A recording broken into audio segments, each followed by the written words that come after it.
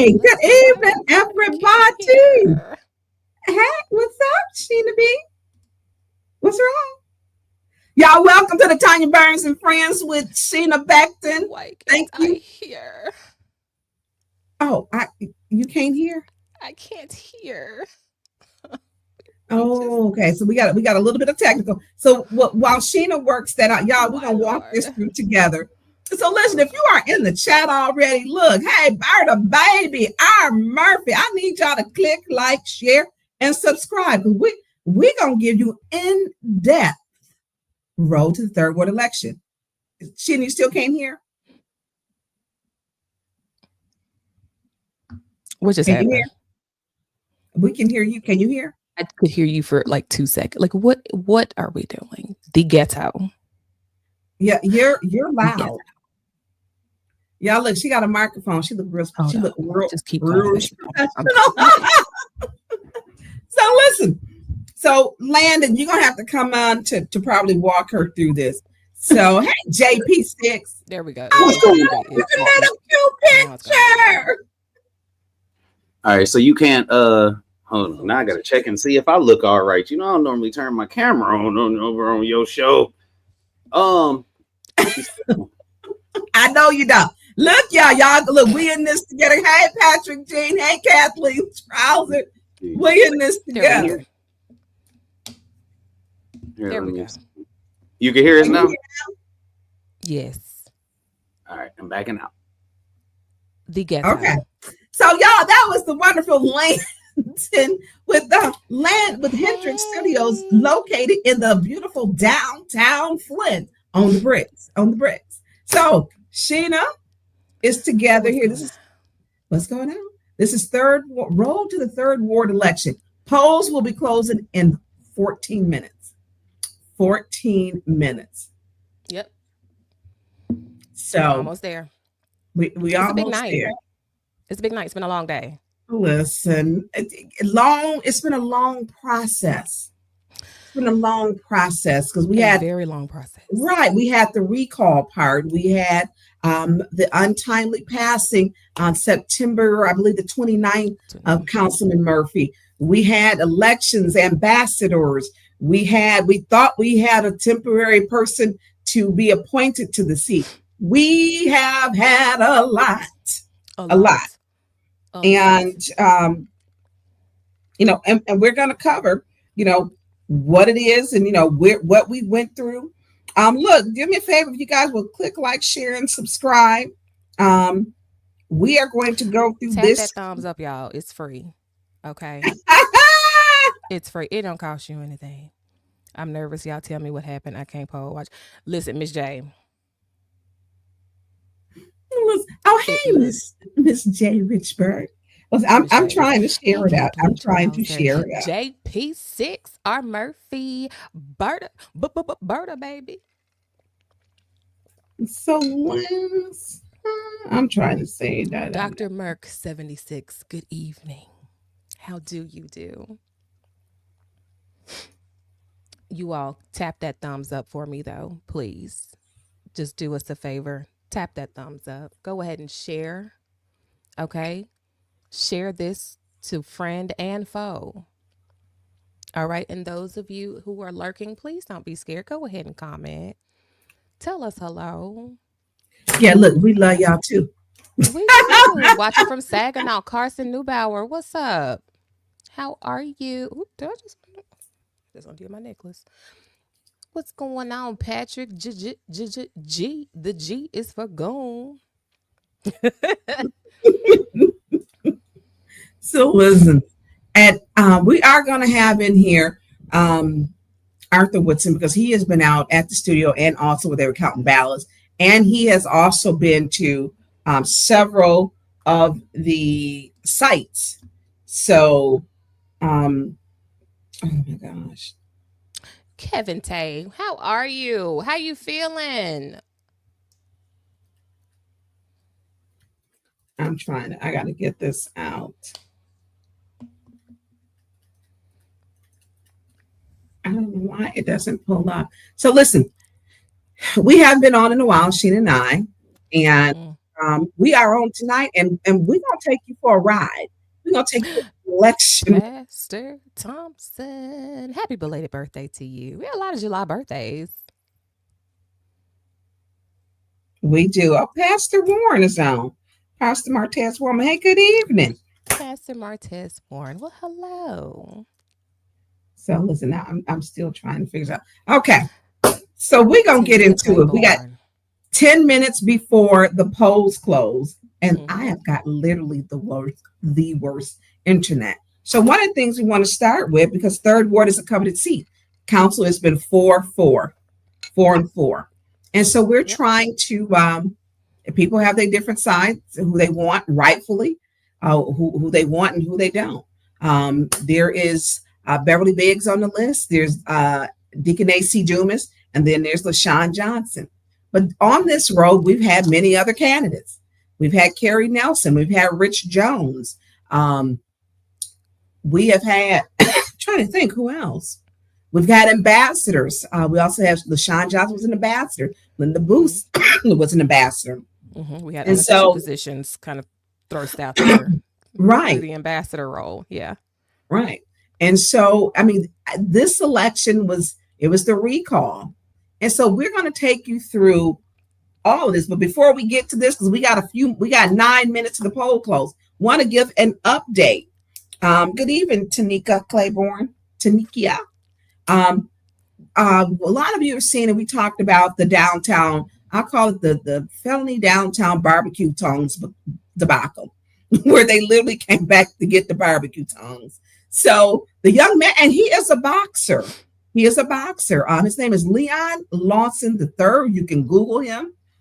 He did the little shimmy with the tongs after they brought the car around in front of him, and he got out this morning. Received a call a little after 8:00 that he would be being let out.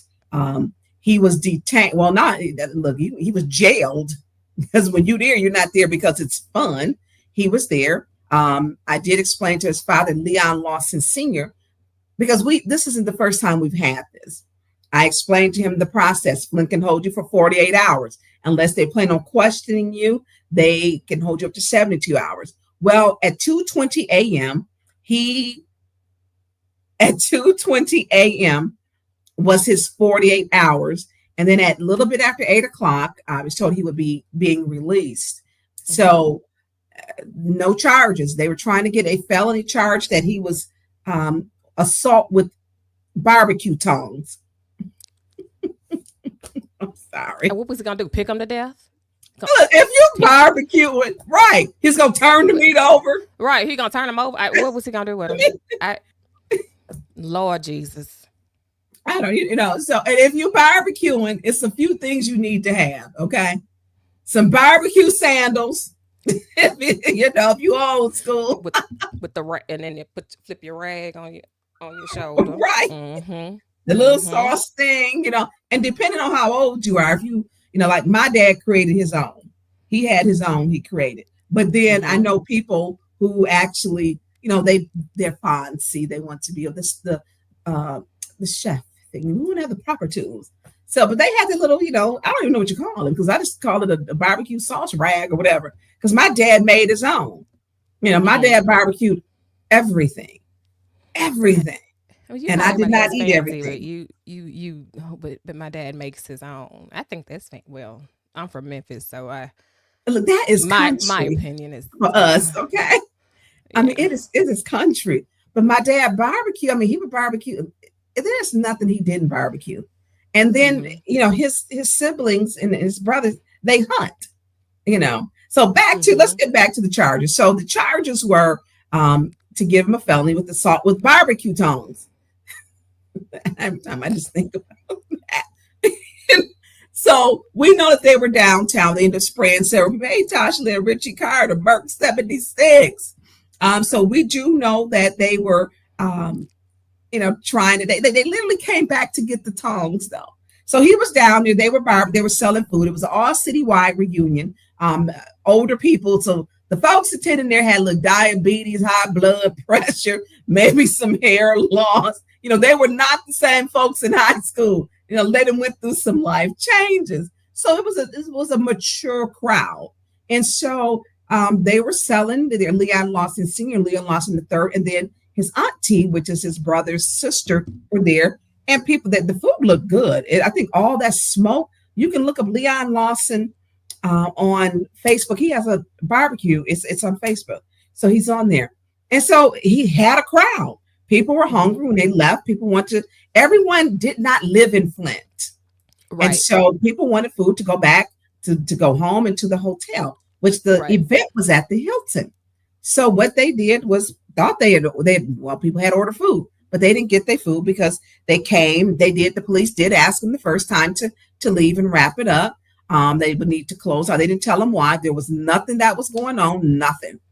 And so they told, okay, we won't take any more orders, and they didn't. And the Lawsons offered the officers something to eat. Would you like something to eat? We got some things on the grill. We'll finish up, and then we're not taking. So they offered. I'm sorry to cut you off. They offered the officers something to eat. Yeah, they did. Yeah, they did. Continue as you were. Yeah. So they did that. So they end up coming back, closing them down, doing the flashing lights and the blaring sound of the horn and the sirens. Very annoying. Right. And so when they came, he was on the other side. They ended up saying to him, pulling the cruiser up to him, and he did the little shimmy with the tongs, and they hopped out the car, arrested him, took him to jail, and he did, 48 hours at 2:20 a.m. So he did another 6. So he did 48 hours in the county jail to be released with no charges. Flint didn't send over anything. There was no felony. We know that they did this before with Arthur Woodson. They kept him for 16 hours, didn't send him any charges. But this one, they kept him for 48 hours. More than 48, I'm sorry. So we're going to take 48, and he did another 6. So that was 54 hours? Yes. Yeah, 50. So he did 55 hours. 55 hours, because he was like right before 9. That he did for him doing a little shimmy. And he didn't threaten him. He didn't lunge to attack. It just didn't happen. And the video he was just showed dancing to the beat of the annoying ass police sirens. And they were blaring, they were. So, yes. And so when we talk about that, he was released. So he is out. His attorneys Frank Manley. What they call them, the sharks. So we know that the Manleys are gonna get their money. I mean, it's gonna be a lawsuit. It's the same thing that we had with Sandy. It's the same thing that we had with Woodson, who's suing. They ended up letting Woodson go. Kevin Tay was, I don't think he was arrested. We had the guy it's been so many people that you can't even count the number of people. That is, I can't. People who were detained and some were BS charges. I know Kevin Tay's turned out to be that they had to dismiss it 9 or 10 months later because the judge was friends with the person but did not disclose and that she had worked on the campaign. Yeah. Oh my God. Yeah. Very real. Very real. So that's what happened. So one of the things that, that he's out, he's doing well. I spoke with his father today. He's doing well. I know Clarissa had posted a post about it where she spoke about, or she made a, Clarissa, she's friends with them because they all do, they do bar. And I did not send that to you, Landon, but I'm going to send it to you now. Yeah, she did post about it, recognizing that it was completely out of order. And it was just weird. Landon, I sent it to you. And so she did post and she stated, now hold on, Flint police, who TF, the FUCK basically, are these thugs to arrest someone for dancing and then to start macing people This is racist BS. Thank you. So this is what she wrote. And so it was very clear. it was very clear. I mean, it was crazy. So this is what she wrote in response, because the boxers all stick together, and it's a close community. So let's if you got the video, Landon, can you roll the video? But he is doing good while Landon's getting the video. He's doing good. You will see that, and they sprayed everybody, and it really took me back to the civil rights era, when they sprayed people with fire hoses, when they sent attack dogs, when Black people were being lynched. Well, they're still being lynched today, but when Black people couldn't sit at the lunch counters, when Black people were second class or third class citizens. Okay, here we go. Let's watch this together. If you need to make it bigger and take us off, you can.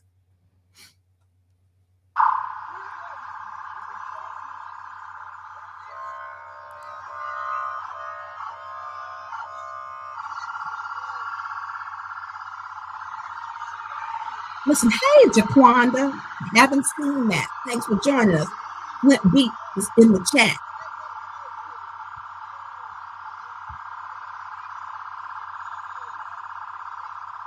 Now look at where the cruiser, the police car is.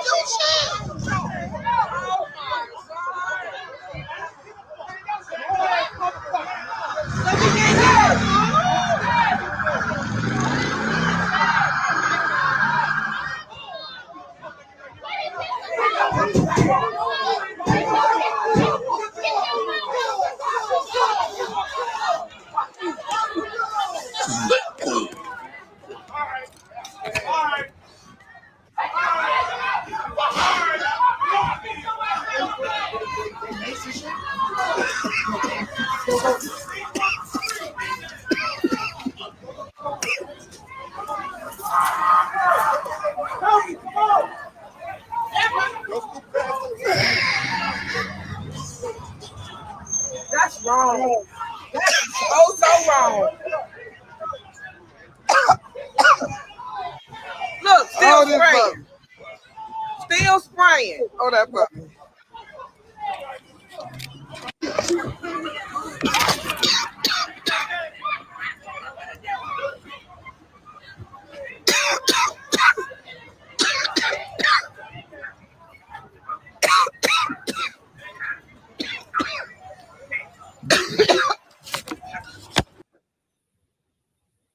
So that was one of the videos. There's a second one. And you can hear that is Deborah, we call her DC. Thelma and Louise, her video went viral, and you can hear her It hacking did. and coughing. And I talked to her last night. She was still hacking and coughing, still throat Hmm. burning, eyes burning, problems breathing, because that was a lot of spray. He said, "Hey, psst, here's one for the road." He Psst. sprayed the grill. He just spraying the air around them. People just walking by. This He was was just not a spraying violent everywhere. mob. This was Not at not all. a fight. There wasn't a shooting. This was people No, no. literally trying to get their food with Or a go home licensed after vendor. an event. Right, Yes. right, right. Right. Yeah, and it was overuse of spray, It abuse of was. position and power. I mean, it was a fog, literally a fog. And And you watch that so one woman just walking by, or she was just standing there recording, and then he just starts spraying. And I'm like, what are we doing? What are we spraying. doing? Yeah, yeah. Like it's ridiculous. Jaconda So Johnson says, "Have you seen the statement issued tonight saying they're going to do an internal review?" Oh, okay, that was the sorry. Jaquanda, she runs and has the Flint Beat, which is a online news source, and she's had some great reporters. Actually, she's hiring right now, looking for reporters. I don't know if she found any. I'm putting her out there. I just did with Lashonda on Charlie LaDuff. That was Jaquanda with me on there. She was on there, so she's been covering Flint for some years now, some years, and so I've had people, an attorney, say that was an assault. I mean, literally. I mean, Yes, they what they did. yes. This is not what you use. This is not de-escalate. First of all, how do you de-escalate buying barbecue?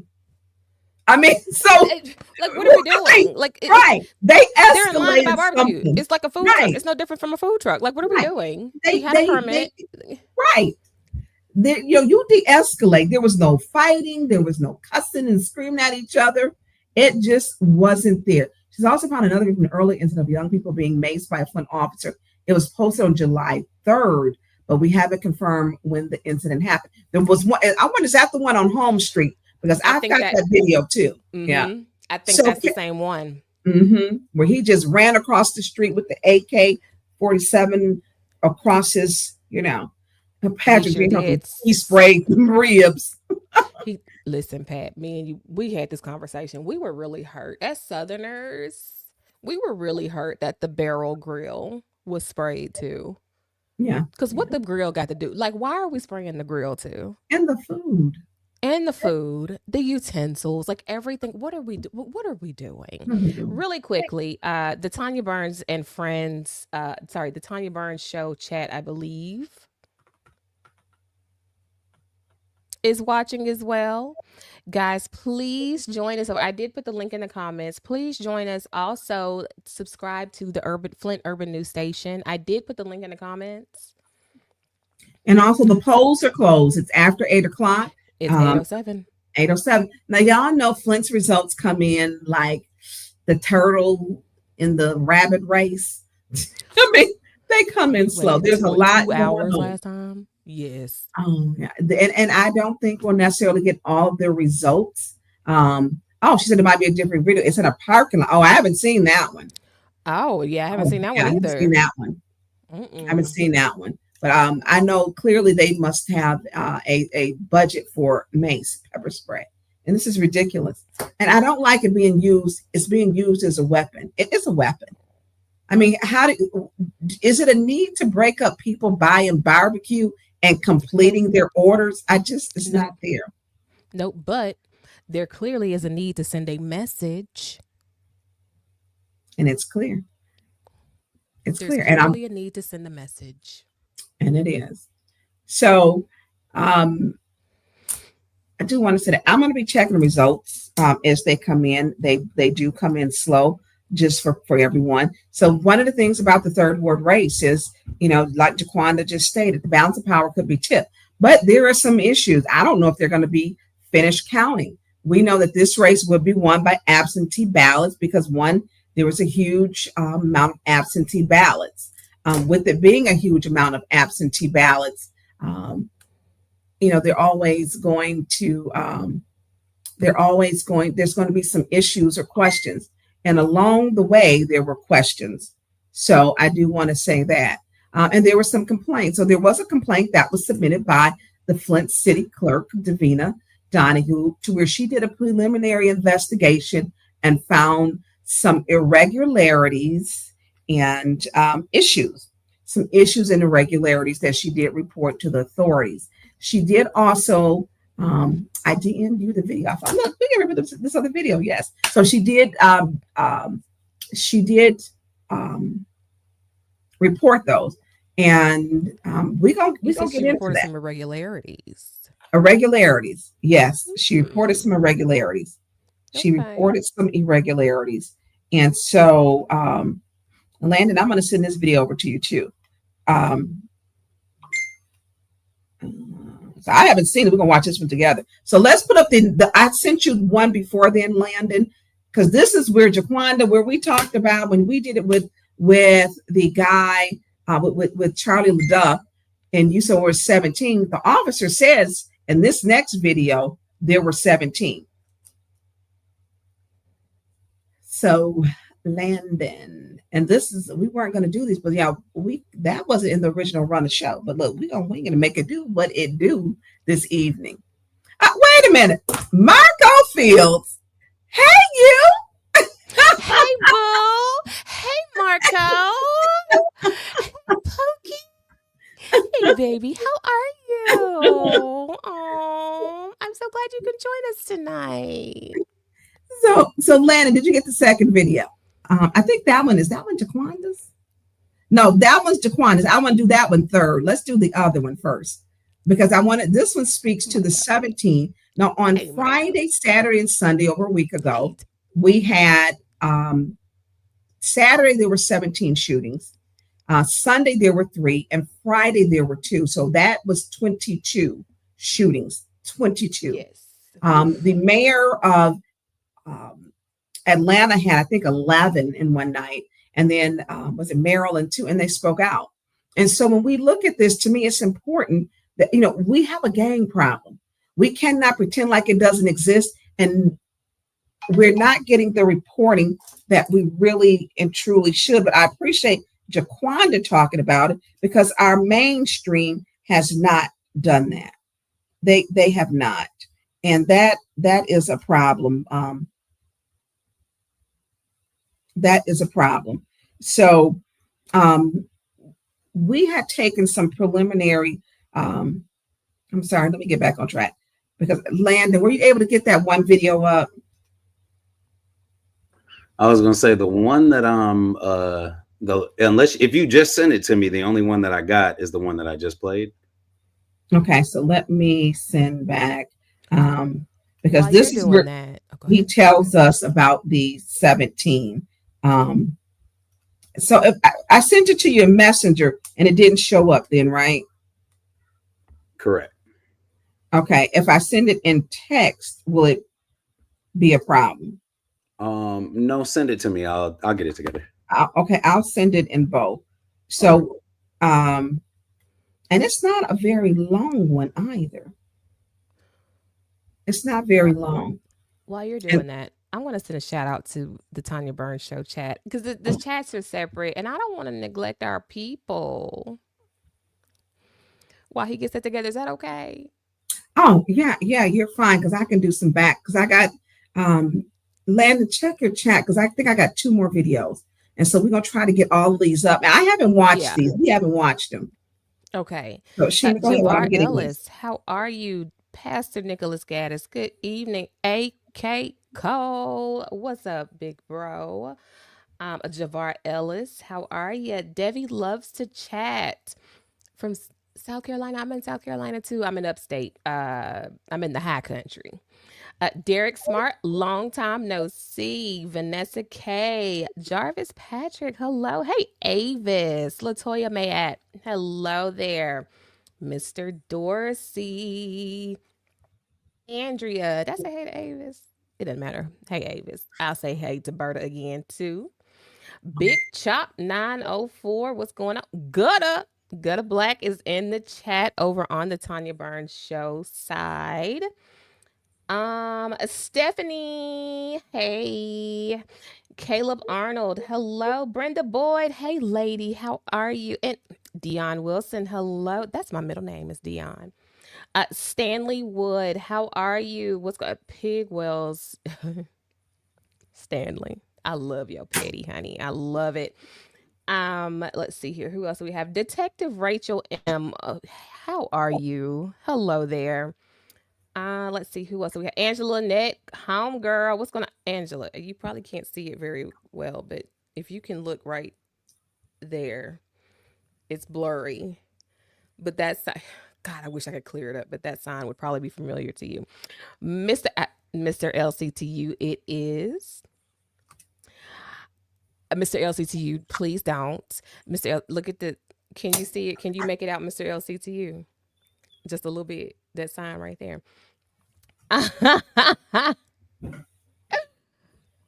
Clack, what's going on? Hey, Tara and Tasha Lynn, of course. Tracy Gower. Hey there. So, guys, I did put it in chat and I'll put it in again. We are on Urban News Station Flint. Tonya Burns and Friends is on Urban News Station Flint. I will put the link back in the chat. So if you could please subscribe over here. This is Dr. Weaver's YouTube channel. And on Facebook, we are Black Money Matters. Okay, so I'm going to put it back in the chat for you. And I'm sorry. I just wanted to make sure that Tonya Burns show my people. Listen, where all these folks come from on that other side? Look, it's 222 people over there, and I'm like, oh God, hey, Miss Brenda Boyd, hey baby. Listen, I need y'all to click like on the other on Flint Urban News Station so that we can bring these two together. I'm gonna bring it on over. Yes, I just clicked over here, and it's everybody. Like, yes, I need y'all to please so we can grow this outlet too. Because I'm like, wait a minute, the whole gang is right over there. That's why I kept looking down at my phone. I'm like, everybody's over here. I'm trying to speak, but anyway, where is Terrard? What? I don't know, but you didn't. Hey, Hanifa, how are you? Alfonso, we got a lot of fun, and I appreciate each and every one of y'all. So listen, put a purple heart in there for domestic violence awareness. If you are in a domestic violence situation, you need to get out. You need to prepare a plan. You can contact the domestic violence hotline at 1-800-729-7233. You can contact me. I'll get you connected to some resources. So can you play the next video? Because he's got it. So this is we're going to see where we hear the 17 people. Listen closely.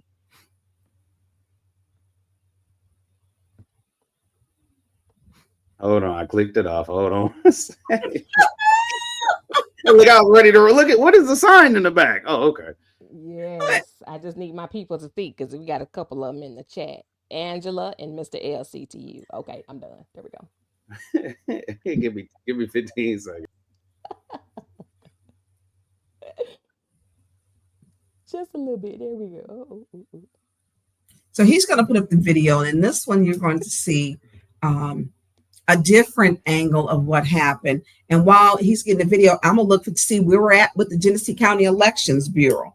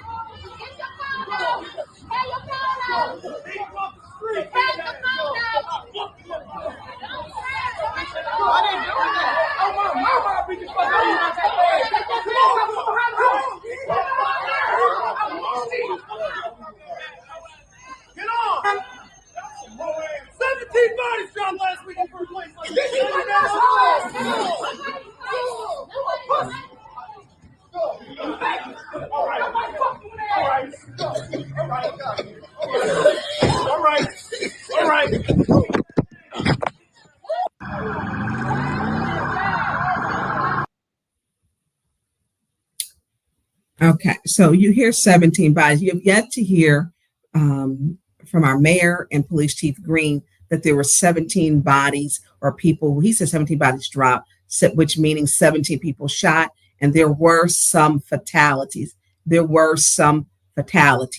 And that is a problem because we have a gang and a gun violence problem. We have one. It's very real. And so let's go. And I haven't seen this one in my issue when I'm looking. It's many other things they could be doing. Assign them to start finding these people doing the shootings. But we've been pepper spraying people trying to get some barbecue. That's just, I have a problem with that. The meth homes that we have, there's so many other issues that we have that bothering people in a barbecue line who have already paid should not take precedence. Because somebody did a little shimmy with his little hips or whatever in his because he barbecuing and they were antagonizing him. Create a rapport with the public. Talk with them. Zero de-escalation tactics were used. We did not hear him scream that there needs to be a safety plan in place. We did not hear him yell about whatever they need to do to train their force properly. I don't know what screaming 17 bodies had to do with people who were buying barbecue. Nothing. Landon, if you can get the other one loaded up. Now we're going to watch this one together. And the overspray of the pepper spray, the overkill where people were still hacking. And I know one lady, she said, I had a water bottle and I just took it to, wash out people's eyes who were just standing there. There wasn't a brawl. There wasn't a fight. There was nothing violent in that crowd.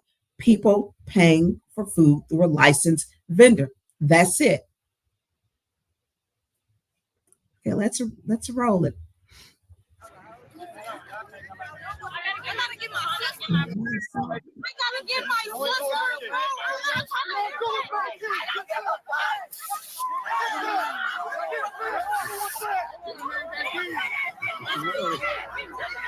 Whoa. He just. I gotta get my sister, my friend. I gotta get my sister,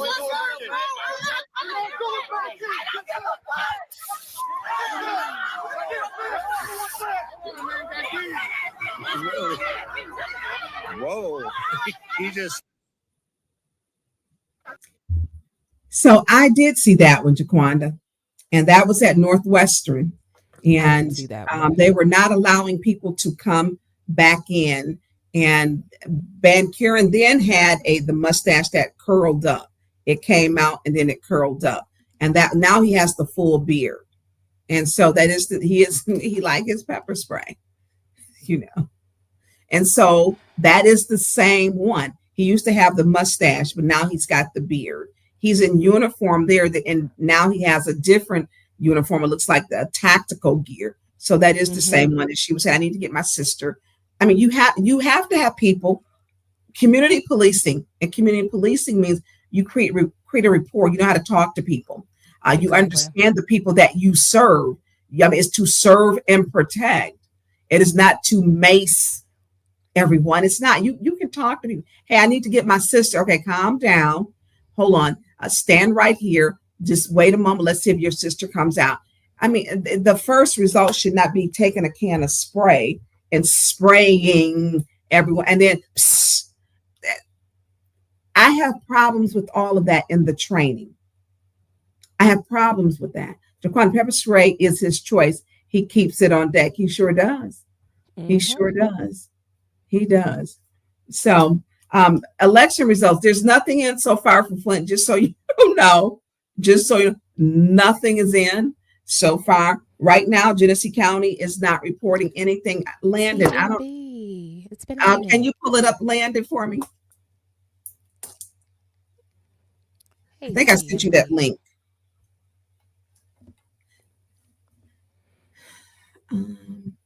So we will have to now. Nothing is in so far. We're going to have to. Oh, what's the time on that one? So we go down. Flint's not in. Now we have to remember we have a write-in. So I would not. So we have on here Beverly Biggs Levy. I'll go up, go down. Yeah, down. So we have Beverly Biggs Levy.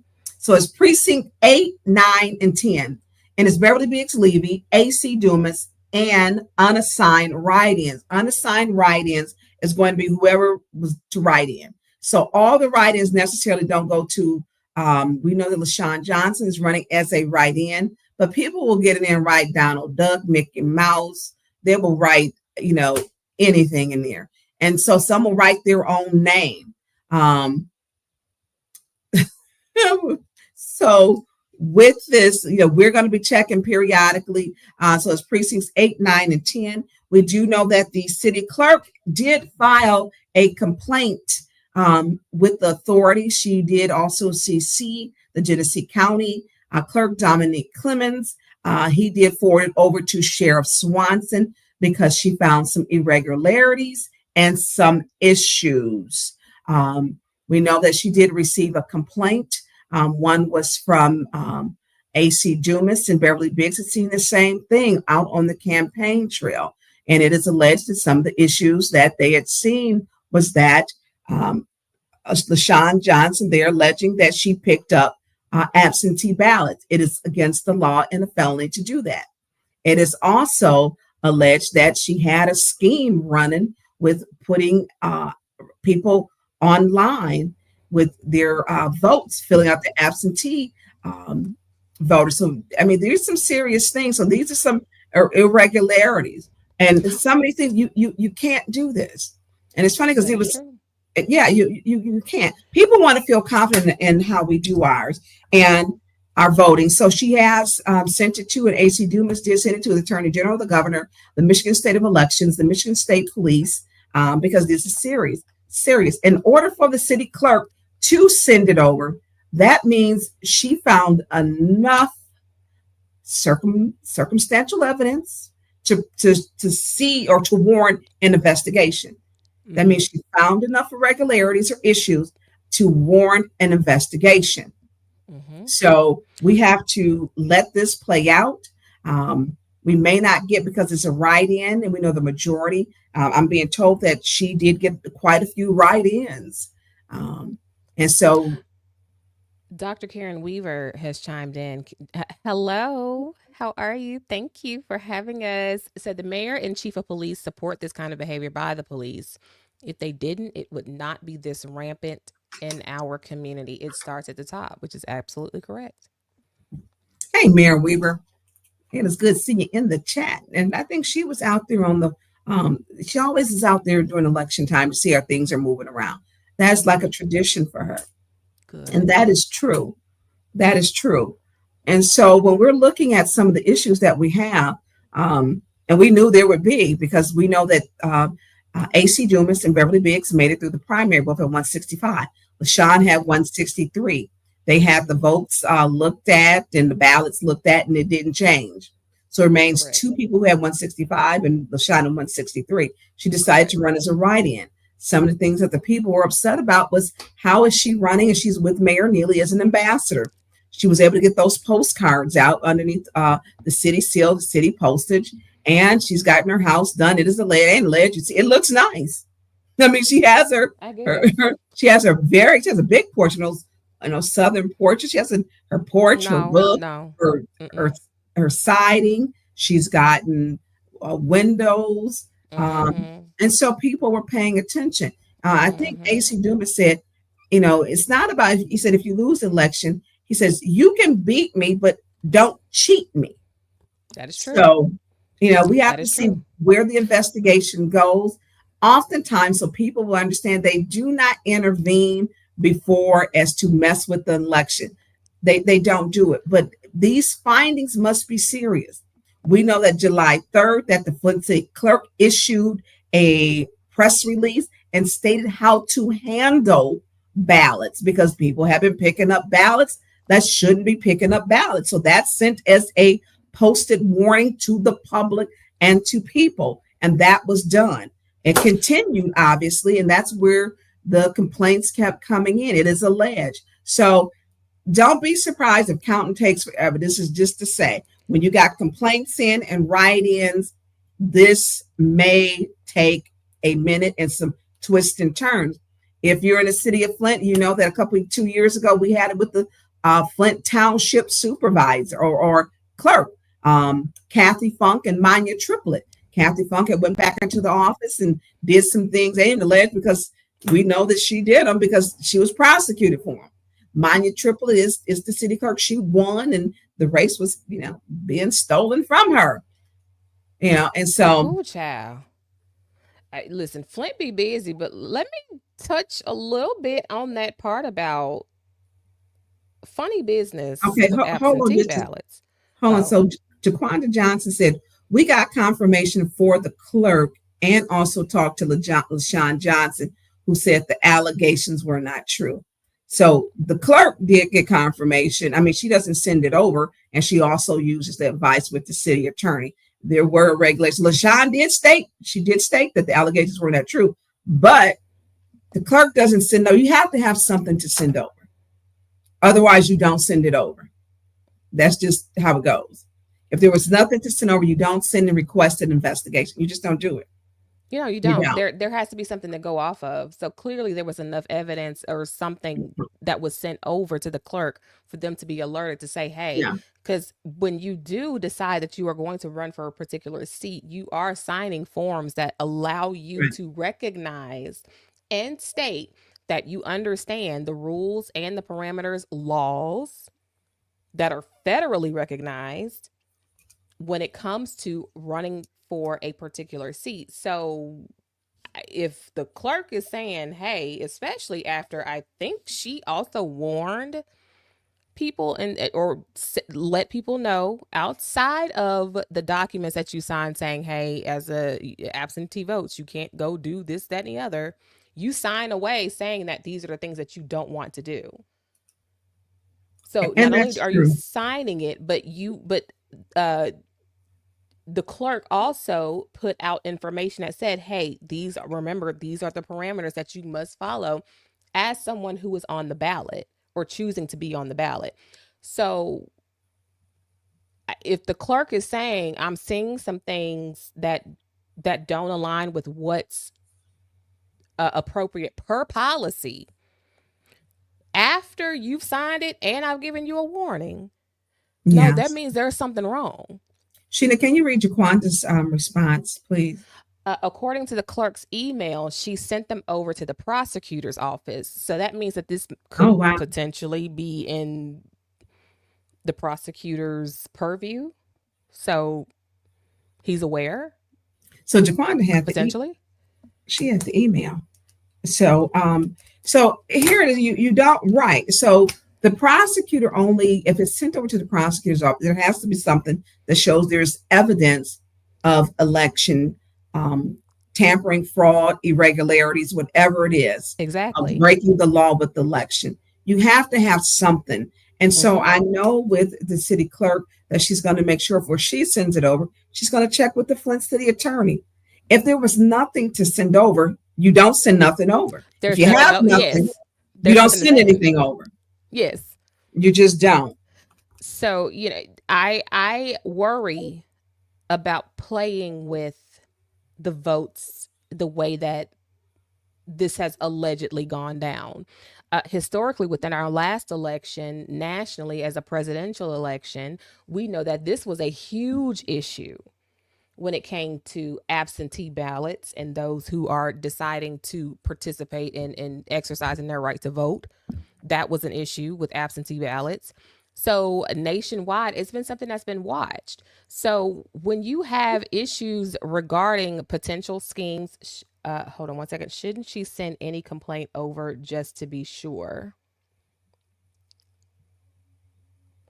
I think she should, but it's not just the complaint. I mean, and full disclosure, I'm not alleging. I talked to people who said that she had picked up ballots.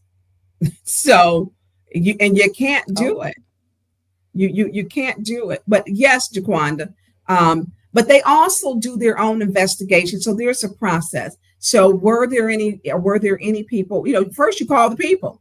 We do know for a fact, because there was one guy that they were checking signatures And as a gentleman who had voted, a senior, he was 80 something years old, and they thought it wasn't his signature. So the clerk was cautious. The clerk has certain boundaries and the duties of the clerk office, like how to verify a signature.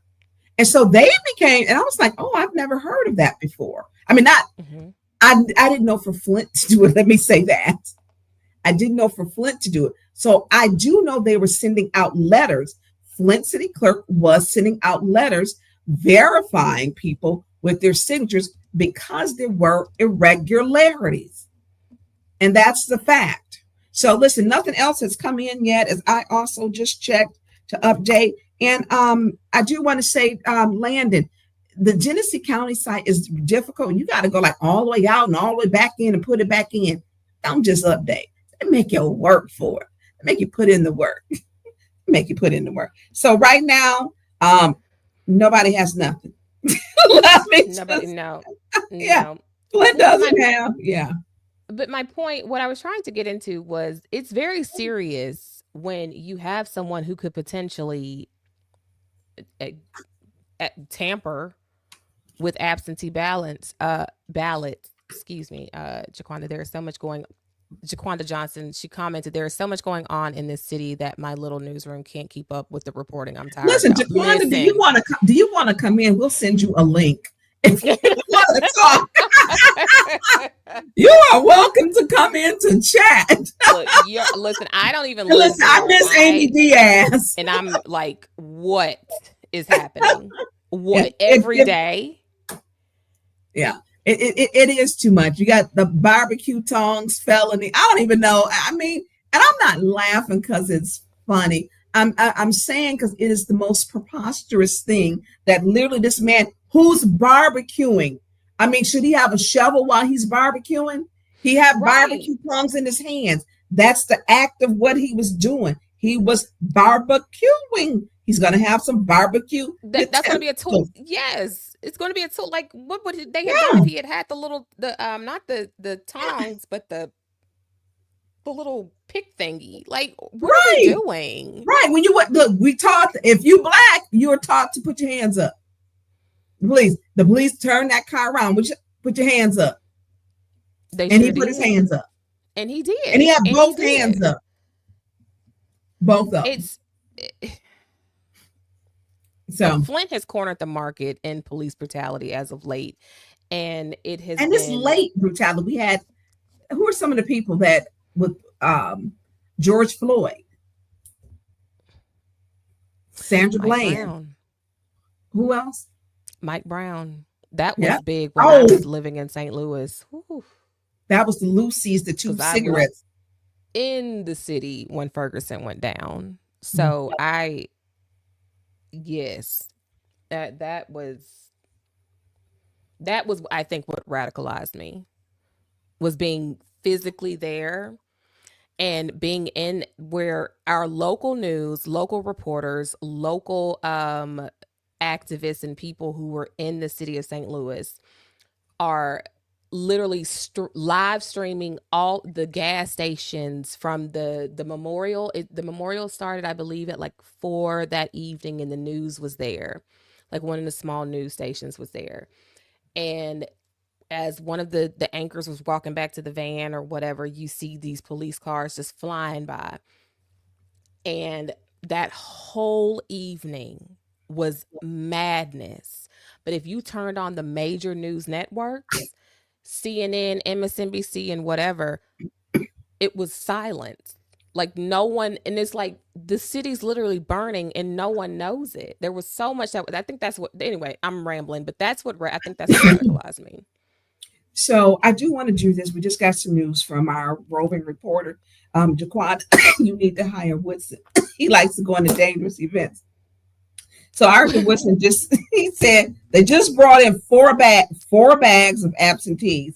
He says, I got to watch this and see how many come from the drop boxes. So Woodson's there watching. So whenever he comes in, he's going to come in and tell us about some irregularities. He's going to tell us about some of the things, just a sneak peek. Did some of them signatures look the same? Did some of the people looking at them already say, they look the same? These are the same name signatures. When you write, did this person write their name in? And let me be clear, you can't write anything on them ballots, the envelope, nothing. Don't even lick it so they have your DNA. You don't do nothing. Once you get the absentee ballot, you can't do nothing. You Nothing can't with touch it. That is federal. It's like federal policy. So Jaquanda said, and that is only what's being reported in our community or shown on social media. Some issues have not. Exactly.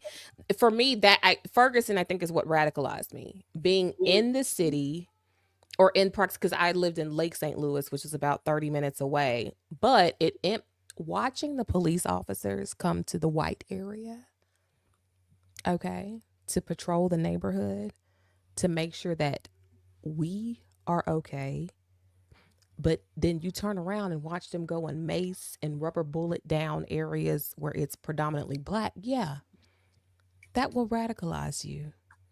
That to watch it, and then the world doesn't know what's happening.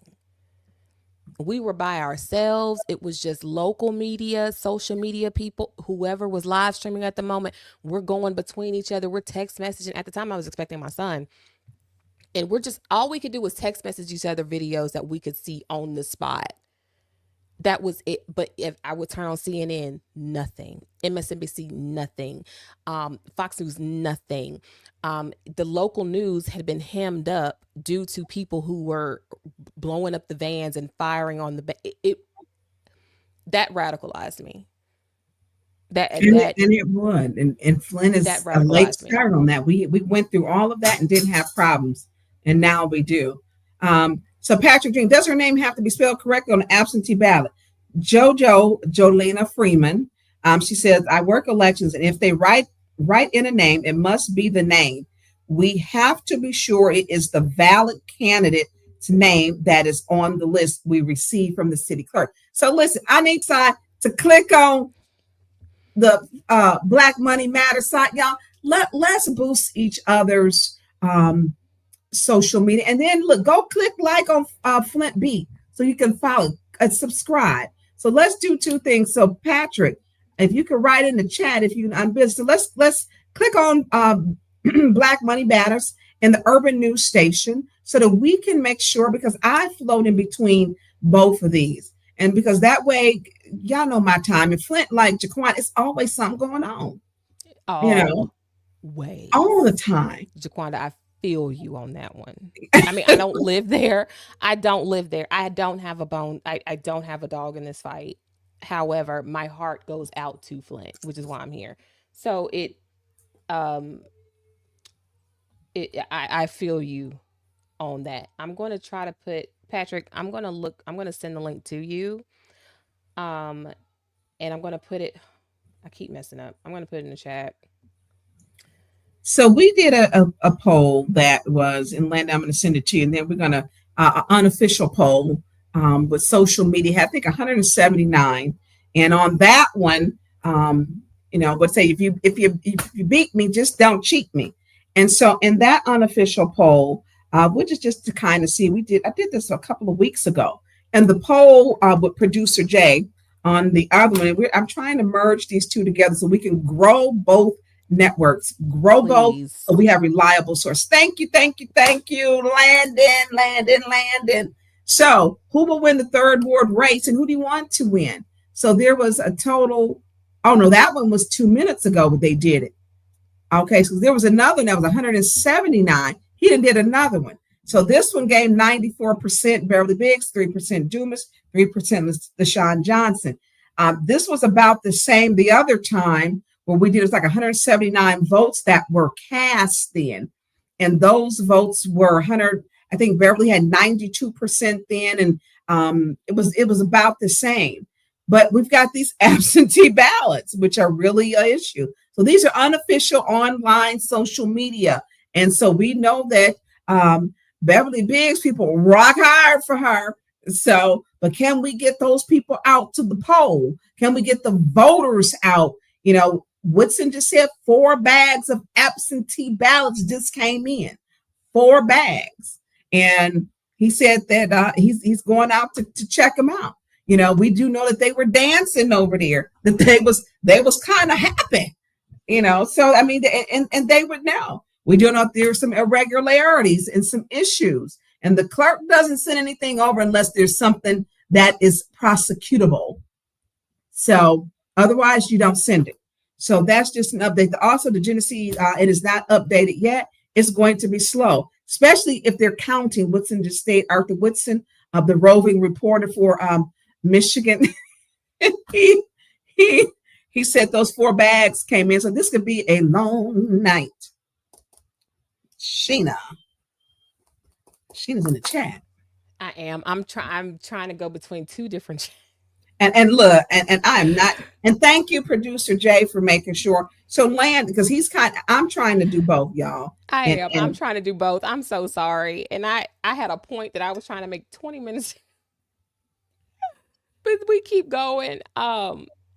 Jaquanda, thank you so much for chiming in. I would like to see how many of Flint's police officers are actually from and or live in the city. That's actually a really good question. Yeah, and they're not required. And I have asked them, they're not from here. The one who ran across the street, Mills, not from here. Another one, Fayetteville, North Carolina. A lot of them have military experience. So I don't think everybody is equipped to do the same job if you work for the police department.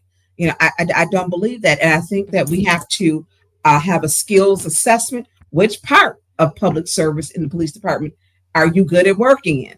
Because some of y'all might need to be just filing paper and data entry. You shouldn't be out there in a cruiser. Some may be good with children and to be in the schools or community policing. Some may want to do awareness, get that little McGruff dog out there, And so I think a skills assessment, and we're thinking, what, the McGruff dog? I'm just saying, you have to place people properly. Everything is not for everybody. Everybody can't do the same, I'm just saying, the person who's going to be baking your wedding cake will probably not be the person who's going to drop a new engine and put a new transmission in your car. I'm just saying, they're not going to be a mechanic more than likely. I mean, everybody got different gifts. They do. Gifts. Everyone does. I'm going to go over a few comments on the Tonya Burns show side. So, Abandoned Faith.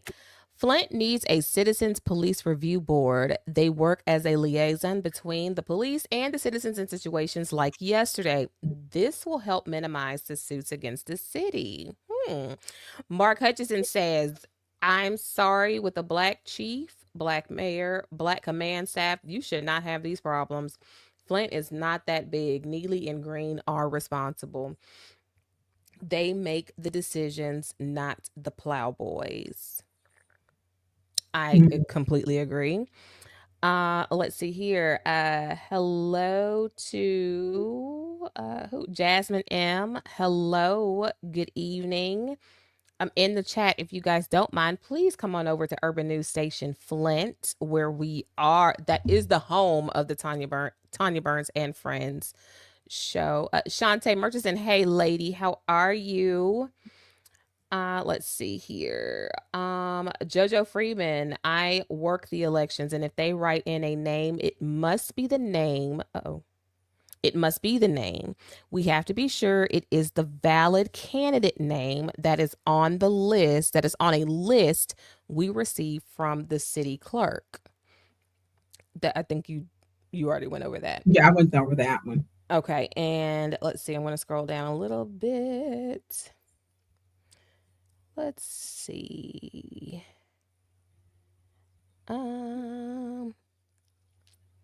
So I do want go ahead. Jaquanda stated, to be a police officer, you just have to get a little shy of 600 hours for training, according to Laura. The licensing area, that's the licensing department. To be a barber, you have to have 18 hours. So you need 18 hours to cut hair and learn how to do nails and pedicure, which is important. Y'all don't get me wrong. But to be a police officer and carry a weapon and affect people's lives, 600 hours, I think that needs to change. And that's something that we need to be looking at changing that. A self-evaluation.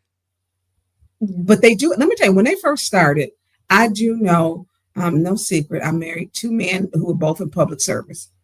one was a police officer, one was a firefighter, and they give you, they evaluate, they talk to the neighbors. They literally talk to the neighbors. And I wasn't even, when my first husband, I wasn't even, we weren't married. And they talked to me to see like what kind of person was he, you know. And so they talk to your neighbors to see what kind of neighbor, because they, what's going on at your house. Do you beat your wife, or do you beat your girlfriend? Do you have wild parties? They talk to, and they talk to your parents, because some people parents don't like their kids. They don't, and your best friends. I mean, so Flint used to do this. I mean, and I'm telling you, and my second husband used to be the person who used to do this stuff. Now, by the way, I don't have anything for no men in uniform. Let me just be clear. When I met them, neither one was in public service. I just have a servant's heart, and clearly that had been my, I don't know, attraction. You got to have a servant's heart. A servant's heart. So, some Wildcat 89 said absentees were back on what day? I don't know what that means. Do back on what day? Today, but they if they have to be in the box, so they're counting those. And so when the polls closed at 8:00, they came. They're counting. So Woods is going to tell us everything we need to know and don't want to know, and he's going to put his spin on it. He's going to put his spin on it. So listen, if we can get y'all to merge too, so please go on over to the two. Did we put them both in the chat? I can't follow both chats, and it ain't even no secret. So, Shenna, you're muted. There we go. I'm sorry. My bad. I'm trying. I really am trying. I'm muted because I was, how I do. I talk to myself while I'm doing stuff. So, because I'm trying to go back and forth between chats. I did put the link in the Tonya Burns Show chat. It's so much easier if we can. It's hard to follow two different chats. So yeah, Dr. Padroni, hello. Hey. Oh, listen, Councilwoman Burns likes her man in a uniform. Look, I want that man now. Different criteria. I need him with one of them little aprons out, with some barbecue tongs and some barbecue sandals. So that's the public service. Look, things change as you grow. You have to have a servant's heart. You have to want to serve the people, care about the public. You have to care about other people other than yourself. That is an attractive thing for a lot of women. It is. It is. I don't want anybody wanting one that's selfish. I can't get down with that. And I don't. So we're going to actually go into our run a show. So run a show, we have to, and we started in with, what is the road? We actually have a whole run a show. I knew this was going to go different. So we talked about, we did our opening, our update. We got polls that closed. Arthur Woodson, we had to put to the bottom part. So let's put up State of Michigan absentee ballot online application. What is this? I want everyone to see what it is.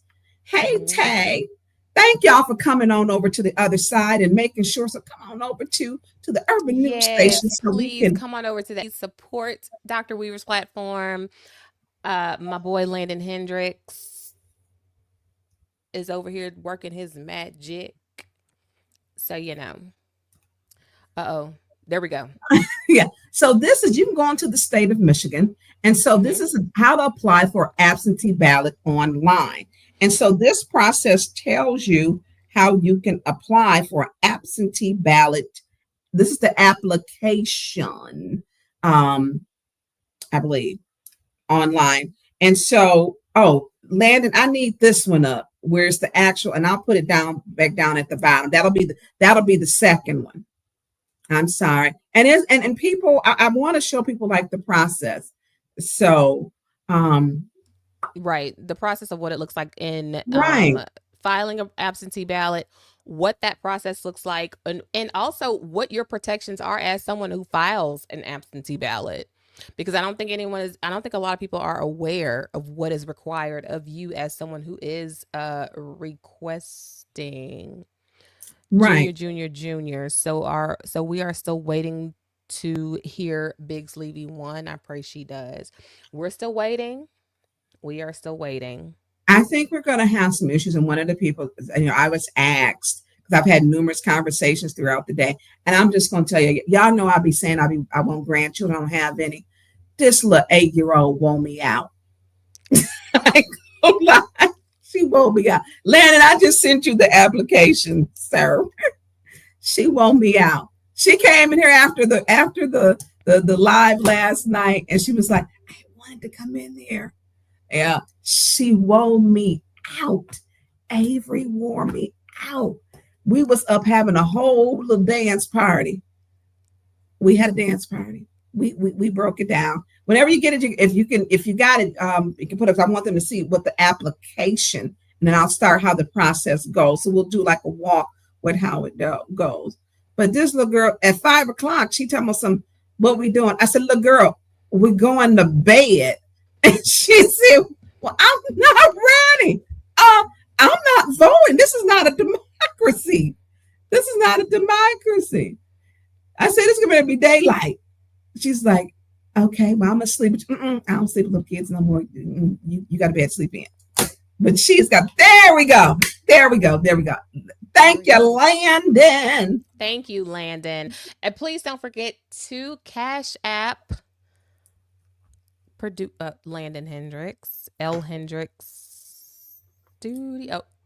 Cash App $ Hendricks Studios. Actually, you know what? Let me go ahead. I don't have Cash App. Do you have another way, Landon? If so, can you? Yeah, look, I had to pop in on that one, huh? Wait a minute. We accept all types of forms of payment over here at Hendricks Studios. I know you do. Well, let me go ahead and drop some. What give me Venmo. Apple Pay. I don't have Apple Pay. Let me see. I'll send you something in a second. I don't know. PayPal, Hendricks Studios. I can do that. Okay, so while Shenna's working on that, so this is what, if you want to, because Shenna's getting the, in her generosity. Listen, we have 2 producers tonight. Landon, we're on Dr. Weaver's side and we're streaming live. So whichever side you want to donate on, it is greatly appreciated, because both of the producers, I appreciate Landon and I appreciate producer Jay. Everyone knows my story. Now I'm just kind of, and this is with Tonya Burns and Friends, which is Tuesday is supposed to be our night. Is it Tuesday or is it Thursday? I forgot. Tuesday is our night, I think, Shenna. And we have been kind of off. Yes. We have been, right. And so I do a show because I want to show a different view other than my own. I don't, I want to show Flint is a different place to where we have different ideas, because we have so many people who support us who are outside of Flint and Michigan. And so I want to do something different to show that we can work with other people and different ideas. And Shenna is a millennial. Is a millennial? Mm-hmm. You're a millennial. I'm an older millennial, yes. So, and a married mom of 2. So here's the application. So the application, if you want to vote by absentee ballot, what you need to do is to, I don't know if people are sending me.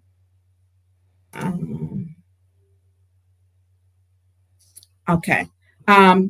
Producer Jay said, no, give everything to Landon. There, Landon, he had to do a move. There was a fire and he had to move. Yeah. So anything is helpful. If you want to give it to donate, he had to do a move, and he's been doing some moving, because normally I'm in the studio over there, and he has been displaced. So let me go back to, because that did bump me off. And y'all, I apologize if I am moving in between a couple things. So with the absentee ballot application, let me go back over here. See, young people, they move a little quicker with this, maybe. So absentee. So if you want to vote by absentee ballot, this is the first step. The first step is you fill out an absentee ballot application. And the application, you can fill it out online. You can fill it out online. Look. Okay, look, I'm trying to get it to turn the other way. Look, it ain't gonna work. So you can fill it out online, and you go to the. You can just put in absentee ballot, state of Michigan, and then it tells you. It says if you are a participant, Michigan absentee ballot ballot application. It says if you're an applicant in the addresses confidentiality program, yada yada yada. So this is what you do. You fill it out. First, number 1 section complete. Your name, your address, your email. Key part, email, y'all. This is gonna come back to where we're gonna see some things later, because some people, I'm told, were sent some absentee ballot applications that were submitted, and it wasn't their emails. It's alleged it was not their email. This And is I have one some of them. information of what could happen if you play that game. Yeah, The right. consequences of that. That part. And so in this part where it asks you your information, asks you your name, last name, street address, city, email, zip code, county, your year of birth, and your phone number. And so this is personal information. So this is the first step in it. So then the next one is select elections. Which one? May, August, and November. That's when Michigan has elections. Voter signature. Then it says address, mail-in ballot, or other, if you wanted to go to a different, say you have a P.O. box. And so it tells you in here the instructions. And I'm telling you, I'm really trying to get this to turn around. And it is like not being my friend. Because y'all know they make this right microscopic. Literally. And ain't no way I can read that up there. So it says instructions for absentee ballot. Yeah, Atlanta. Is it possible to make that bigger to across the screen? You can take that. There we go. Oh, okay. Okay, Shenna, can you see it to read it? Okay, and we down towards the instructions. What's the warning on there? Yeah, I can read that. Now, what's the warning? Just above voters, attorney. Warning, you must be a United States citizen to vote if you're not a United States. Review the other. Okay, so let's go down to the bottom part where it says instructions. Yes. Shenna, you want to read that? Instructions. Step 1, fill out the application completely. You must sign the form to get a ballot. Step 2, deliver the application in any of these ways. Number 1, instead of returning a paper application, you can apply online at michigan.gov/vote, capital VOTE, or you can email a copy of this form. Take a picture of the application, parentheses, or scan it, and email it to your clerk. Make sure your signature is. Number 2, mail it. If postage is not prepaid, make sure the envelope has proper postage and is addressed to your local clerk. Number 3, deliver it in person. Number 3, deliver it in person to the clerk, the clerk's office, the clerk's authorized assistant, or the clerk's drop box. Someone in your immediate family or living in your household can help you deliver this application. If that's not possible, you can ask any Michigan registered voter to deliver it for you. The person helping you must sign the following certificate of authorized registered elector returning absent voter ballot application.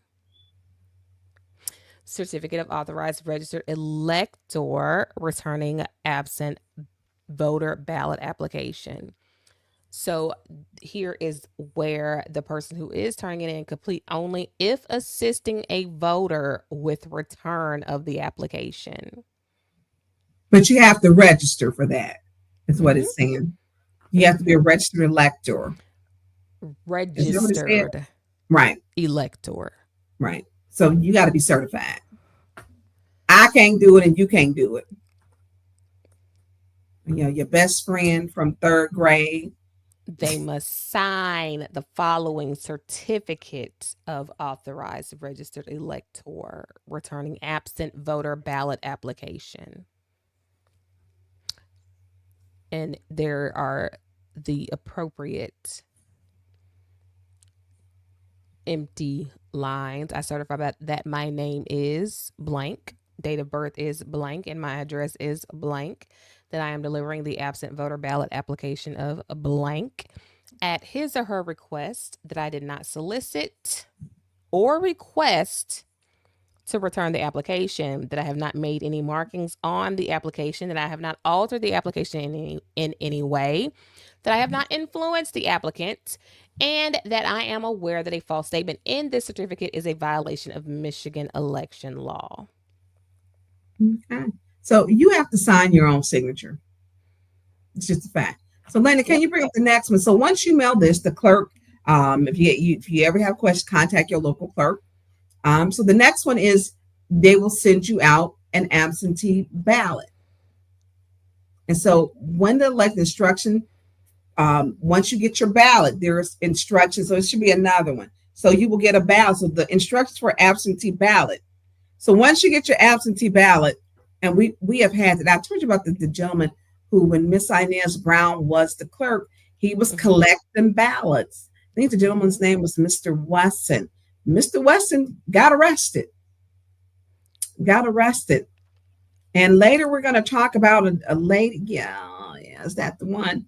So you can't. So the next one is, Landon, I don't know if I need to send it back to you, but it was the one before you put that one up. It was the one before. And if you are caught, it's a felony. So one, apply for an absentee ballot online. And I'm going to actually go into that so I can read through it. So listen, someone said, are the election result yet? Justin Ellis. Well, they just brought in some bags of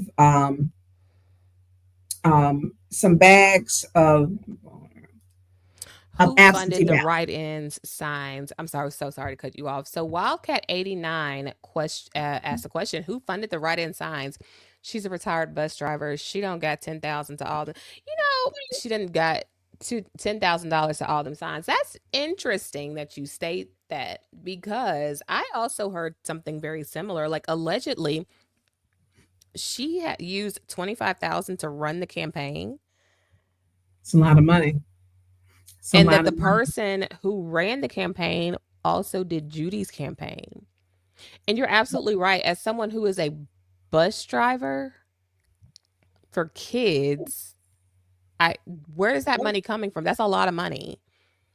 And who has allegedly made significant renovations on their home.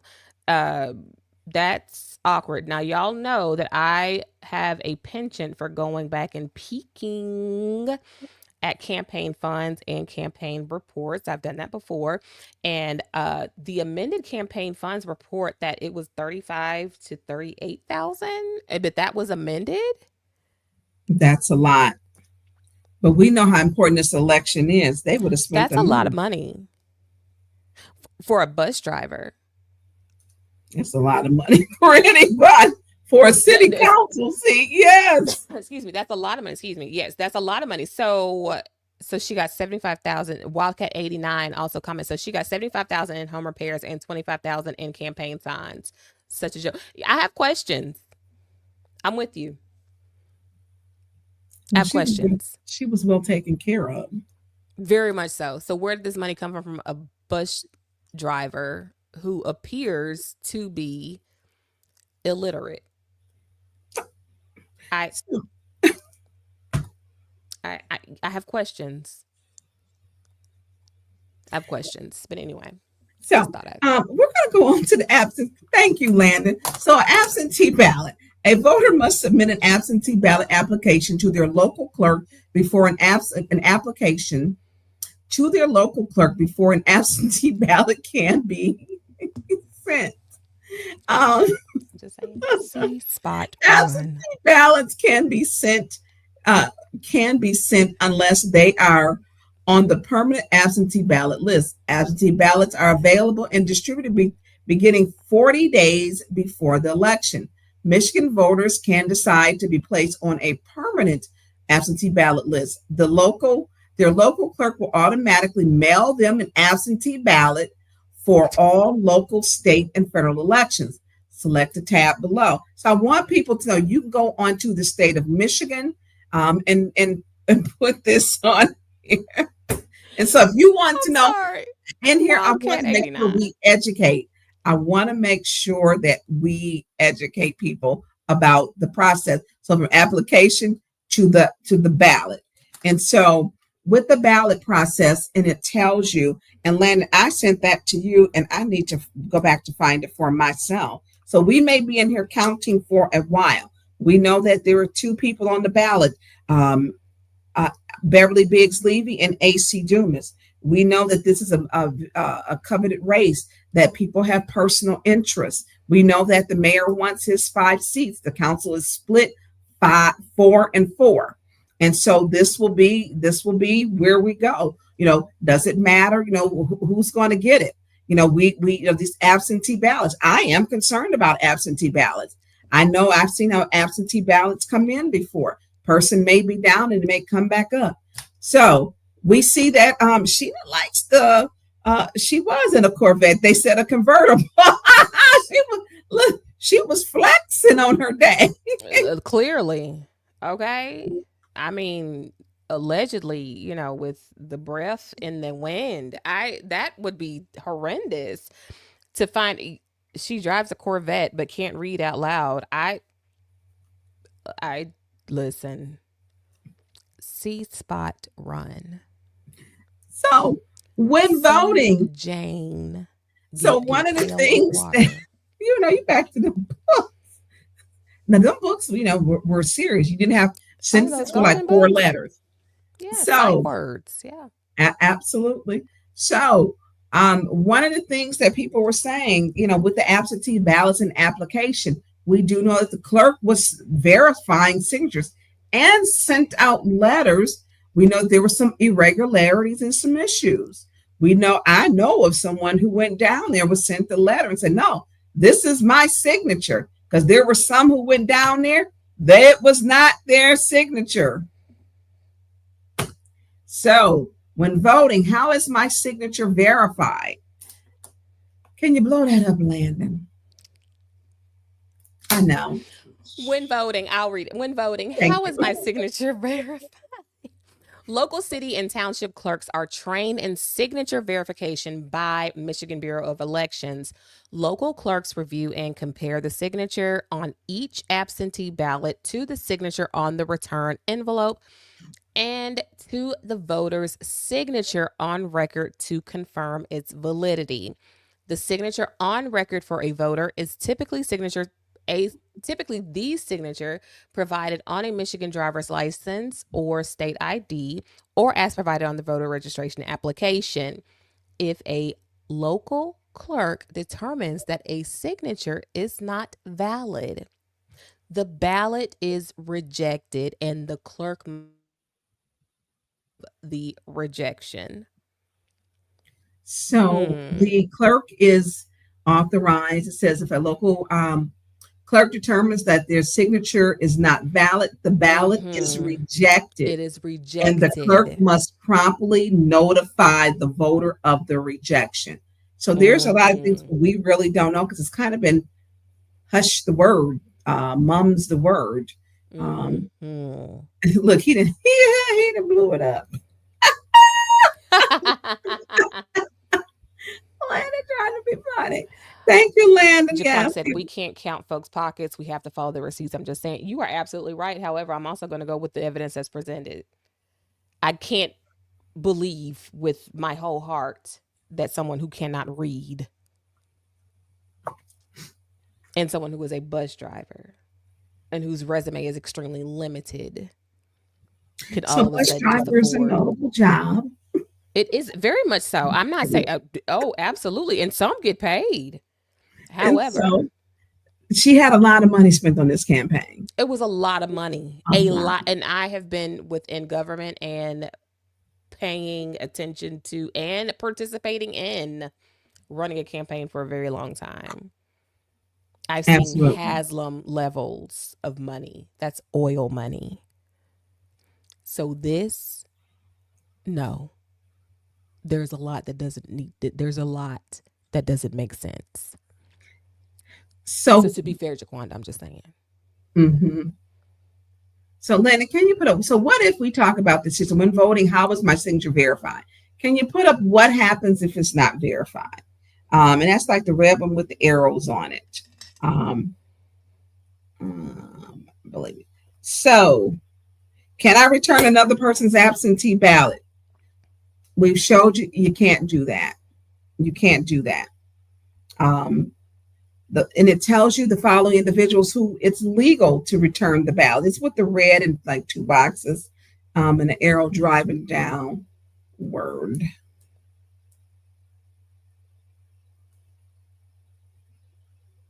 Yep. So it says, can I return another person's absentee ballot? No. And if so, these are the only individuals who can. The following individuals are legally permitted to return an absentee ballot, voter's ballot. The voter, a member of the voter's immediate family who has been asked to return the ballot, a person residing in the voter's household who has been asked to return the ballot, a mail carrier during the course of their official duty, not off duty, only during duty. So you can't be hanging out at the Sizzler steak and give your absentee ballot to the mail carrier because it's in your purse. You can't do that. It has to be while they're working. And an authorized election official. Now, here it is. It is a felony in Michigan for a person other than those listed to possess or deliver a ballot, regardless of whether it has been voted. You can't do it. It's a felony. And so this leads to a next story, a lady in Sioux Falls, Iowa. So some of the charges or the allegations that they're stating with LaShawn, there was a lady that literally, oh yes, yeah, this story was wow. It is a lot. She took some big L's in this story. She went down not just for herself, but she went down for a man. She played that Tammy Wynette, "Stand by your man." She did. She went down for voter fraud. She fraudulently generated votes for her husband in the primary election for Iowa's 4th U.S. congressional district in 2020. After he lost the primary, she engaged in ballot fraud, causing absentee ballots to be fraudulently requested and cast. She submitted or coerced others to submit dozens of voter registrations, absentee ballot request forms, and absentee ballots containing false information. She completed and signed voter forms without voters' permission. Hold on. So, okay, go ahead. She did. Wait a minute. First of all of it sounds familiar for Flint. Oh, all of this. Nothing. All of this. All of this. The absentee ballot request forms, absentee ballot containing false information. Okay, go ahead. This is a different one. Landon. That's Kathy Funk. How many people? Okay, off the Funk. Yeah, I'm gonna send you this one that's right at the top that she's reading from. It should be at the bottom. This one was Kim Fong Taylor out of Sioux City, Iowa. Yeah. And this one was a federal jury. This was, listen, she had a scheme, a whole scheme. It was a scheme. Racketeer. Is that Rico? With more than one person worked on it? Set up. It's a Rico. It was a scheme. Rico. What's one of the barbecue tongues with a little shimmy? Okay. So Shenna proceed. Because read that back over because That's a lot. Can you start where all the stuff she did, please? It is a lot. And while you're doing that one, I'm gonna look up these results. Okay, to go tell ahead. if they Okay, still ain't so in yet. so she, again, let me reiterate, she took some major L's, and she L's for a man. Not for no man, girl. What's wrong with you? Anyway, so her husband lost the primary, and he ran for Woodbury County supervisor. So when he lost the primary, she engaged in ballot fraud, causing absentee ballots to be fraudulently requested and cast. Taylor also submitted or coerced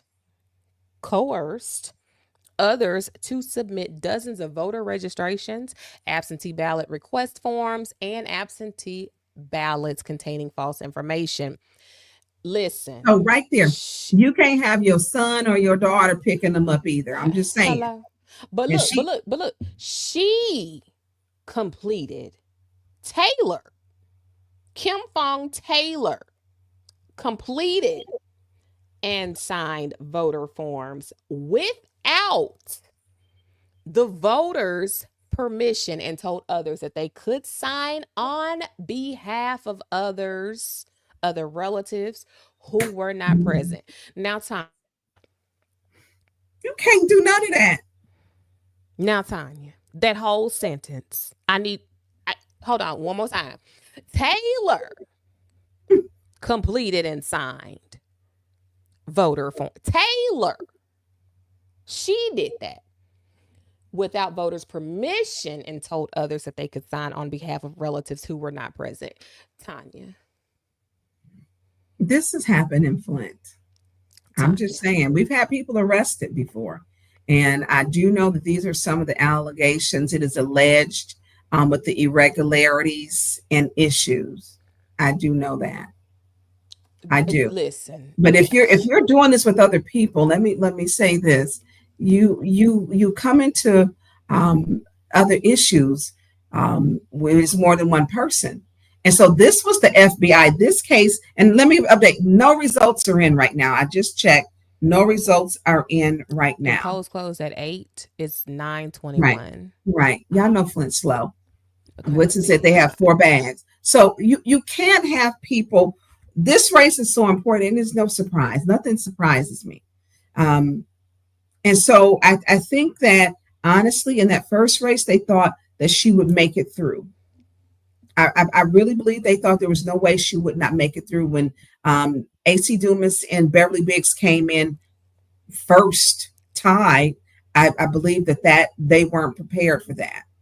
And so this is a federal case. Sioux City, Iowa. Yeah. And this is the FBI end up taking this, because you involve other people, you racketeering. You cannot mess with. I tell people, if it's an absentee ballot, that's like messing with the mail. You can't mess with voter anything. Wire fraud then. You can't mess with anything voting, because that is why I mentioned earlier in the pod, or earlier in our live stream, during the last election, that was a huge concern for many voters regarding absentee ballots, mail-in ballots, all the other things. Because, it could be a fraudulent this, that, and the other. Well, this may have been what they were talking about. So, Shenna, you got better eyes than me. Oh, you ready for me to go? Oh, hold on now. Because now we about to put these math skills to the test. Let's do it. I'm going to need y'all to understand. This lady was convicted of 26 counts of providing false information and registering and voting. Listen, she faces a maximum penalty of 5 years in prison for each. Where my cat? Look, where's my dear's calculator?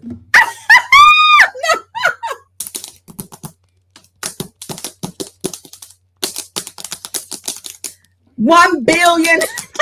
26 counts at 5 years. What's that? Keep going. Wait a minute. So for each count, it carried 5 years. 5 5 years at each count. Hold on.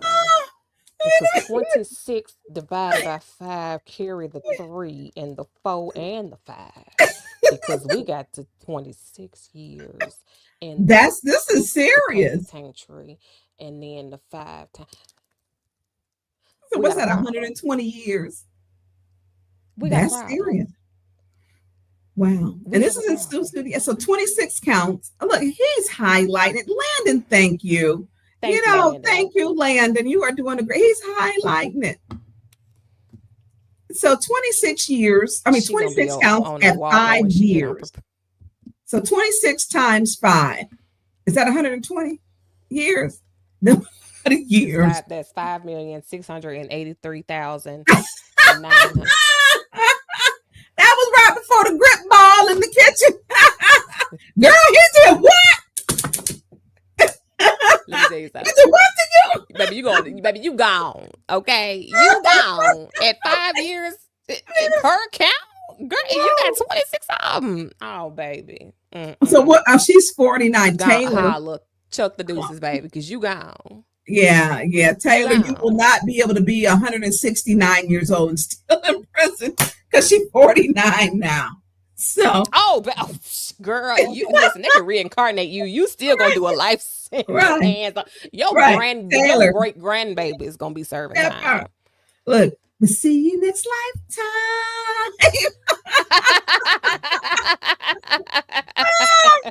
Oh, okay.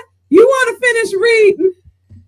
Okay, let me go. Help me out here, Landon, with the pertinent information. What are we doing? A federal district court judge will determine any sentence after considering the U.S. sentencing guidelines and other statutory factors. Remember, y'all, this is federal. Okay, this is serious. All right. The FBI Omaha field office and USPIS Denver division investigated the case.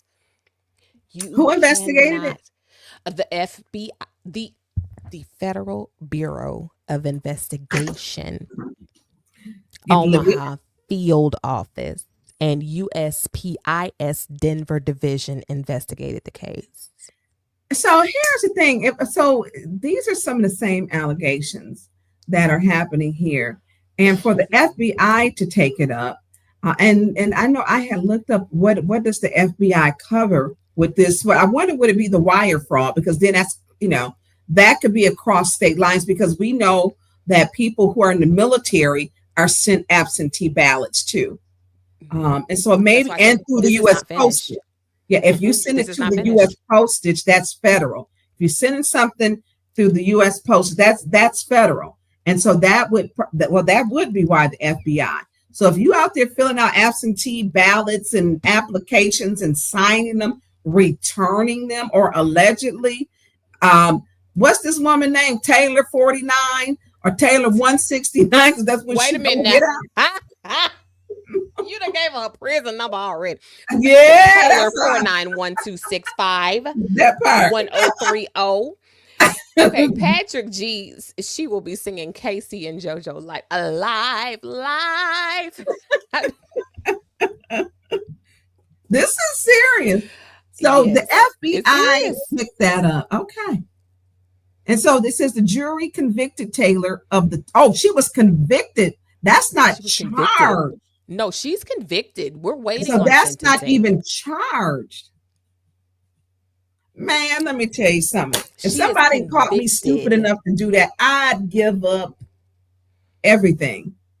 I would, because that is what she was charged with. So the jury convicted Taylor of providing, Taylor of 26 counts, providing false information, registering and voting. Registering and voting.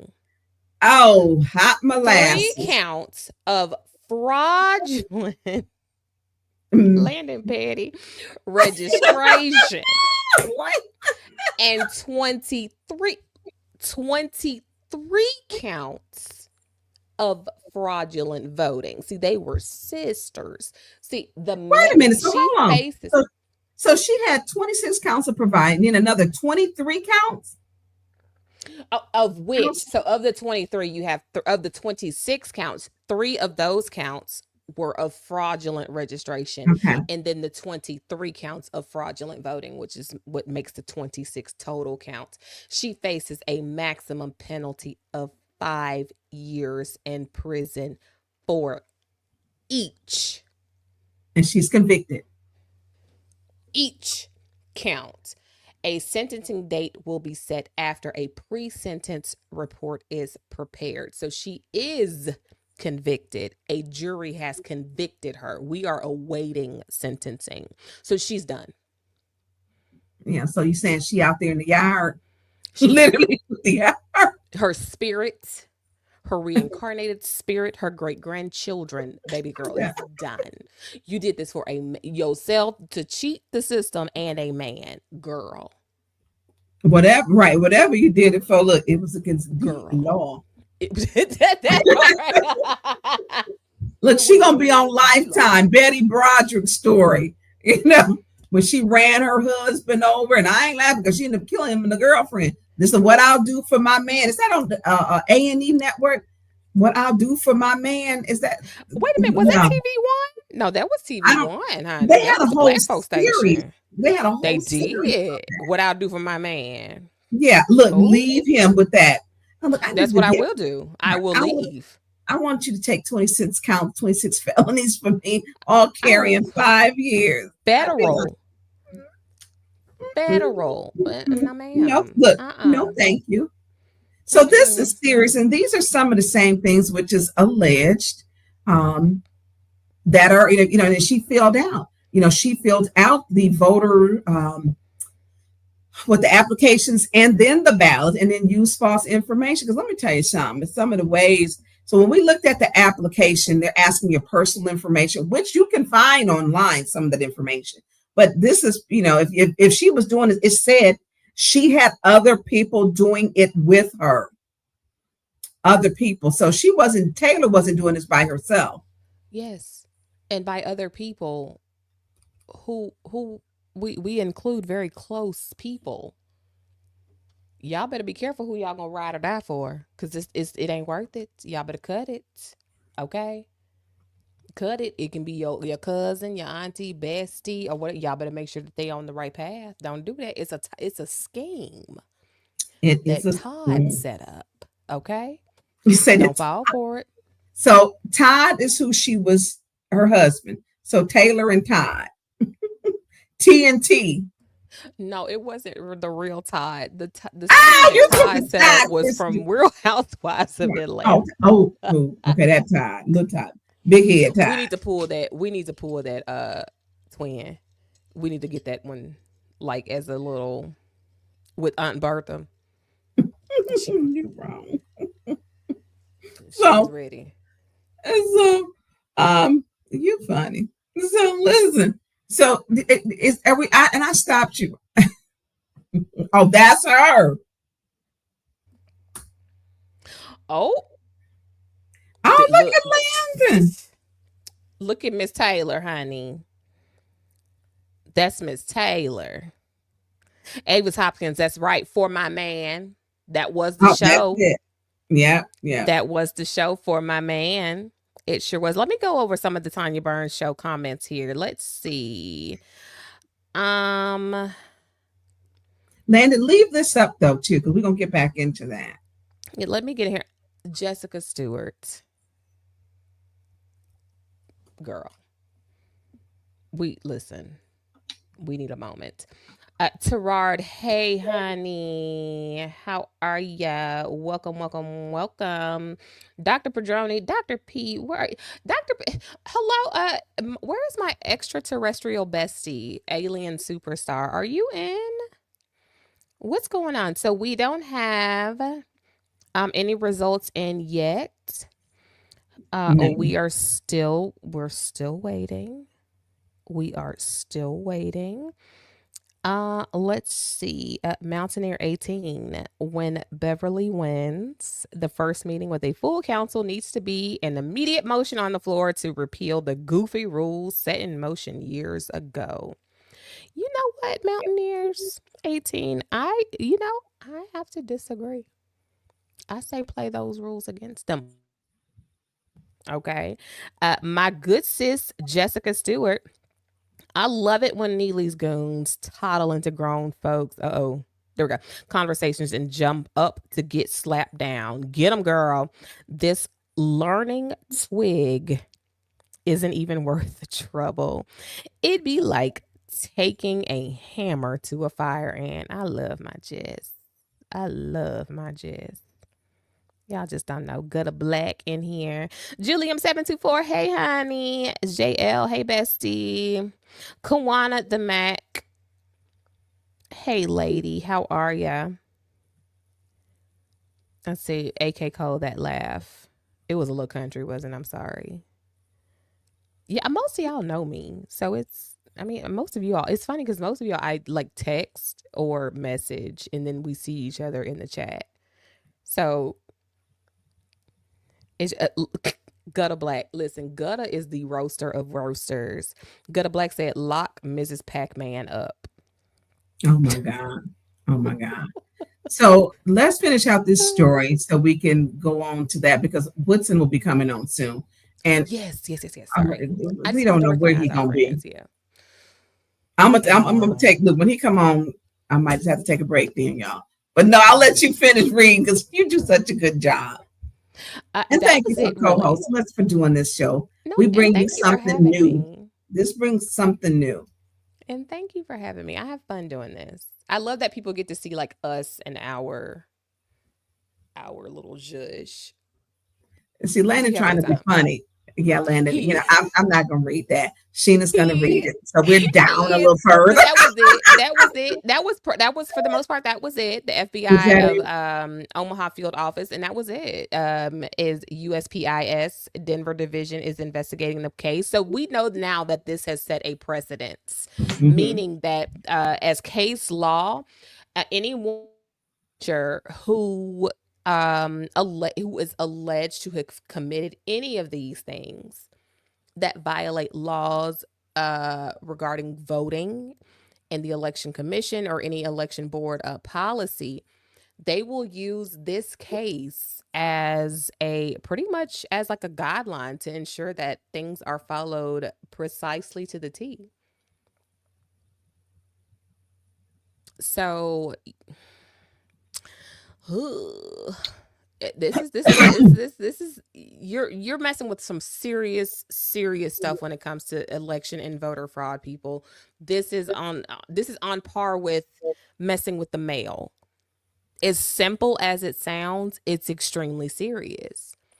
So at Wildcat 89 said, any truth to the rumor City Hall staffers were helping the write-ins campaign? I don't know. I haven't heard that. I have not. I have not.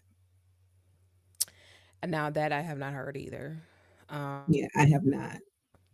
That's a jeez. I'm the type of person where when sometimes where there's smoke there's fire. I try to take rumors very lightly, but sometimes it's like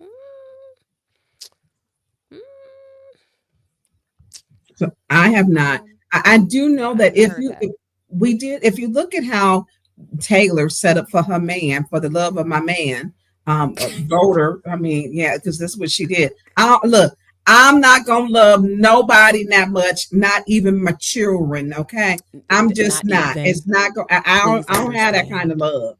No, I do not. Where I want to get, but nobody. I right. ain't no Chrisley. 26 counts. 5 years each. I won't love nobody. Okay, I'm sorry. And the only person I love that much would be the Lord. And the Lord would tell me to do something stupid. So there is no updates yet, just so people know. We know that they have those 4 bags that did come in and they're going to be counting those. So so just to make them, to let everybody know. So now we're gonna go on to how do we get to the 3rd ward? So we know that there was a recall. How do we get to there's a 3rd ward election? The recall was led by Beverly Biggs Levy, and she did have volunteers who did help her. I don't remember all of who her volunteers were. I don't have the list, but there were volunteers who helped her, but she did lead it. She received the number of signatures required, and she said she wanted change in her ward. She's been a lifetime resident of the 3rd Ward. And so she led the recall. She put Quincy Murphy on for the recall.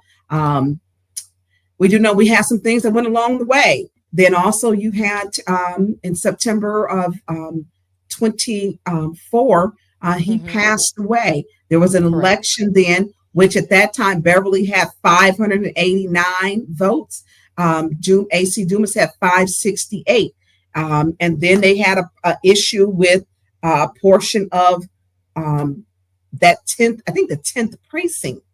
And so there was an issue with the vote. Precinct 10. Right. And they didn't certify the election. Then we had, and then it was Carrie Nelson, Rich Jones was in there. And Carrie Nelson, I like the way you sing, and Rich Jones protects Miss Elizabeth Taylor, but Rich Jones be on some crazy stuff sometimes. But he protects Miss Elizabeth Taylor. He do. You ain't touching Miss Elizabeth Taylor when he around. I'm just serious, and you just not. He will jump out his gym shoes to protect that woman. I have seen it. He will has, and that's him. So we had other candidates, and so let's take it back to, I believe I sent you ABC 12. Can we play ABC 12? Would that be okay, Landon? Thank you. Oh, he took that. So he was trying to be funny, trying to make the screen so big, He likes to zoom in, and he be, making. Yeah, see, there you go. Landon, let's go. What is this? Vote in the Flint City Council 3rd Ward seat will appear on the November ballot, but votes in the race will not count. That's according to the clerk's office. City Councilman Quincy Murphy, who represented the 3rd Ward, died September 29th. He was just 50 years old. Ballots had already been printed with the recall election against Murphy on them. Instead, City Council will appoint a person, and they'll serve until the next general election. We have information on how to apply online right now at abc12.com. One of the candidates in the 3rd Ward recall election has filed a lawsuit against Genesee County Clerk Dominique Clemens, Flint City Council Clerk Davina Donahue, and Secretary of State Jocelyn Benson. The lawsuit asks the judge to stop the Genesee County Clerk's office from canceling the election. In a statement, Beverly Biggs Levy says canceling the recall election would violate the Flint City Charter and state law. She says, quote, canceling the election would not be doing what's best for the people of Flint, especially those living in the 3rd Ward. So, and we're taking you down the trip or the road to how did we get here? And so we know that this was an issue. That election was the 589 votes of Beverly Biggs, 568 AC Dumas, and issues with precinct 10. We don't know. Well, look, I hope precinct 10 don't have any problems tonight. Okay, let's hope and let's pray. Let's pray. Let's hope and pray. So now we know we started. There was also a lawsuit with multi-member bodies. Mayor Neely created a whole new ambassador. Can you put the picture up of him and his ambassadors? Every press conference, if he was handing out erasers on top of pencils, he had her there. So you see, Linda Booth to the right. You see LaShawn in the royal blue, or is it? I'm going to say magenta, or in the blue jacket. Violet. You're turning violet. Violet. Yeah. And Mayor Neely. When the girl turned to a blueberry on Willy Wonka. And Deputy Chief of Staff Ed Taylor. Every press conference, Mayor Neely had LaShawn Johnson. This was him announcing that he was going to have 3rd Ward ambassadors. Y'all didn't see Linda Booth anymore. Linda Booth wasn't on that blue postcard. Linda Booth's name wasn't on there. That was mailed out. She was not on there. She was not. And so this was a smart way of him using, trickery and being slick to get, her elected. Put her in the place where he wants to see her. He's a politician. Only thing ain't working for him is all them crosses on his head, hat, arm, neck. It ain't working. It's not. The albino bedbug is definitely allergic to any form of positive blessings and positive spirituality, morality, compassion, empathy, leadership, effective leadership skills. This is, to the Beige Brigade, he is definitely a negative.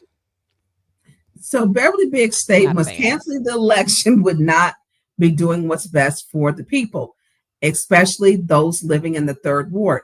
Mr. Clemens' improper attempt to take an election out of the hands of the Flint citizen must be stopped. That was a statement by Beverly Biggs Levy, third ward candidate, and she had filed her lawsuit with that. And so on to the next one. We do know the people. I think I sent you a picture of some of the people who ran. Rich Jones, Kerry Nelson. We got Beverly Biggs, LaShawn's in the Navy jacket. Rich Jones is there, and that is at Burston. I know those bricks. So he had on his shirt, write-in candidate. November 2nd, you have Deacon AC Dumas to the left, Beverly Biggs with their hair fried dye laid to the side, and you have LaShawn Johnson in the royal blue and Rich Jones. So we also had other candidates. Can you put the other one up, please? So you had, here's again, because we had several elections. It was the ambassador. I mean, we counted, was it 700 and something times where we went through how many times to pick or appoint someone. That round robin, yes. It was terrible. So you got Beverly Biggs, right? Beverly Biggs Levy, Rich Jones, Kerry Nelson, former city councilman, and he did serve at a point as president of the council. And you had Deacon AC Dumas. And so this was one of the ballots where they all ran. And there were so many different times that there was election. So this was really a road to the third ward. It truly was. It was. And now I want to remind people, remember when Leon tried to play with the votes during that one round robin session and he just kind of threw out Beverly Biggs Levy name? That was a very poignant moment during the round robin, and the votes came back around and Biggs Levy, and the votes kept going, and Dennis Pfeiffer, also affectionately known in the comments as Fife Dog, said, I'd like to change my vote, actually. And Candace, wide-eyed, decided that she was going to interject and try to pull it back and, reel everything back in. That was, yeah. Because that would have made it the second time that Beverly Biggs was voted in. It would have. And yes. Because the first time they did not certify that election due to the recall, stating that someone who is deceased cannot technically run for an election. So they did not account her win. And then the second time would have been when Leon decided to play with the votes. And Candace, with her wide eyes in her crazed moment, looking like a Victorian child who has just seen another Victorian child as a ghost, we still have 0 results. Yeah, results are still 0. So you set that up too. So can we play the next one, which will be the 8110 Flint, where this happened that night, and then we can discuss it. So can you upload? I believe I sent that to 8110 Flint, and it was a lot going on that night, because you could hear, at that point, like, okay, you kind of got caught right there, and I'm like, oh no, caught you. When Dennis changed his, Leon had forgot, because probably him and Lindell was over there texting each other. Hey, boo. Hey, boo-boo. Hey, boo-boo. Hey, boo-boo. Hey, boo-boo. Yes, they had a good hey, boo-boo moment. Wildcat 89, you own it, baby. Yes, that $300K from the state rep budget. Oh, yes. I've been on that. Lanny, whenever you have it, if you can just put that up. So let's what. Thank you, 8110 Flint Xavier, for the work that you do for your digital library. Thank you. So head on over to 8110 Flint with the Lion. They do great work. So this is the night that this happened. Love me, so let's get the video going. Great job, Xavier. Start with Ms. Mashat. Carrie Nelson. Mr. Pfeiffer. Dumas. Mr. Jarrett. Mr. Al-Alamin. Ms. Biggs. Ms. Lewis. Carrie Nelson. Ms. Priestley. Ms. Winfrey Carter. Biggs Levy. Ms. Burns. Biggs Levy. Madam Chair. It's 3 votes for Mr. Nelson. Madam 1 Chair, for I'm Ms. going to change my vote to Ms. Biggs Levy.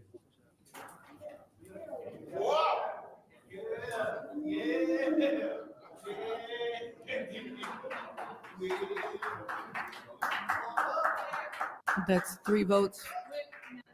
She's up. You wanted the floor. A point of order. She's starting to call the vote. You cannot stop at that point. Mr. Alamin Point wanted of the order.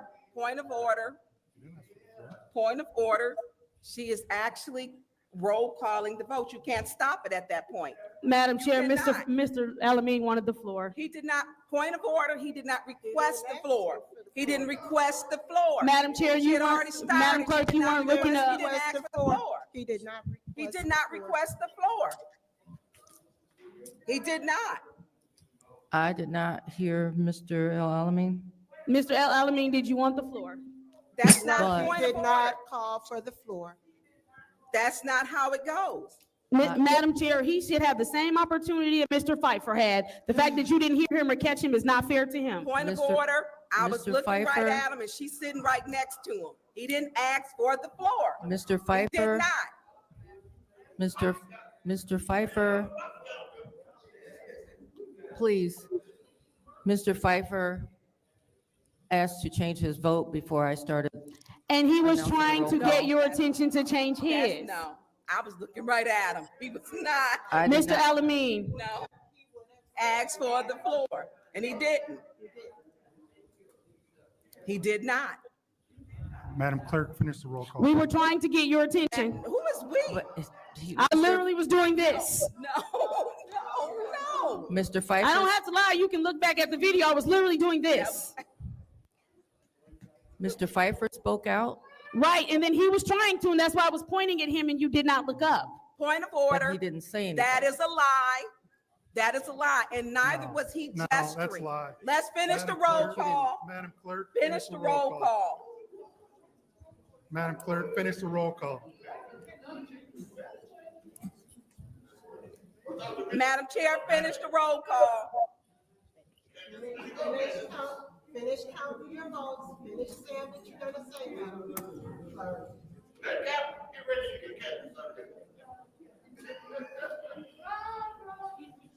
He never even looked He at never the even clerk. looked. We were looking. That is a blatant Never lie. even looked at the clerk. Neither was she gesturing him. That is another blatant lie.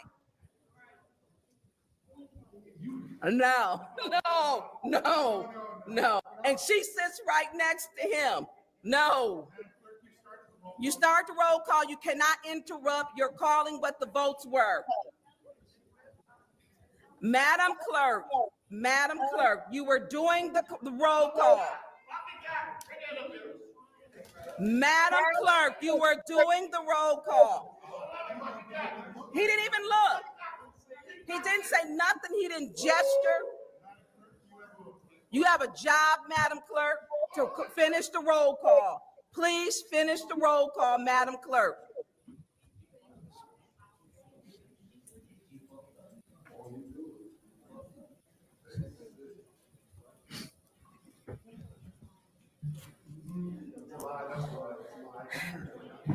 Madam Chair, they realized they made a mistake. That's not our fault. Let's finish as we need to proceed.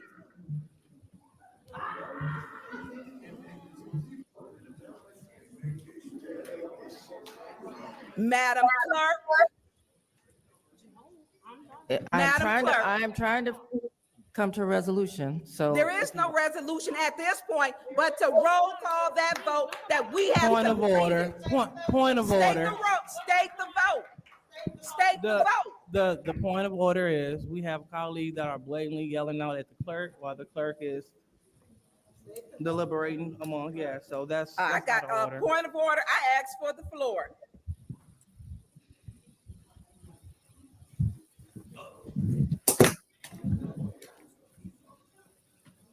The council rules state that you can change your vote up until this roll starts. The roll started. Exactly.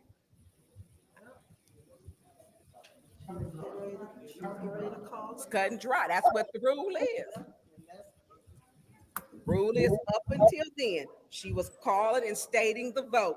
Up until then, you can change it. After that, you cannot. What? I don't have my council rules. You got yours?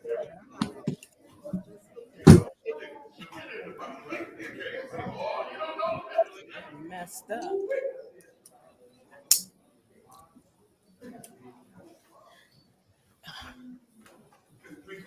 Just hold on.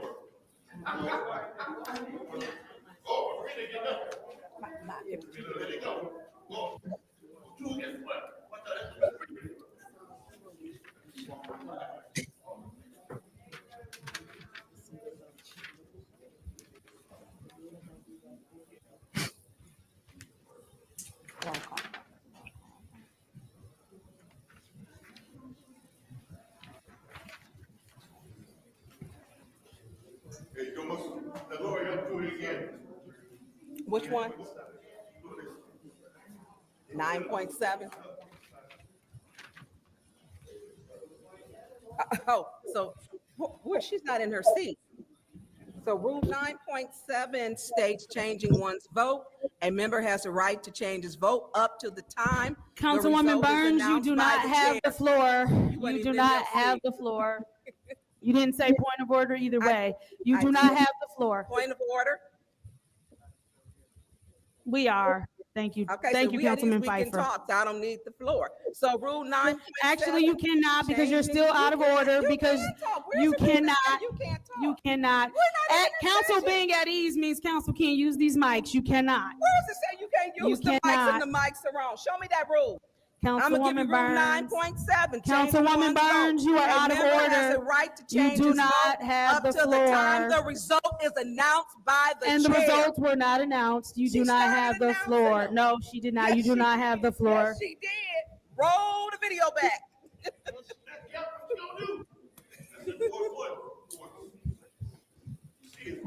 Where did they get back? Conference? Oh, she going back.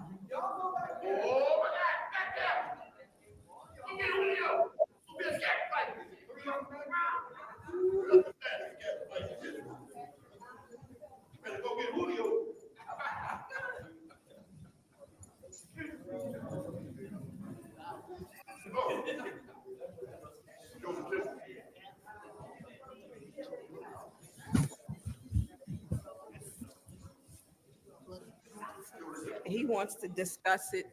They're discussing it in private. They don't want counsel back there. That rule 9.7 don't change though. It don't. And making up rules. You can't talk and have your mic on. There ain't no rules that's out there. Yeah, thanks enough.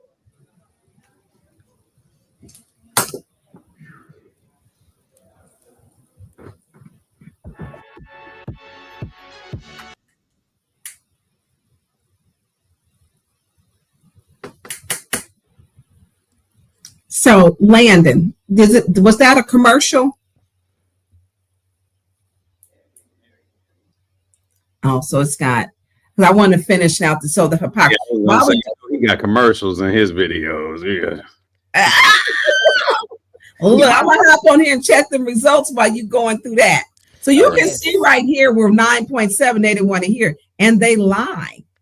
They lied. 9.7. I read through. It's very clear. They make it up as they go. They've been allowed to just break the rules, steal elections, steal the appointment. This has happened. So I'm gonna let you go because you might be you ready. I'm gonna check up an election, see if we got any updates.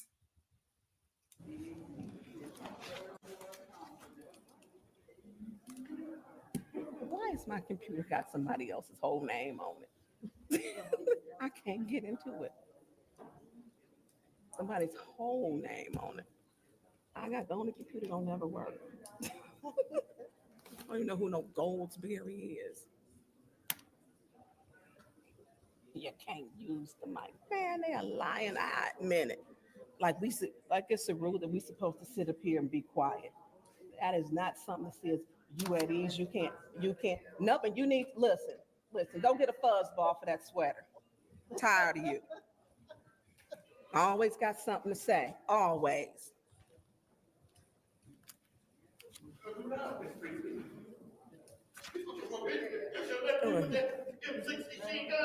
She started that roll. That was started, and that rule 9.7, and changing one's vote. A member has a right to change his vote up to the time.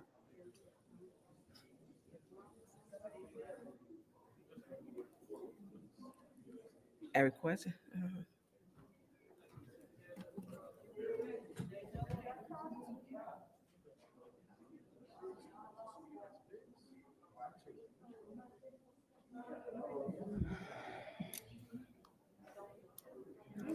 Okay. So the issue is with whether or not Mr. El-Alamin had the right to change his vote. And if we look at Rule 9.7, changing one's vote, a member has a right to change his vote up to the time the result is announced by the chair. A request to change a vote after the chair's announcement requires unanimous consent of the body without debate and may only be made immediately after the chair's announcement. If we are counting these rounds as votes, none of these have been announced by the chair. So I hadn't, let alone said the roll call, and the chair definitely hadn't announced the results. So per the rules, Mr. El-Alamin can still change his vote because no one had made an announcement. This is what the rules say.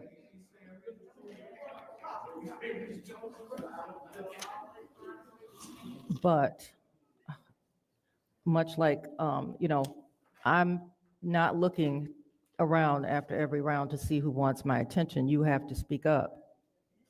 But the rules say he has a right to change his vote up until the time the result is announced by the chair. I am not the chair of this meeting. So we haven't been announcing every round. The chair has not been announcing every round, but if we're going to stick to that rule to change his vote, then he can still change his vote. And that's what I was trying to do.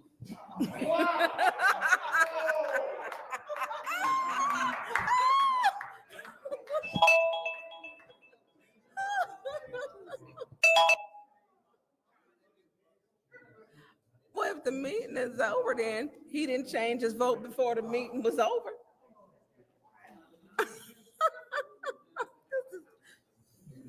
Madam Secretary, if you want to start the clock, and Mr. El-Alamin wants to change his vote. No, you can go ahead, the 145. Good. So, Mr. El-Alamin. Carrie Nelson.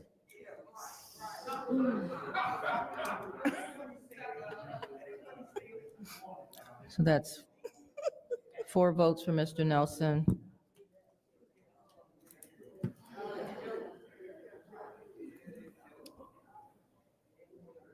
Four votes for Ms. Biggs-Levy. Round 17.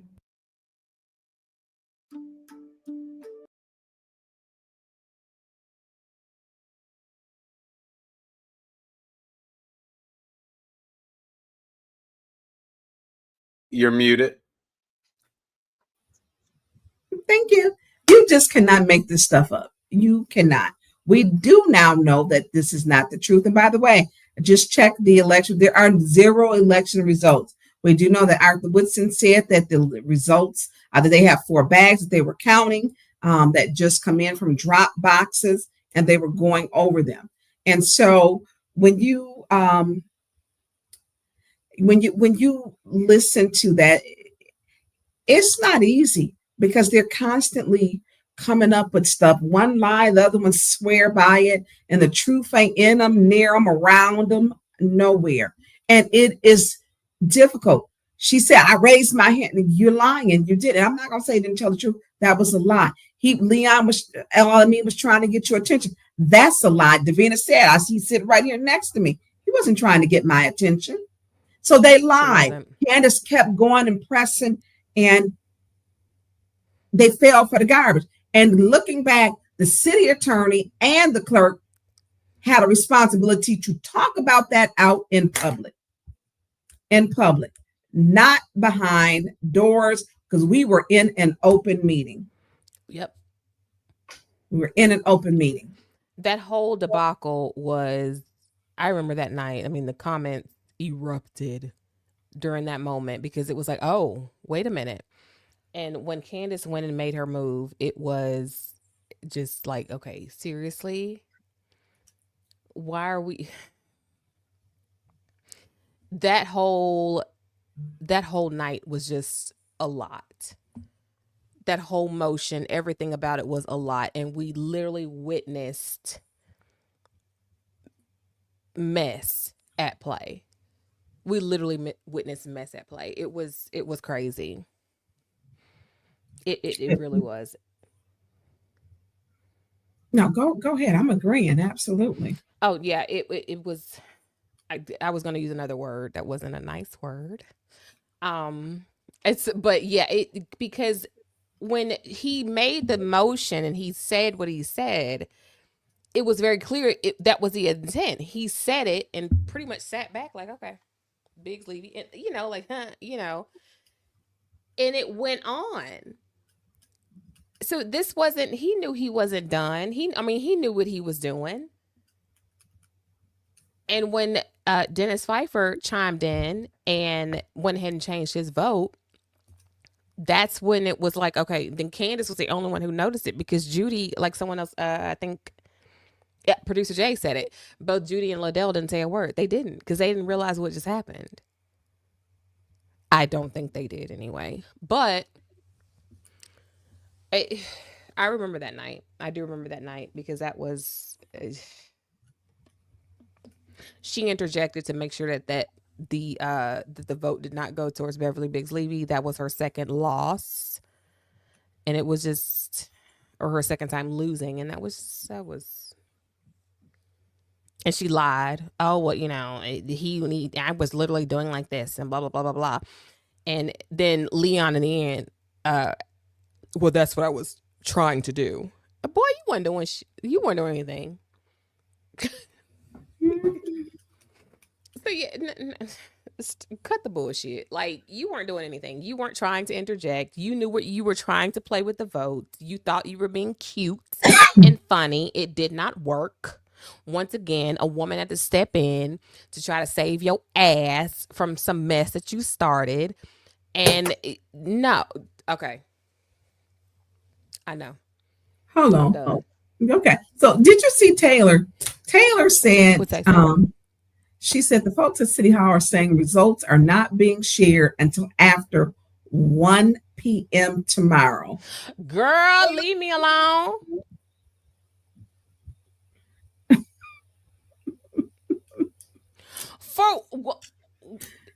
Okay, can anybody verify this? I'm gonna need wait a minute. Yeah. Let me get my digging. Let me get to digging. I'm gonna let you. I need to make some calls. You need to. While you doing that, I'm gonna mute. Let me do some digging, and let me get into these comments over here on the Tonya Burns Show. So Tay, message me or whatever you need to do. You can put it in the feed if you want to. Taylor, say, baby, what you mean? The folks at City Hall are saying the results. What you mean? So you know what? This is something that I think a lot of us have actually wondered, specifically those of us who are familiar with how a clerk is supposed to work. The clerk in Michigan in Flint is not a position that is voted for. So I've actually looked this up. Davina actually does not have the reach and the capacity of the power that some of us are actually used to. Okay, hold on 1 minute. Let me pause. Tay Tay said Davina told us all earlier at the polls we wouldn't know tonight.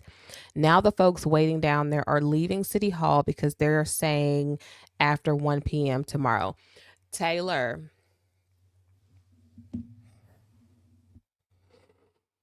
where's Art? Who is at a polling location?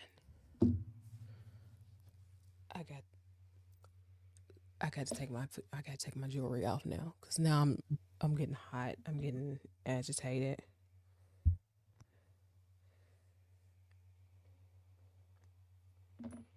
I'm getting agitated because what do we mean? I'm sorry. Hold on, y'all. I can't. Like,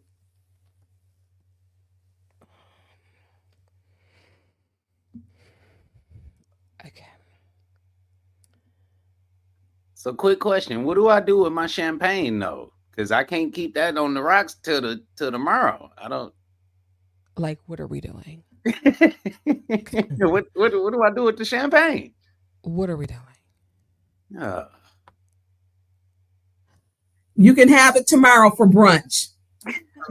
Keep it on. So listen, Carol was at the polling site. So Carol, how are you? This is Carol McIntosh, the person who said she was the only person qualified to run for the first ward. So Carol, what happened? My light-skinned sister in Christ. So tell us about the polls. What happened about what? When you were at the polls, what did you see? How was voter turnout? Very low, very low. I got there a little later in the evening. I worked the tail end till closing. So it was a little slow on the tail end, I'm going to be honest. Considering how much is on the line, I would have thought that. And then at one polling site, one person in the race for the third ward to get on this ballot, one person had more votes than collectively turned out this time. So. Okay, so what do you mean by that?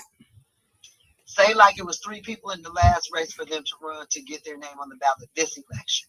Well, one of them, say, for instance, may have had 90 votes. Out of all 3 of them, everybody has some votes, but say one person had 90. Well, in this election, collectively, at a poll, there wasn't even 90 votes. It might have been, at the same poll, it might have been 78 votes.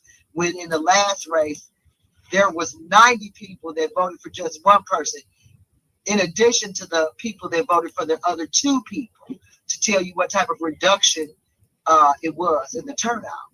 But we also know we have some issues with our absentee situation again, with people going around knocking on doors, picking up ballots and dropping ballots off and doing all the little illegal stuff that people do to, try to itch themselves ahead illegally.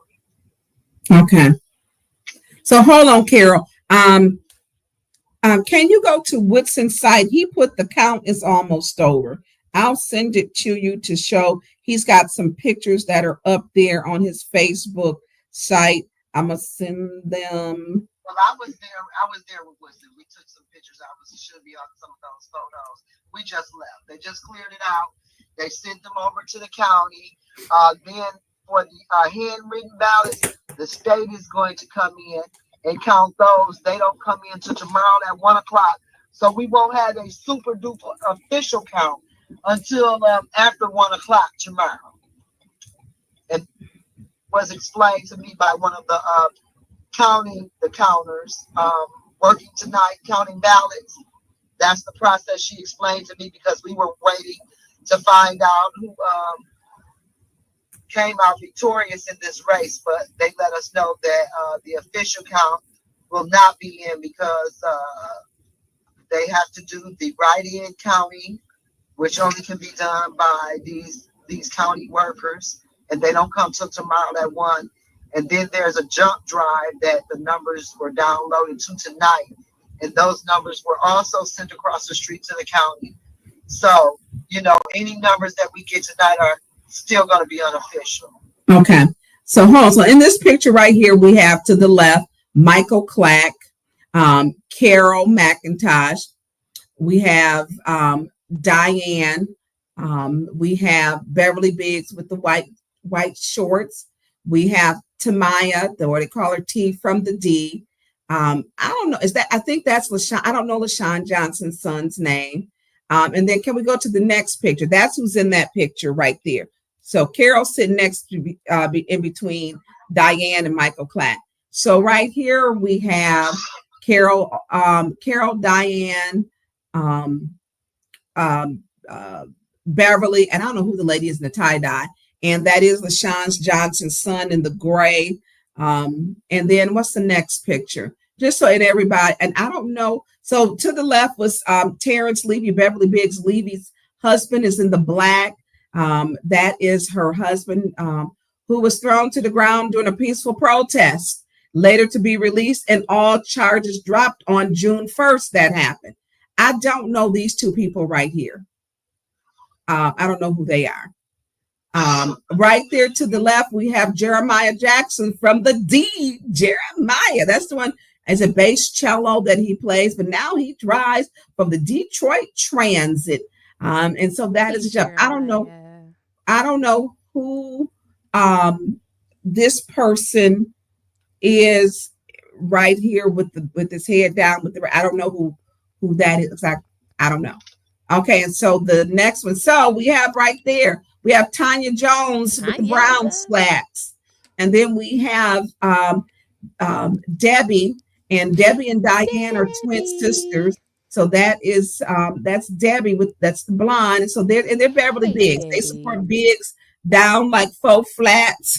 Like don't close the door on Biggs no more. They got her back. They do. Tonya she be snatched, honey. Right. And so are those all the pictures so these are from Arthur Woodson's page. That is everyone that is there. And he said that was 35 minutes ago and said that they were closing it down. So Carol, what made you go? You went to support to see what was going on. Well, I worked the poll, first of all, okay. As you very well may know, I worked the poll for AC Dumas, but I also promoted Beverly Biggs because I promote whoever worked hard enough to get their names on the ballot. First and foremost, I want to promote supporting a true democratic process, understanding that this write-in mess only divides the community and gives somebody who really doesn't deserve to see the opportunity to slide in, okay? And here we go, losing all of our ARPA funds and this funds and that funds again. So I was there to promote, vote for somebody whose name is printed on the ballot, okay, first and foremost. Secondly, I supported AC Dumas in this race, and I said, my pitch was, if you cannot find it in your heart to support AC Dumas, please support Miss Beverly Biggs. Support somebody whose name is printed on the ballot. So that's what I'm hoping for. But I gotta say, Miss Biggs been out there putting in work too. She's been hustling. She's been working these recalls and what have you. She's been in the community. She's been at the city council meetings, standing up and going through. Her husband has been whooped, this, that, and the third. Hey. So I think between her and Mr. AC Dumas, I think we'll be okay. But I'm praying that we get one of those in that seat. So the results won't be in until you said tomorrow. They're crossed at the county, and right. And then there's some county people that come in and count this handwritten vote, and they won't be until 1:00 p.m. tomorrow. So I know that Arthur Woodson has stated he had been posting things. I know some of the things, the irregularities that he was stating. He was supposed to come on. I don't know where he's at. His phone may be dead. But they were looking at, he had noticed some signatures that looked the same, or the write-in name looked the same. And so we do know, and I put up that the clerk's office has to identify, and that was with precinct 8.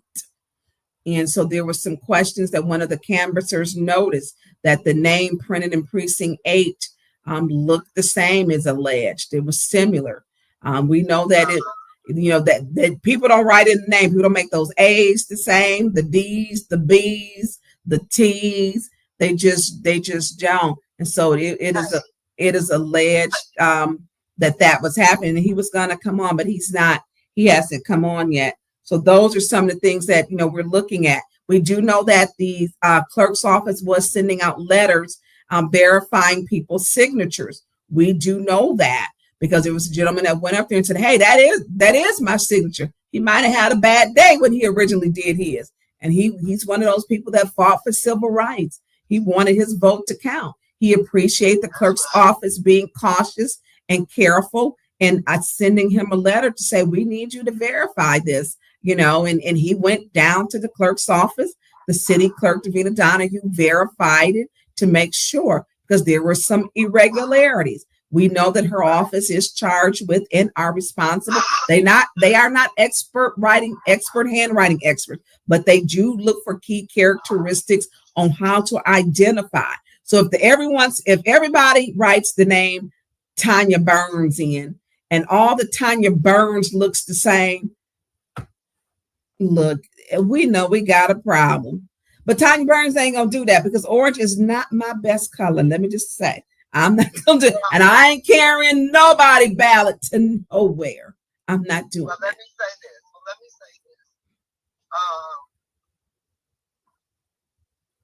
The bottom line is, of course, you wouldn't do it. It's not worth it for you to put your integrity, your stuff on the line. You know what I'm saying? Your person, everything you stand for, is not worth it to you. But if somebody who comes from nothing can get their hands on a hot illegal $1 million, and they're used to making $0 really, unless they're taking a penitentiary chance for real, then guess what? That's a great option. That's a great option for some people who have never, for people who've never won the spelling bee, okay? And now you can win them all every time. It matters. Can Carol come on? Carol can, but hold on. Just a second. I just answered your call. I ain't gonna say your name because I'm gonna click my picture off, and I'm gonna do this. So I'm gonna let Carol continue to talk. Carol, if you want to come on, Landon will send you a what's the name? I'm gonna step out. I'm pissed. As an outsider, I have words. I have a lot.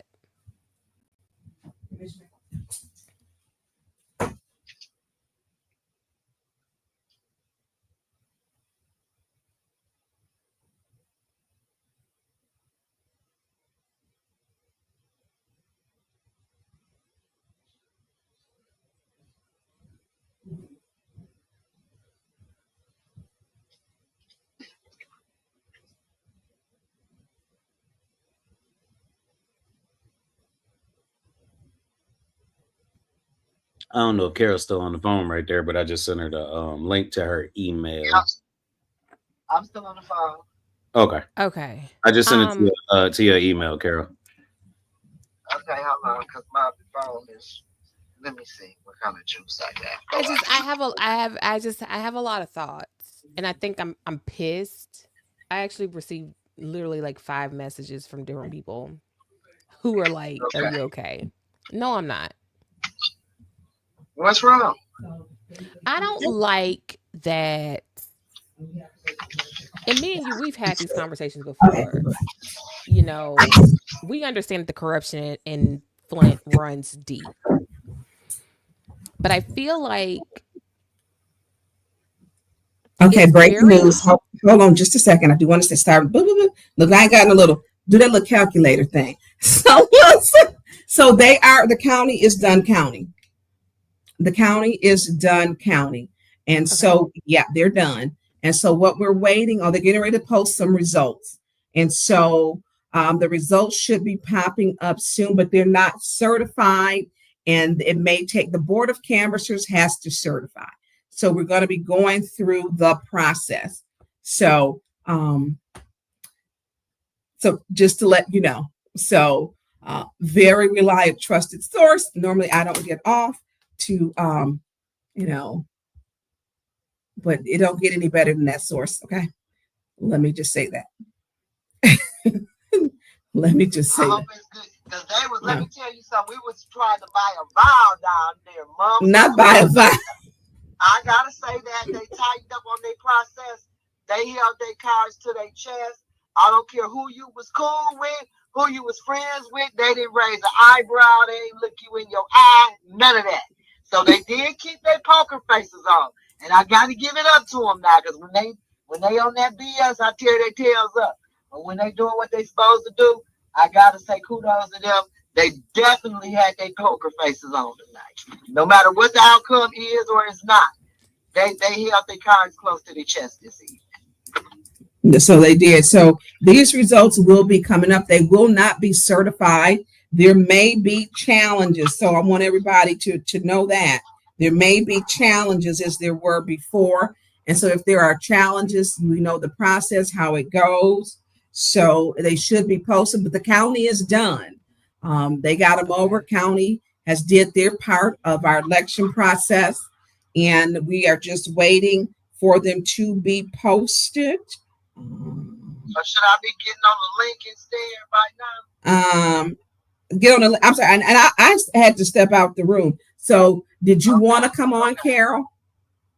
Well, I'm on my way home, so let me get in the door and then I'll jump on right quick. Okay, so they're not posted yet. So they're going to be posted soon.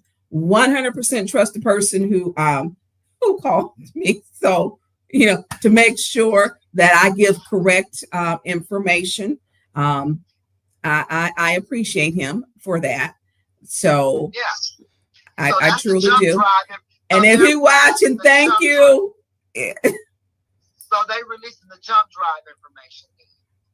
Yeah, so we're going to see. It won't be certified. These are the pre-certified results. Yes, pre-certified. Yes. Because they gotta come tomorrow at 1. I got you. And so they will have up to 7 days to post the results or to certify the election, and that's by Michigan election law. That they have that. We do know that there are some questions and some challenges, and so we're going to have to see where this goes, where this plays out. Right. This is a coveted election. People are very firm where they stand. I believe, for myself, I'm going to speak for Tonya Burns. I want the best for the city. I want, right. That thing that we just saw on there with, he did this, the lying, it's too much. It's a lot. It's a lot. I don't think Flint residents understand and realize where they stand on a national stage when it comes to a precedence that they could set when it comes to how other cities. Carol, are you still there? She's still here. I'm here. Okay. Where it comes to other cities who will follow and may follow in these footsteps. Again, our chat, a lot of y'all know me personally. Y'all, I'm an open book. I'm about as whatever can be. So straight shooter. Right. So here's where I struggle when it comes to Flint and in moments like this, not necessarily just an election, but moments where it is literally in the hands of the residents to determine the trajectory of where the city can go. I struggle when you have, and I'm just going to be honest, I'm going to be frank, I'm going to be what it is. You have people on the ballot or a write-in candidate who is literally illiterate, cannot read, who is being supported by people who are allegedly formally educated. I have a problem with that. Because what do you mean you have a full postgraduate degree, but you're supporting someone who can barely read a Dr. Seuss book? But you are telling. But you're telling. Go ahead. Let me know when you're ready for the truth. Let me know when you're ready. I ain't gonna cut you off because you know how I get all fired up. But let me know when you're ready for the truth now. Oh no, baby. You know me and you can go. Jackson State alum. You know we can go. So you So let me say this. Let me say this. First of all, you're speaking from a standpoint of liberation in the mindset of a person who's ready for a revolution. Okay? These folks ain't ready to stop waiting on mass or the feet. Okay? You got to be boom. ready for the revolution. These Speak. folks could care less about the masses. They so desperate to feel like a mover and shaker. They'd rather hit a lick when they don't realize if they do it the proper way will bear more abundance than that little lick. You really getting pimped out on the lick. But everybody wants to believe they are playing. Especially when you're slow and can't read and write. Now, if you can't read and write and I got a post degree, guess what's going to happen to you? I'm taking you to school because you can't read and write. I'm going to make a fool out you, and you're going to be the bozo at the circus, and I'm going to be on the door collecting the fare to get in. Now, Do you hear me? bring my Do you money. hear me? Bring my money. I'll take those ARPA funds. So what? Hold Get on, your hold head on, right. hold on. Results are in. Results are in, and I'm getting ready to send them to you. So we're getting ready to put it up on the Landon. Okay, if you can put them up, I just sent it to you. So the votes are coming in, and the votes are coming in. Man, get out of here. See, this I can't. I'm not. Mm-mm. So they're coming in unassigned write-ins at 44% of the vote, 328 write-in votes. It's coming in Beverly Biggs Levy, 225 votes. It's coming in AC Dumas at 192 votes. Total votes cast, 745 votes were cast. These have not been certified as of yet. They have not been certified. So the Board of Canvassers will certify these votes. So it's So coming. that means how many votes out there then? So unassigned may change or vary, and it probably won't vary much because there was only one. Because some people may put in Donald Duck or whatever, or their own name. So you're going to have some of those. So that number may drop slightly, but it is looking that we have got LaShawn Johnson has right now. Well, we don't know the unassigned, but the write-in vote, she is a write-in. This will be the first time in Flint's history that a write-in candidate would have won the race. And so, didn't see any. So this is what it is. And the Board of Canvassers has got 7 days to 7 days to certify the election. And there's a second part to this because I'm going to send. Yeah, I know why is this not?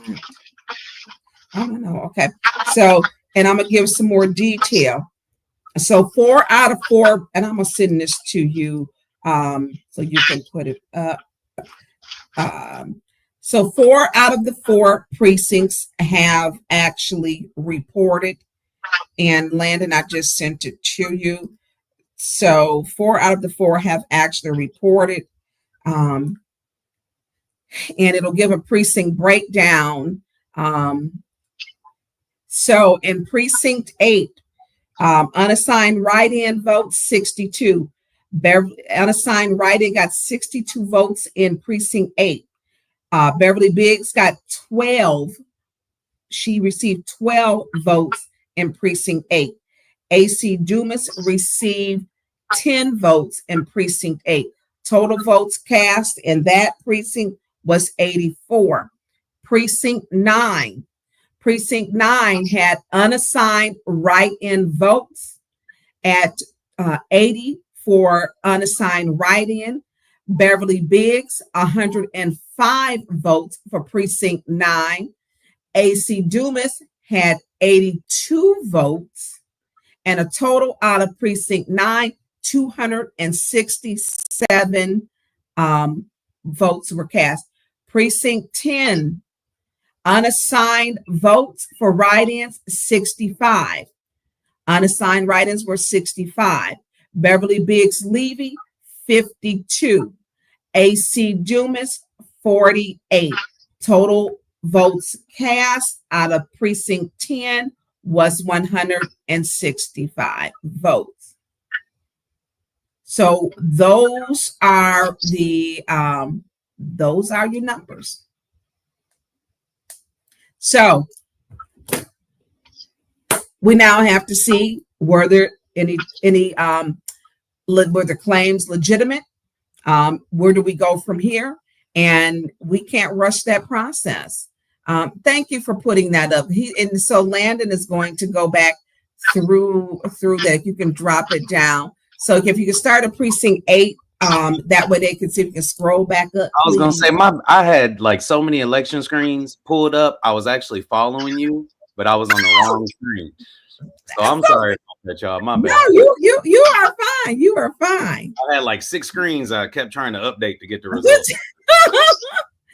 So if you can scroll it down to where it starts at 8, precinct 8, and then everyone can see it because some people are visual. So precinct 8, it shows you the 60 unassigned write-in, 62. Beverly Biggs leaving precinct 8, 12. AC Dumas, 10. Total votes cast, was it 94? 94. 84. 84. I'm sorry. Thank you, Landon. So precinct 10, City of Flint. These are all third ward election nights. You have 80 unassigned votes. Beverly Biggs Levy had 105. You had AC Dumas had 82. Total votes, 267. You had City of Flint precinct 10. Unassigned votes, write-in 65. Beverly Biggs Levy 52. AC Dumas 48.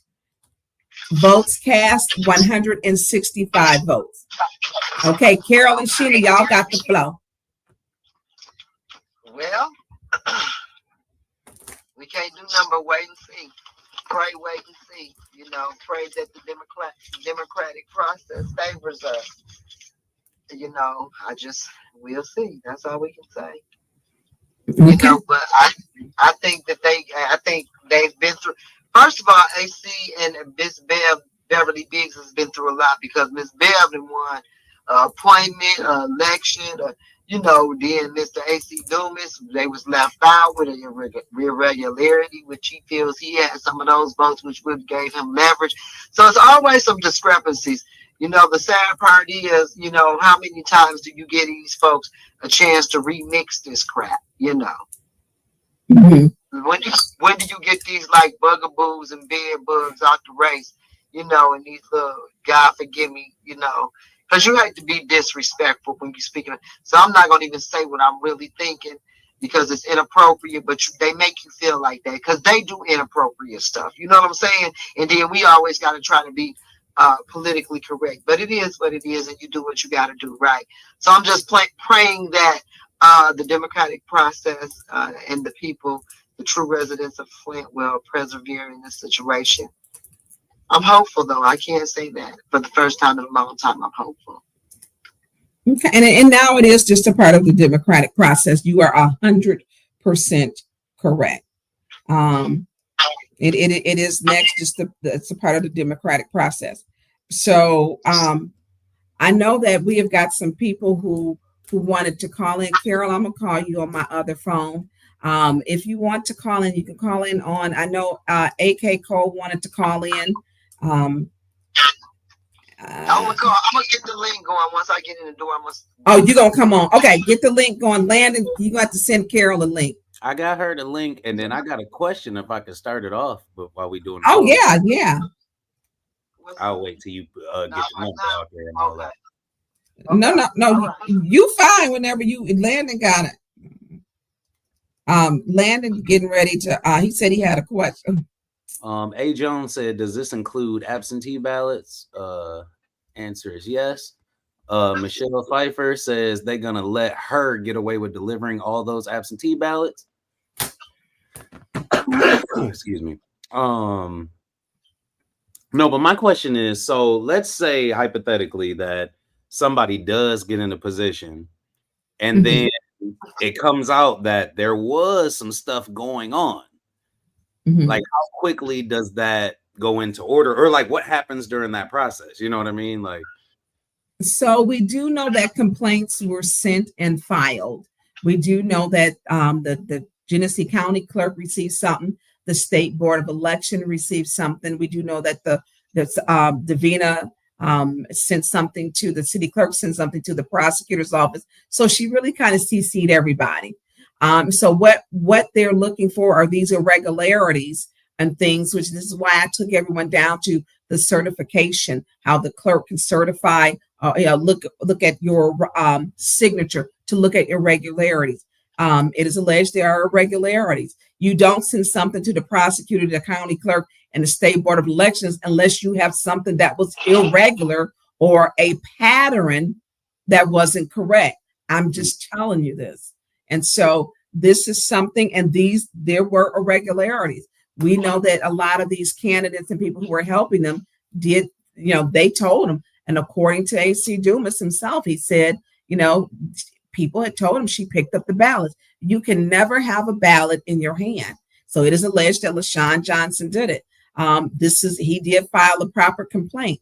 We have to make sure that that is played out to the proper way. And they're not going to tell us everything to mess up their investigation. We're just not. They're not going to give us that, because that is something that we saw that one lady had 26 felonies for doing what was the same thing that AC Dumas stated in his complaint, that and it is alleged that LaShawn Johnson was doing. The FBI got involved because you're doing wire fraud. You're doing it over the internet. And she got 26 felonies carrying 5 years apiece. That's 120 years. So that's with his complaint. And I don't know how they came up with that, but I would like to look into that case more. So we have to, they're not going to tell us what's going on. We do know she did a press release. Jaquanda stated she was going to be contacting them, and we have to wait for her to, the process to fold out. I mean, mom is the word. We know they don't just send. You have to have good, solid evidence. Not, I think they might have, or this probably could have, should have. It's not that, because before the city clerk signs off on it, she's going to make sure that it's looked at by an attorney. She is.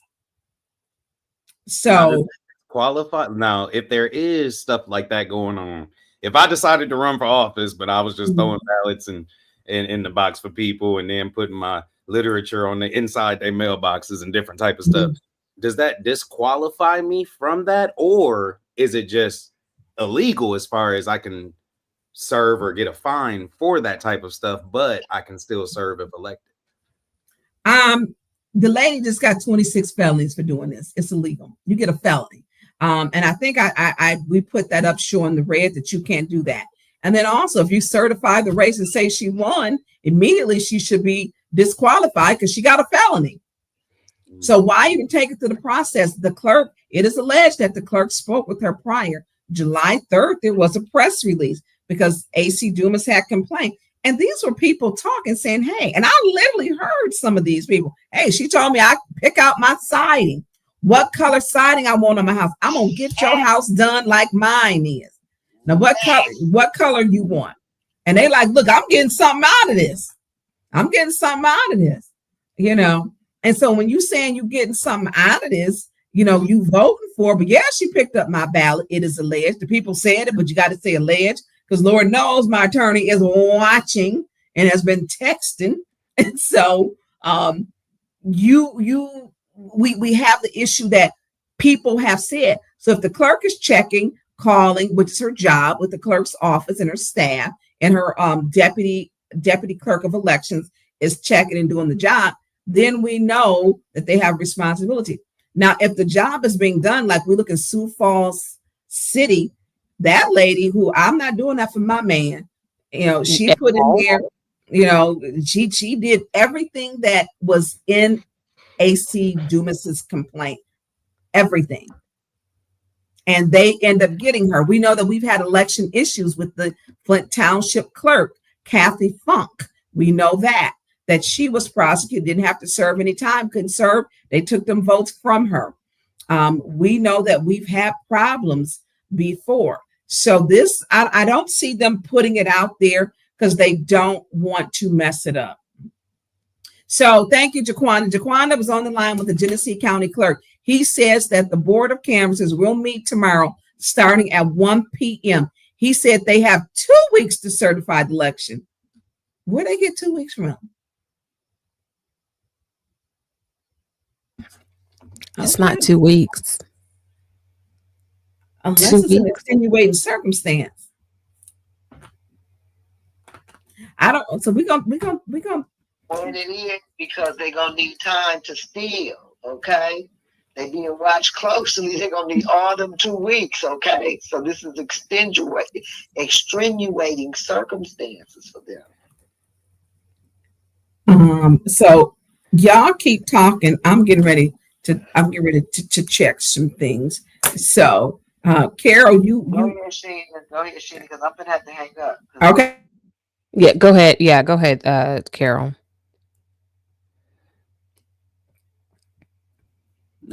There was a few comments in here. People had some questions. I didn't know. Will they seat her until they decide, or will they hold the seat until they have their decision?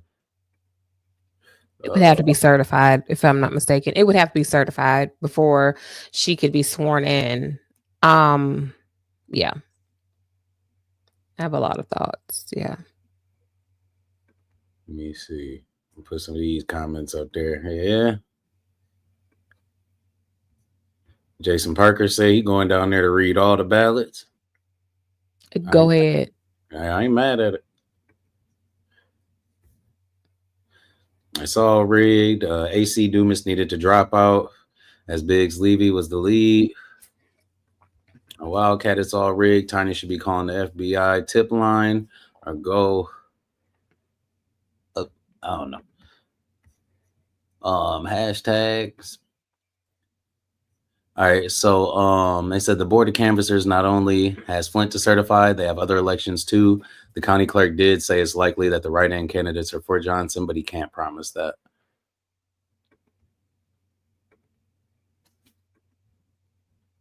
Keith is right there. As of right now, it's not certified, but the unassigned have 328 votes. Beverly Biggs Levy has 225, and AC Dumas came in with 192. But as of right now, go ahead, Shenna. No, go ahead. Go ahead, sweetie. Go ahead. Oh no, I'll just read the comments. I'm struggling with this right now because I'm trying to understand when we became a society, specifically those of us. Let's just call this shit what it is. Flint is a majority Black city. It is a majority. When I say poor, I mean it would be a city that would be in the category of those who are within the poverty range. Flint is the most poor city in America. That's what they just named us. The poorest city in America. I know it's not true, but I saw it. Right. You know what I mean? Because I'm from Memphis, so I listen. You can't get. We're number one in all the things. Okay, so let's just call the spade a spade. I have a huge problem when you have those who are quoted as being educated and knowing and in a position of leadership who push forward someone who is illiterate, who push forward someone who has no plan and who has not presented any form of community support. I've watched Flint. I moved to South Carolina in 2018. I first heard Eric Mays' voice booming through the house, the speakers in my house around that time, right? And at that time, I was fully aware of what was going on in Flint because my husband also worked for a water company. He worked for American Water at the time. This wasn't anything new to me. Issues regarding water, that wasn't anything new to me. Okay. So when you have someone and you have people who are in a position within our own community, you have Black people who are in positions of leadership within our own fucking community. Okay, who are not particularly educated, because didn't Neely lie about his own education? Didn't he? Isn't that why he was Art dubbed him as Santos Neely, because he lied about his own education? Mm-hmm. You cannot sit here and be a leader of any community that is historically marginalized and think for a second that it is okay to carry the water for white supremacy and white supremacist ideology, because you think, oh, well, you're going to be, you're going to go build this house out in Fenton, or you're going to go do whatever you want to fucking do. No, you have sold out your entire community for fucking what? You have nothing to show for any of this. Screen, babies on the screen. Hey, Puddin'. Sorry. Hey, look. Hey, Puddin'. Why she do this? Why she? Hey, baby. Hey, love. Hi. So this is Avery. Avery just got back from Mississippi with her great grandparents, and so when I say I don't know if I want grandchildren, it's because Avery was up till 5 o'clock in the morning. Okay, you ain't got to our business. We was up and we listened to what music? A lot of music. We had party. I can't party like this no more, y'all. I'm just saying. So listen. So first of all, so they do have up to 14 days. It could be done as soon as Friday. With it being able to be done, it just depends. They're going to go through and organize. They do meet tomorrow. So they do have 14 days. And so those are consecutive days. It does count weekends. So just to let everybody know. And so it's just a waiting process. It's just a waiting process. And we have to see, are you hungry? Mm-mm. Okay. So she was mad because you said I didn't start with you. I started without you. Yeah. But you was outside riding your bike. Was I? Yeah, you were. You were. And you started before that? Yes, I did. Why can't you start after? Because we have a time. We got to be timely. Although Shenna didn't have a time because she can't never get the sound to work. No. She can never. Look at that little nice little. So this is who I do this show with is Miss Shenna Beckton out of TK, South Carolina. And she and I do a show. She does one of my shows with me. So she wanted to know what I did. And I believe in sharing with children what it is that you do. Because she was watching last night. So she was not watching. Machina was went to Mars and went around Saturn and tilted Earth off its axis. She was not listening there. So she was debating and mad with me. So did you want to stay? Oh, she's like, mm-hmm. So, okay. So I'm sorry. So I just wanted to clear it up. They have 14 days. They can be done. They meet tomorrow at 1. They can be done in 5, but they can take that full. So we really don't know. So we have to wait and see. And what was Jaquanda's statement was that, that the 14 days. So she's absolutely correct. And she did confirm with the Genesee County clerk. She's 100% correct. So, okay, were people there to watch the count? So I'll let you I'm getting the hiccups. Okay, so go ahead, Shenna, because I just had to come back in with breaking news. No, you're fine. I'm so glad we have a young future voter among us to understand how government works. Yes, baby. I'm gonna mute her in a minute. She's reading. She is literally reading. No, you're good. You're good. We have a young future voter among us to understand how this process works. When it comes to voting and understanding that you are including other people, in the process of what could impact or be critical or be important to you and the things that you think are important, you have to think outside of the box. And you have to think about, you know what? Do I agree with that person? I like the color purple. Do they like the color purple? They don't. Well, what's another color that they like that's close to purple? Oh, I actually like pink and I like blue too. Those are colors that I love. So you want to think of things that align very closely to what's important to you. So in this case, we have people, we like purple. This person likes orange. And it's like, oh, wait, that's the complete, like, we can't do it. We like purple. We can't do anything with orange when it's completely the, oh my gosh, the complete opposite of what we like, right? No. So we have to be in, we have to think in a positive manner of what is it that we want someone who decides, you know what? I want to represent the people around me within my house, within my neighborhood, within my community, and what they mean to me. And so when you're saying, you know what, I want that person to be an extension or to be an additional portion of my voice, that's what we want. You choose accordingly. And so we right now as adults are trying to figure out, hey, is this person doing what we think is important and what's right for all of us, our children, our future, the future of our community, specifically, especially when we're talking about a place like Flint, Michigan, that has gone through so many things when it comes to a water crisis that has been on the news for everyone. Like, I'm in South Carolina and I know what happened in Flint, Michigan.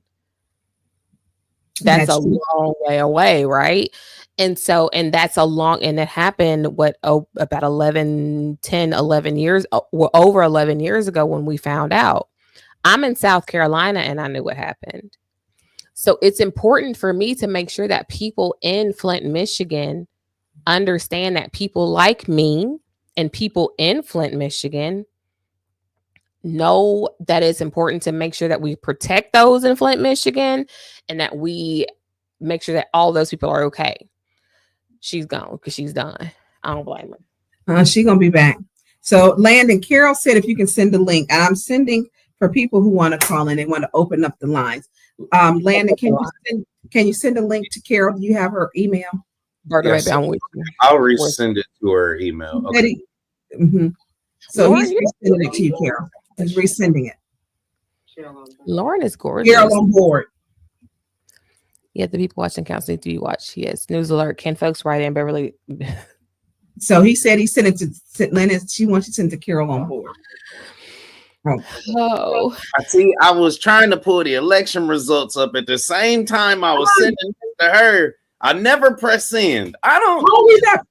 All right. Look, he just had a little money. Okay, Carol, I got like 10% on the time. When you get on, he's gonna pop you in. Okay. Does he need to call me? Charge your phone. Listen, you know what all I got going on over here. Here we go. Can y'all see? Hey, caller, what's your name? Where you calling from? Yes, this is Robert Jones. How are you doing? Well, you know what? I missed you calling in during COVID. Listen. We cannot be so caught up because people can write in anyone's name. They can write in their own name. They can write in their neighbor's name. The line that says write in, that doesn't mean everything goes to Miss Johnson. Am I correct? That is correct. It can be Mickey Mouse. It can be anything. It can be Michael Jordan. It can be themselves. It can be Beyonce. So let's just pray. Let's stick together that this is not the right what we wanted. But if she did win, she only has 11 months, and we can give it another shot at the end of 2026. I believe that's correct. August, yeah, November 26th. Yes. Okay, well, awesome. Well, I will keep watching Tonya Burns, Council, Bishop, First Lady, all that. Keep doing what you're doing, fighting for the people. We love you. Keep standing up, and we thank you. Thank you, sending you love too. Thanks. Thank you, Robert Jones, also known as Jason. So listen, if I didn't go call back, call back if I didn't get it. Let me see. There we go. Calling back. It was she coming back with glasses. Councilwoman Burr, you calling back? Cool. Yes, I'm calling back. Who am I speaking with? This is Anthony out of Houston, Texas. A. Jones in the chat down low. Oh, I called you back. I appreciate it. Listen, I'm with Shenna and everybody else. This has been some BS. But it shouldn't surprise any of us. The games that the mayor play, you know? Mm-hmm. Listen, he put somebody in the first war seat, the second war seat, and the seventh war seat. Now he'll put somebody in his fourth war seat. And it's unfortunate that Billy Biggs or AC Dumas couldn't win it fairly with the games that they played. So now we got to wait for a technicality with this investigation to see. And it is a technicality. You're correct. So now we're on President Leaves about the technicality of who's going to investigate who's going to come out and say anything. So it's going to be interesting to see the next couple of weeks what happens, because if it's an investigation, it's not going to happen right away. It's going to take some time. I mean, it could take months up to even a year before they even say anything about the election. You know, if it's on the investigation, they see fraud, because it has to go from to different municipalities and to be investigated and to be approved and all that stuff. So it was disappointing. I mean, it's been a good fight. I mean, proud of Miss Beverly Biggs for all she did, and she did it the right way. You know, I wish everybody could have kept that other writing candidate out of their mouths and out of everything. I think her name kind of picked up because people call that name a little too much, and so it kind of carried a little bit as well. But, you know, that's neither here nor there. Thank you again for the show, ladies, and keeping us up all night. And let's just see what happens now with this technicality, see what it gets us. You know, and hold on, because this is really something, and it does hinge on, well, theft or alleged theft of allegedly stealing an election. It's not our pregnant Chad that we had. It is a real theft of an election, allegedly. And you know, I remember the pregnant Chad kept us up forever with Al Gore and what was it, Bush? The president pregnant? Is it the Chad? Is it pushed out slightly? So, and it, you know, so look, we have to say prayer. We do know that it's a process, and people need to understand it is a process, and we have to follow the process. If they're whatever they're investing, the process is not within Genesee County; it's outside of Genesee County. It's for fair. Yeah, let's be real about that too. Right, and let me tell you something else. You know that we're going to throw in there. Are we going to have a problem with the first ward? Attorney Terry Johnson, Johnson and Mikowski. So listen to what he said. If he did not certify to be on the council, there's a problem with everything he voted on. Everything. Because he wasn't qualified. And this is not Tonya Burns. This is from a licensed attorney, a good one, as a matter of fact. So Attorney Terry Johnson says, you know, look, you need to understand that. You know, and so when we say that these things, you know, I want people.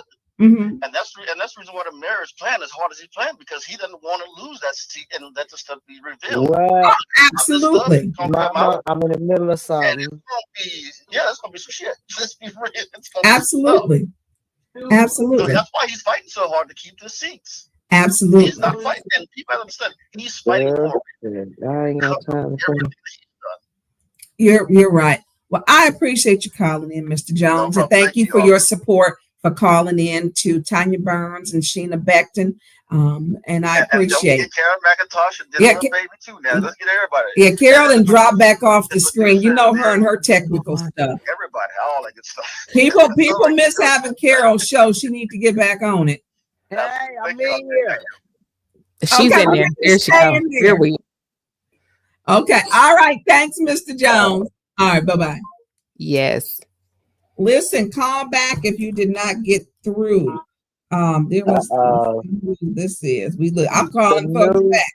The news is reporting right now that the right is that. So what I was just saying to Mr. Jones, he said, Um, he said, um,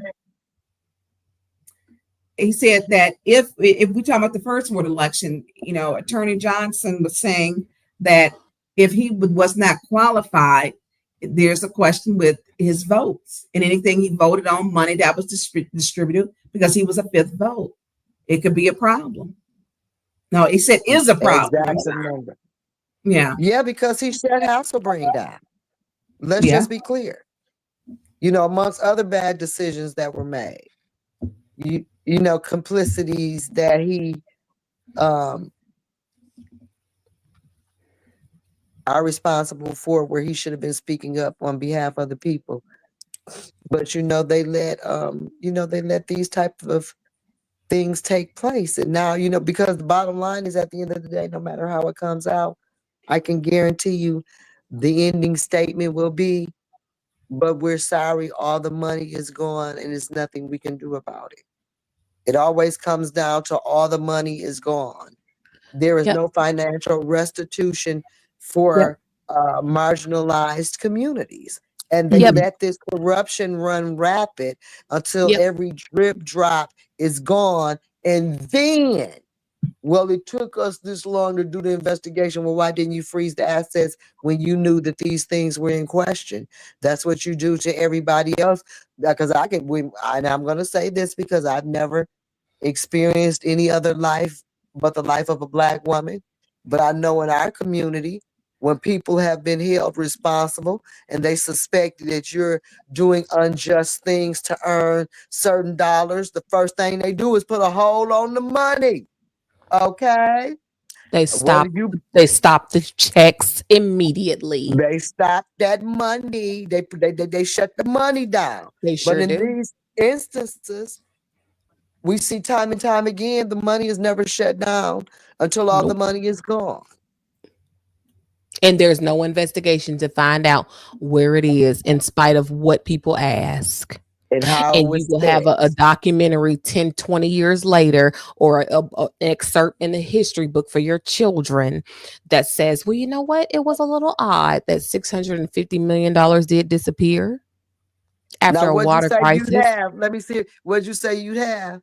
I said 650. I'm just rounding but you up. said it's two things. It said it's two things it's going to have. What was the first thing? Did you say a documentary? Oh, a documentary. Oh, yes.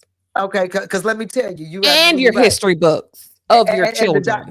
But the documentary, the first hero, but then he went sour and stole all the money, but they didn't find out till right after he died. No, you unlocked Superfly. You knew before he died. You just wasn't gonna hold this type of man responsible. They can't be held responsible for their crime. That part, because whoever they were reporting to was who they needed to make sure was okay. I'm just making sure we're clear on. Okay. Yeah, that's just how it goes. Okay. We are okay.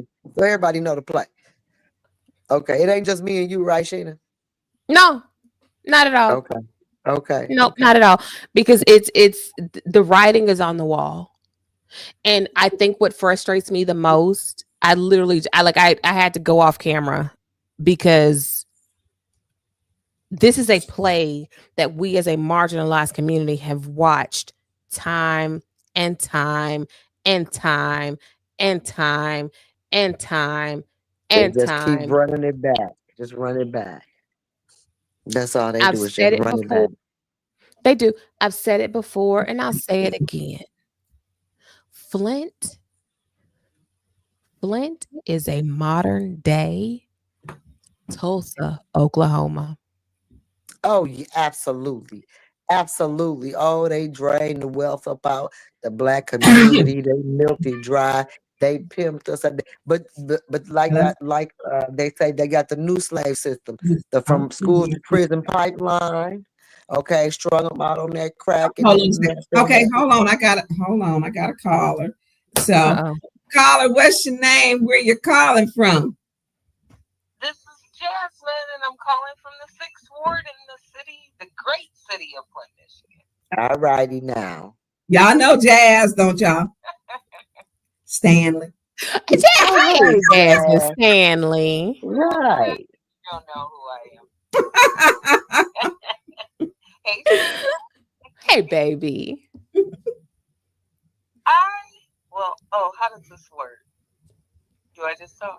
You just talk because you just do what you do what you want to do. Kind of like this election. I would first like to really give a shout out to Deacon Dumas and to Miss Biggs Levy, because they have been through a lot for the last year and longer, actually. And so, hats off to both of them for putting their hats in the ring. A lot of people are in the chat and saying that certain people needed to have dropped out of the election. And there's a lot of shoulda, coulda, woulda that we play Monday morning quarterback on elections. And there are some very real implications that we can see from what we're seeing in the current election results. And I'm sorry, my voice is cracking because I'm just sad for our city again. We really need to revisit some of our history. And that's what I would recommend to a lot of Flint residents, because we continue, as Carol would say, to keep falling for the okie doke, and that's sad, because people in our city have a high level of need. And so when you have people that are out tricking them and making them believe they're going to get new siding, basically a whole new house, when we know we don't even have the resources to support that, it's just really sad. And so I am hopeful, though, that, I think you guys said that the state was going to come in and monitor or conduct those, the overview of the write-in candidate ballots. But I hope that, whatever happens with that happens. But I do hope that our governor, our Secretary of State, take that complaint that went in very seriously, because the integrity of elections in the city of Flint is on the line. People keep coming out to vote, keep having faith in the system, and continue to get disappointed. And I really honestly don't think the disappointment that they have is at the ballot box, but with whatever is happening at City Hall. And we have to get that right. We have to figure that out. And we have to continue, no matter who ends up being, in that seat for the next 11 months. Thank you, Mr. Jones, for reminding us that we only have 11 months to deal with that. But 11 months is also a long time. A long time to do a lot of destruction. And I'm hopeful that we could undo some of the destruction that had been done with the current administration and the current a long time. Yes. We're lifting you all up, Councilwoman Burns, you, my cousin Jerry Winfrey Carter, Dennis Pfeiffer, and of course JJ. We're lifting you guys up because you are going to be in a difficult position, but not a difficult position that you haven't been in before, and you all will continue to make us all proud. So I am a disappointed person, but I have eternal hope. So I hope that my other Flint residents, we just have to, we actually do have to get on one accord, because we cannot win fractured. I agree. That's where we are right now. So right. That's all I have to say. That was a lot, but my heart is very heavy, especially after the last couple of weekends that we've had with our young people in our city. It's just a lot going on in our city. So asking all of our friends that are not here with us in the physical sense to continue to pray for our babies. I'm a mom, I have young people. So this all is a lot to have to continue to keep explaining to them as well. So you ladies have a great evening. I'm going to go back to listening. And I didn't interrupt you, because everything you said was something that needed to be said. And Jazz, whenever you want to call in. I appreciate your thought process. It's genuine. And for those who don't know, she's been through a ton of elections. Her father was the late, great Mayor Woodrow Stanley. And so she's been through every election, city council, state rep, mayor, county commissioner. He did it all. So she has seen it all. So Josh, thank you for calling and sharing your opinion and your thoughts. Thank you, ladies. We appreciate you all. Thanks. Bye-bye. And Tonya, you absolutely read my mind because it does need to be said. And people other than just you and just me. You know what I'm saying? Because you get to feeling like you in the twilight zone and like, do y'all see this? Are you guys seeing what I'm seeing? You know. So it needed to be said. And it's everything she said is a very true statement. And you know, what do you do when the fix is in and when the corruption is running rapid and when you know you just can't seem to get people to do their jobs and live up to I got somebody clicking in and I'm trying to podcast with you guys and I'm trying to see if they're right. But you know, what do you do when you hi, how you doing? Oh no, she's not out here. So you know, what do you do when the fix is in and you're trying to change your community and your judicial system is broken and your policing is non-existent and you know the list goes on, but yet your taxes are high. You know, yet your water bill is the highest in the nation. Yet, you know, your insurance, your car insurance is higher than some people's homeowners insurance and their house note and electric bill and their, you know, all their stuff, even our cable. You know, it's just ridiculous. And it's exhausting, especially when, and that's what I always say, we are bought and paid for Cracker Barrel dinners, for ifs, hopes, and maybes. You know, you voting for people that ain't even on the ballot because you think you gonna scheme up on some new vinyl side.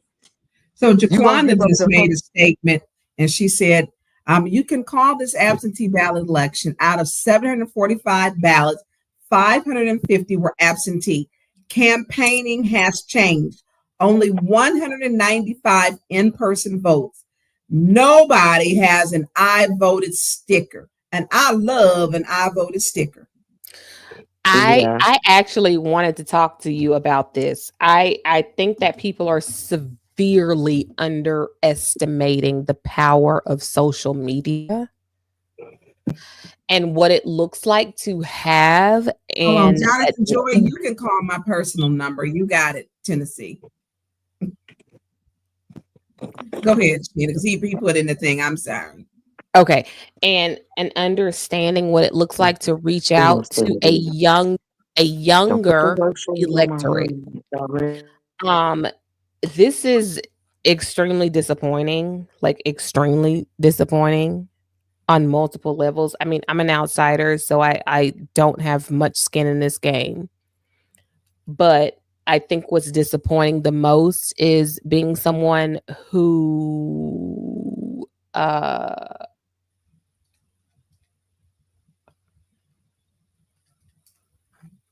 John. Okay, sorry. I lost my train of thought just from trying to trying to read some comments. The Tanya Burns show is gone, by the way. Hopefully they'll come this way. But anywho, it's extremely disappointing. This was extremely disappointing on a number of levels. I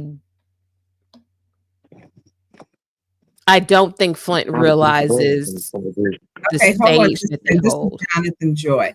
Okay. Jonathan, tell us who you are. Look, Colin, what's your name? Where you calling from? Hello, everyone. I'm Jonathan Joy. I'm originally from Tennessee, but of course, I'm in Michigan now. So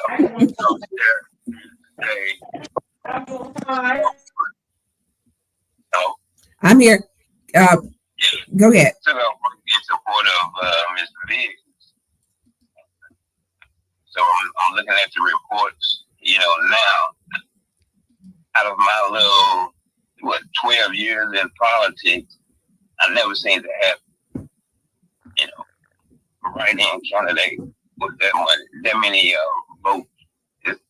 And put a question on it, Councilwoman Brown. In my opinion, a question mark. I'm still shocked. I think a lot of people are, because this road to this election took a lot.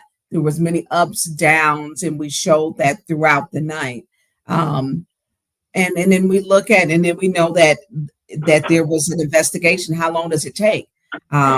We talked about when Carol ran. When Carol ran, it was reported he did not live in the first ward. He lived in Mount Morris Township, yet he was still able to take that seat. So we have a problem with our elections here in Flint. This one needs to be made right. It needs to be made right.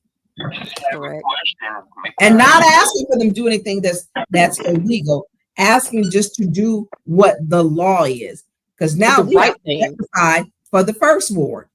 And this one right here, literally in AC Dumas did turn him in. He did it, and he was diligent. He followed the rules. He made formal complaints. He did, and there was evidence that there was issues. And so now, does it hinge on a technicality? I mean, it was honestly to be expected. They were going to do whatever they needed to do once it was switched to she could win by a write-in. I mean, this was expected. And I heard the mayor say that basically you can scribble on a piece of paper and say, that's LaShawn Johnson, which I've never heard that before. Well, we know he has a strange relationship with the truth, so. Okay. And here the main reason why I called, because I normally don't call in. Okay, so the process in Michigan, I guess I'm trying to get some clarity on. Of course, it is an investigation going on. Am I correct? It has been submitted, and of course, they're not telling us everything because it's an investigation. That's why we did put up case law, a case where in Sioux Falls, Iowa, where she received 26 felonies carrying 5 years, with the same thing that she's being accused of by AC Dumas. When he turned in his complaint to the city clerk, the governor, the attorney general, the state of elections, the county clerk, the sheriff, and Michigan State Police, everybody. Okay, so here's the question. Now, where I'm from, we don't have to wait on the attorney general or the DA to prosecute a case. Mm-hmm. A resident with the law, with the allegation, can actually come into the district court and have a person indicted by a grand jury if the grand jury indicts them. And I guess if there's anyone on the line that can actually speak on that, or have y'all even heard of that? Because that's actually law. That any resident, and it's just like if I was staying there in Flint and that I stole your rims off your car. You can actually go to the court and talk to several jurors to have me indicted.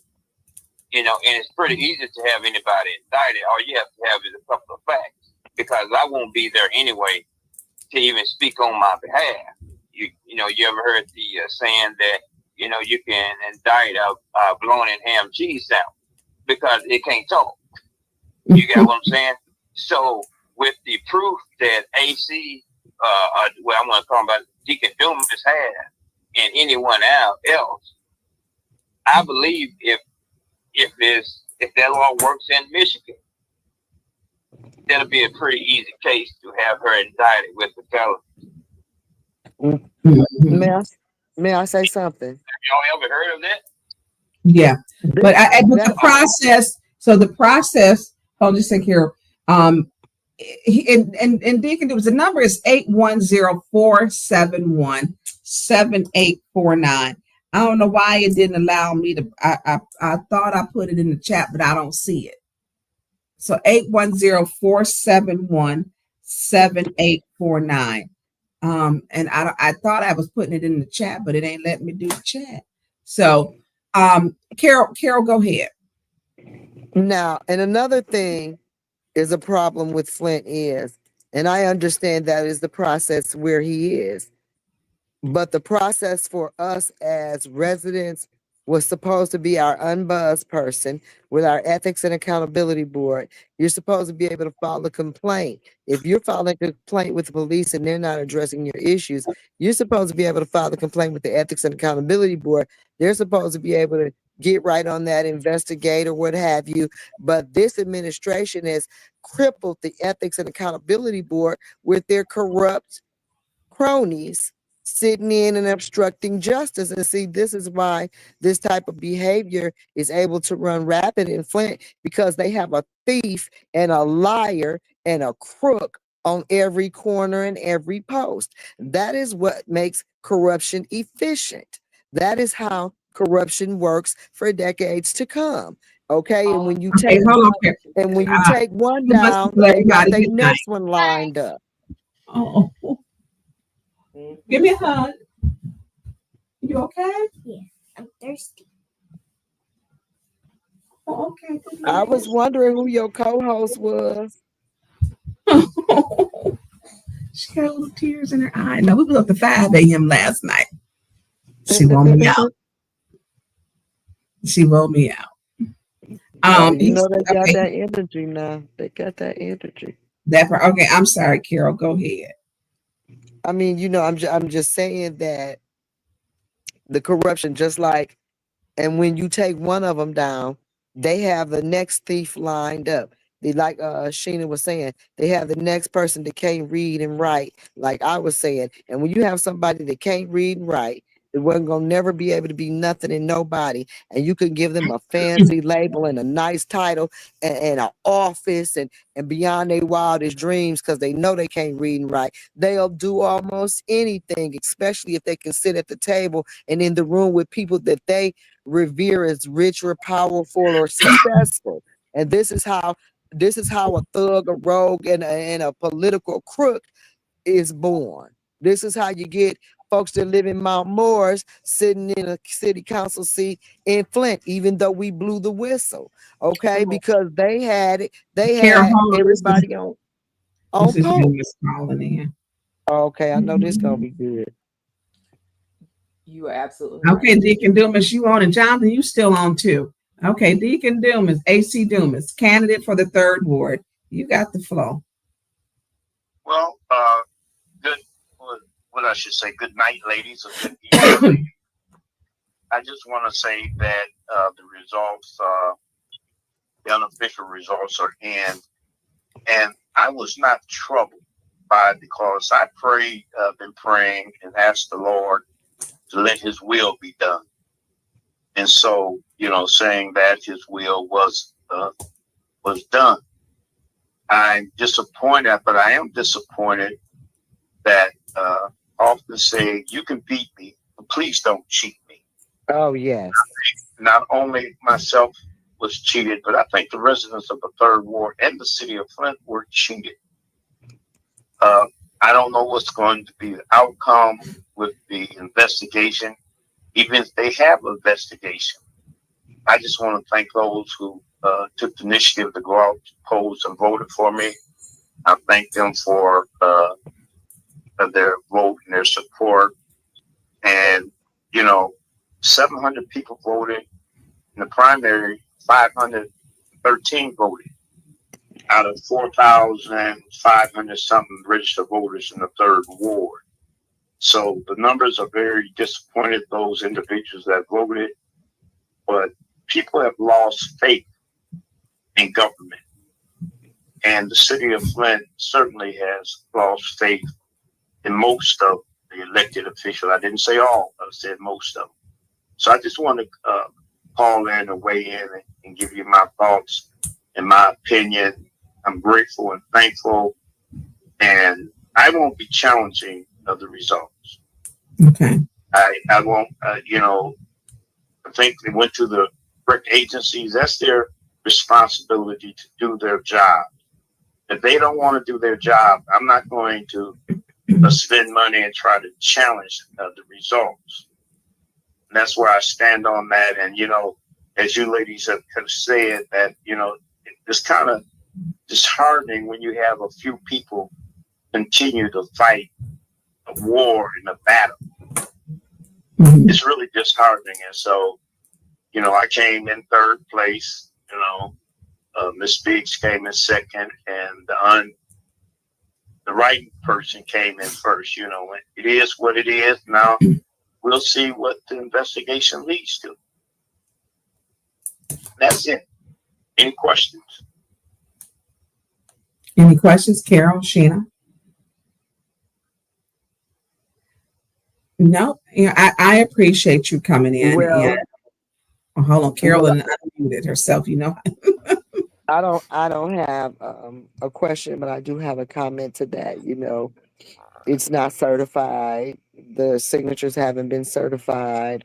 I'm going to trust and believe that something will come out of this. I do agree with everything that Deacon Dumas has said about it being disheartening, and it's draining, and it's exhausting work, and it doesn't pay any high dividends or any great rewards, and you don't do it for that. But at the same time, to see people lying, cheating, robbing, stealing, and the folks dying, young people dying, education system that's broken, and you seen hundreds of millions of dollars come through this community, and Flint is not that big, and yet nothing Yes. changed. Yes. Nothing changed. If that Yes. is not, if that is not a blaring light shining in your face to the mass Yes. pimping that is taking place by way of your government, Yes. okay, and a broken system, then hey, if you don't see it now, and if we don't see it now, then we'll never see it. And as long as you have these little simple-minded, petty people who will cheat, lie, and steal at the promise of some vinyl side, at the promise. But this is what really pisses me off about those kind of people.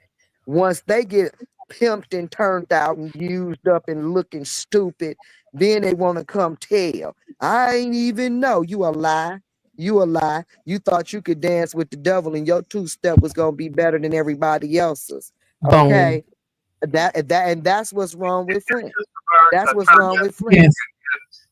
Let me say this as I close, that this is going to have a far great impact on the 2026 elections. I'm talking about state elections and, going forward. Right here at Flint. And trust me, it's going to have an impact. And it won't be like it is now. These absentee ballots going to be watched by a certain party. And if you don't mind, Republican Party. If you don't mind, the federal government going to come in and declare war on absentee ballots, all because someone decided, and it just hadn't started, to do what was not appropriate and legal. You watch and see that don't that happen. That's gonna happen. They're not gonna let you cheat to beat. It just won't happen. Well, thank you, ladies. All right, thank you, Deacon Dumas and Jonathan Joy. I'm gonna let you off the line too. Deacon Dumas, you can hang up. Jonathan Joy. Yes, ma'am. You got them tonight. All right, you too. Okay, Carol, finish up. And then it's we've been on here with 7:30. You got yeah. Well, I can definitely wrap it up, but I am going to say we do have to do better. I mean, that is how I'm going to say this.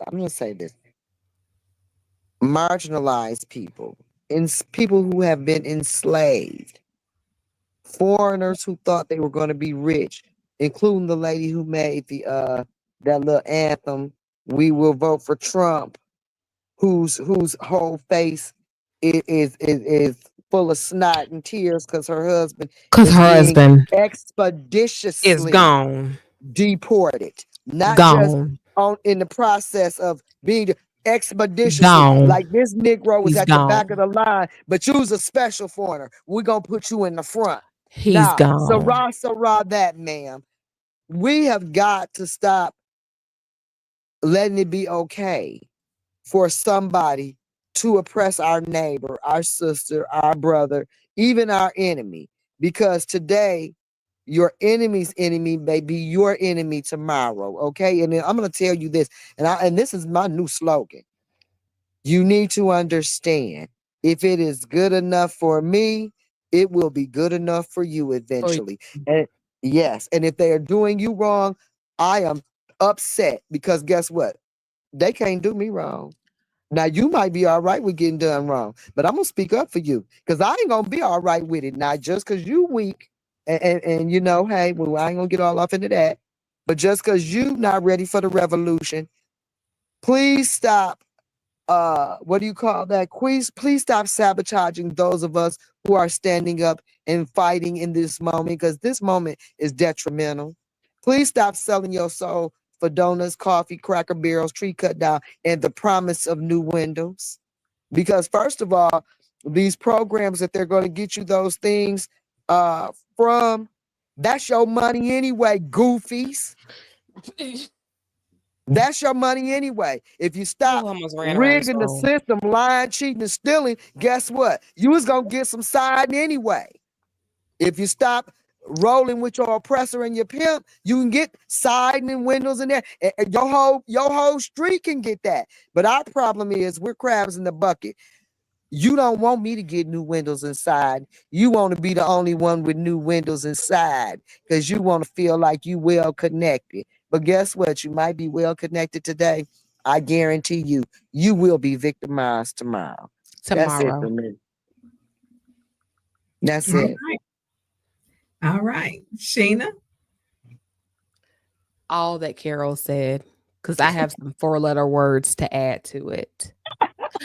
I do because I do, you know, and because my problem is this: we have sat here as outsiders, toxic or otherwise, and we have watched what has happened in Flint as not just a precursor, because some of us have already watched what has happened in our own home cities or otherwise. We are aware of what gentrification and what it looks like when you have Black people who carry the water for others to gain money, popularity, and all the other things. We have watched what happens. We have said from the jump, this is what it's going to look like. Y'all are going to be left behind. Nah. If you don't catch this shit now.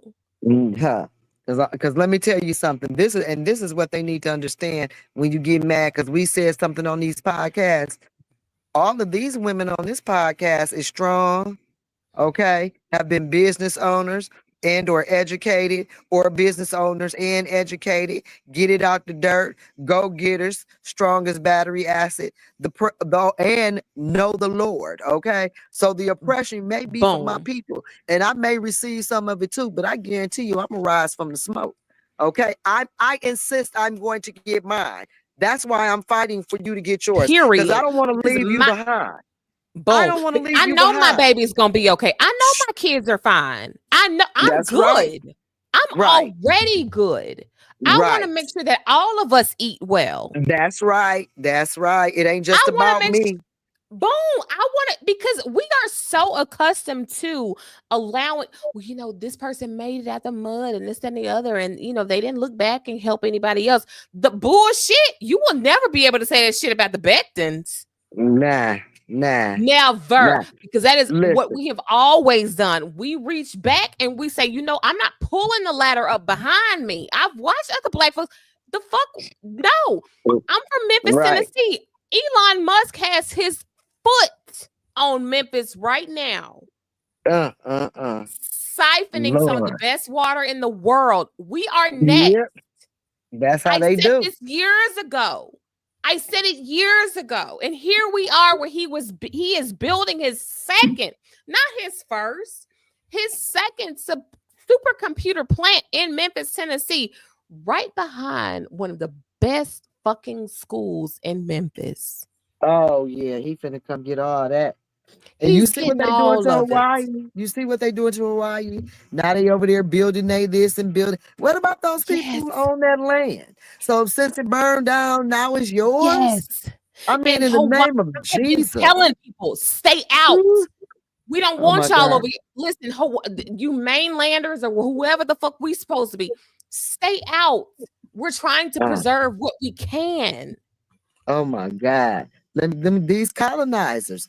And we got to quit assisting them in ravaging our communities and robbing and victimizing us. That's why they all on. Yes, go ahead, girl. Go ahead. No, Cause see, this is what I was talking about earlier. This is what I was talking about earlier. You know, me and you. We because but you went to HBCU, so you see it different. You went Girl. look at, I'm actually going to be in Vegas when they will be in Vegas. I'm just saying. I'm trying to, I'm just. What will Jackson State play down there? Boom. Okay, so I'm just. Girl. So you talking anywho, about a party? Yeah, loving it. I'm so ready. I cannot wait to be among my HBCU friends. But anywho, and a celebration of Black excellence. Okay, that's but what okay, I'm go saying. ahead. And I think what pisses me off so much about Flint, Michigan, and where they are in this political climate, it has been over a decade of dealing with not just it being a Hold on water a second. crisis. JWC, if you want to call in on the 810-471-7849. I like to hear your perspective because I want to get it back to the election part, because this was the road to the third ward. And when Carol and them get to talk, look, y'all, we gonna be talking about, we didn't talk about colonizers. A matter of fact. But it's a story that is so prevalent among Black communities that have seen successful Black communities. I keep saying this is Flint is the modern day Tulsa. We had the GM plant where you had many Black people who may not even had a college degree. And we became millionaires from the factory floor. That's why they had to shut it down. Just like Tyler Perry said, he's made more Black millionaires, actors, and actresses than any other. And guess what they did? Put a hot case on them. Okay, a new hot lawsuit. Thank you. That's what I'm saying. Every time there's an opportunity in Memphis, we have the FedEx is a hub in Memphis. We had people who were okay. Hold on a second. So I got Uh-huh. Councilwoman Winfrey Carter on here, and so she was out at the Councilwoman Winfrey Carter. So how you feeling? What's your thoughts? I'm speechless. I am mentally drained. Okay, exhausted. I bet. First of all, I don't want to hear no complaining of anyone in the third ward because you should have got out and voted. None. No complaining at all. LaShawn picked up their ballot. They didn't have to get out and vote. She picked their ballot up at they door. Allegedly. Allegedly. Because your vote is your voice. We're gonna have the same bull crap on that council.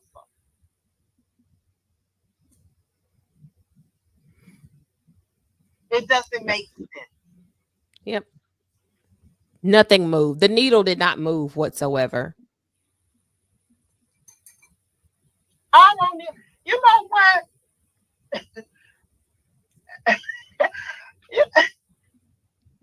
And people just walking around here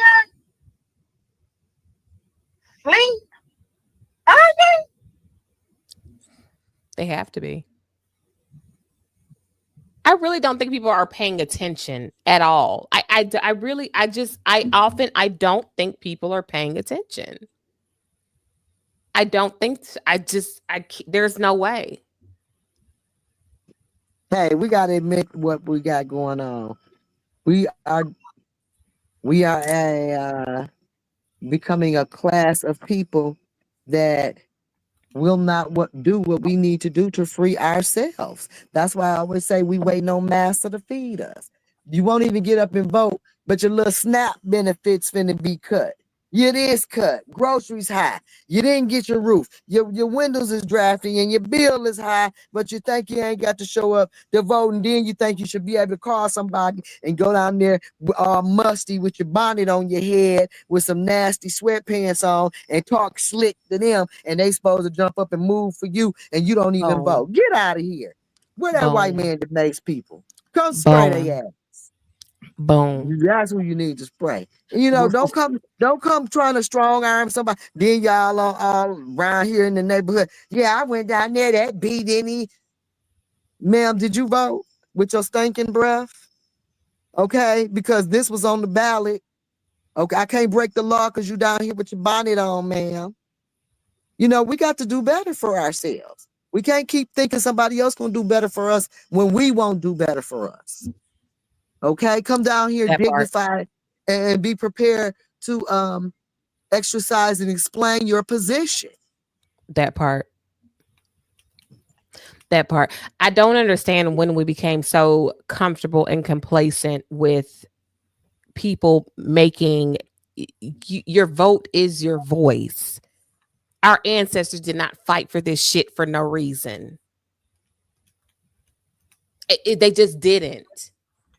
I don't understand why you don't feel that it is important for you to get off your ass out of your house and go say, this is someone who I think will make sure that the needs of my family, my household, my future, my legacy means something to me.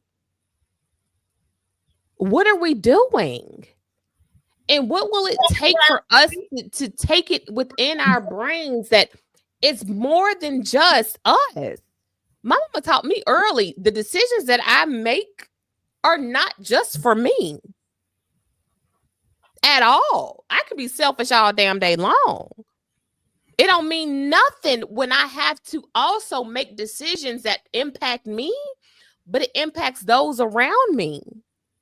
So Jerry, what were you saying? I'm sorry. I was saying to Shenna, they walking around sleep.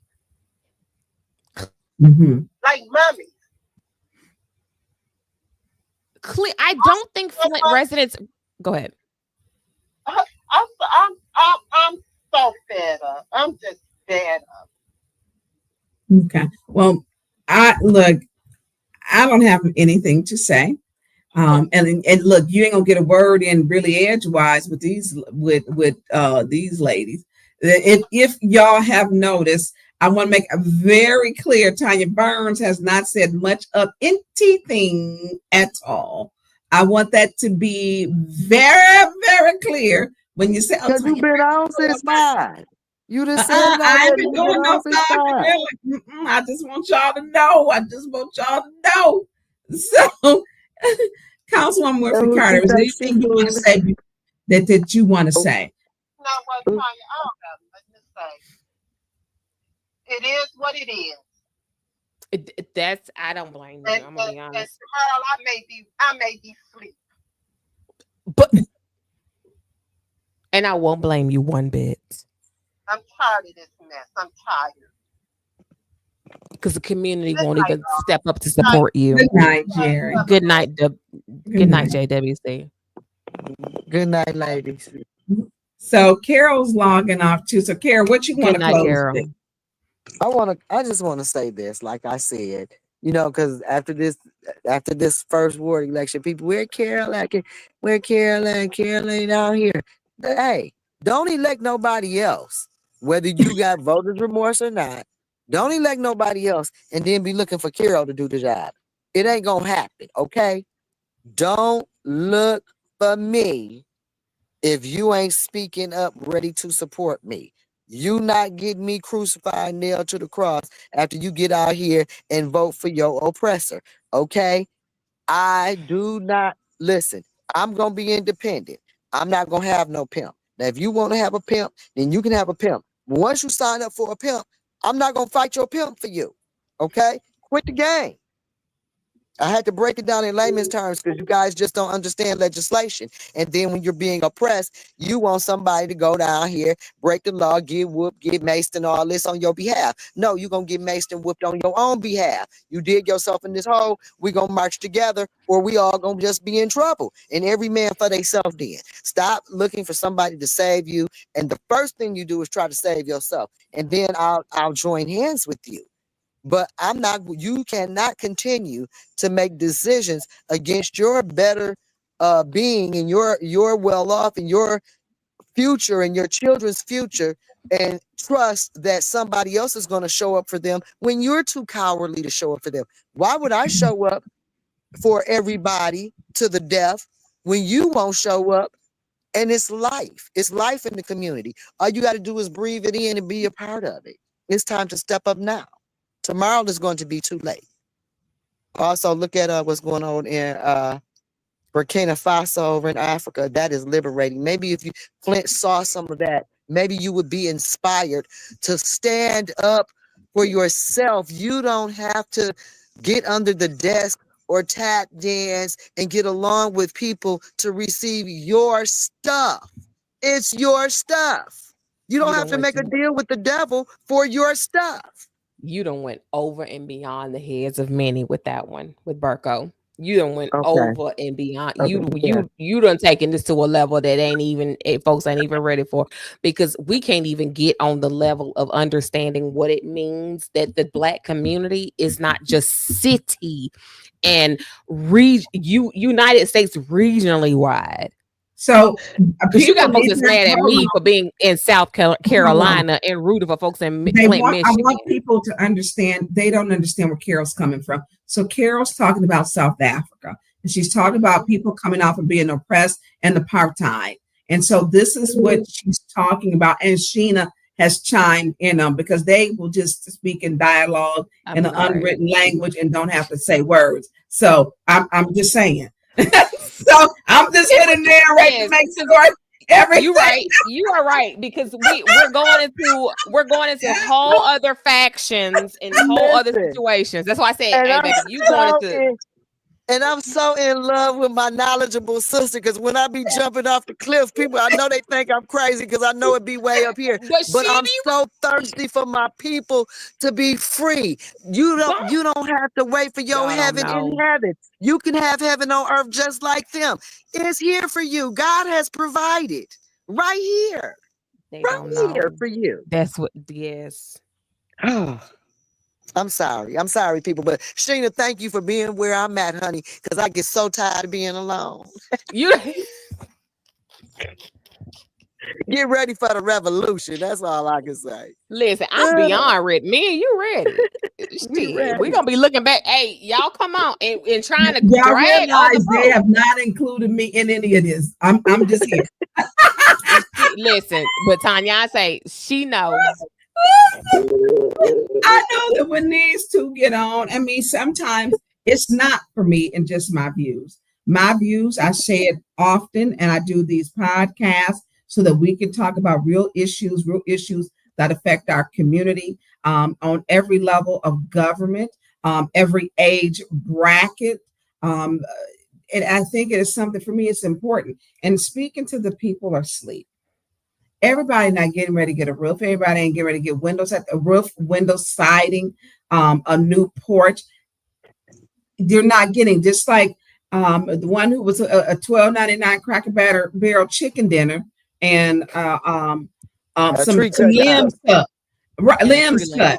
Right. Right. And then there's voters remorse. And so when people promise you, when you are running, they will promise you, but it's the foolishness that people believe, the foolery that they have to stop being fools for. Mm-hmm. And this is the problem that we have, and it's educating our voters. I do these shows with the educational component. Grab your granny, your nanny, your manny, grab them, your cousins, your bestie, the people, because it's an educational component. I do this so people will know. I put up the document so they will know. Application, if you want to vote absentee ballot, which one this all the race receipts you present. And I have the application process. What does the voter ballot look like? Who can pick up? Who can fill it out? How do you process it? I do these things so that I am educating not just us, because that was for Michigan, but the same rules generally apply for all of the 50 states and U.S. territories. So if you think we got 50 states, we got 50 states and U.S. territories, because you need to know. You have to be thirsty for knowledge, because when you don't, you will get people who will come over and just tell you anything. You have to ask somebody. That's what Don't there's no stupid question. There's no stupid question. The stupid question is when you don't ask. That's where the stupidity comes in at. And so, yes, I understand when I sit next to Councilwoman Winfrey Carter.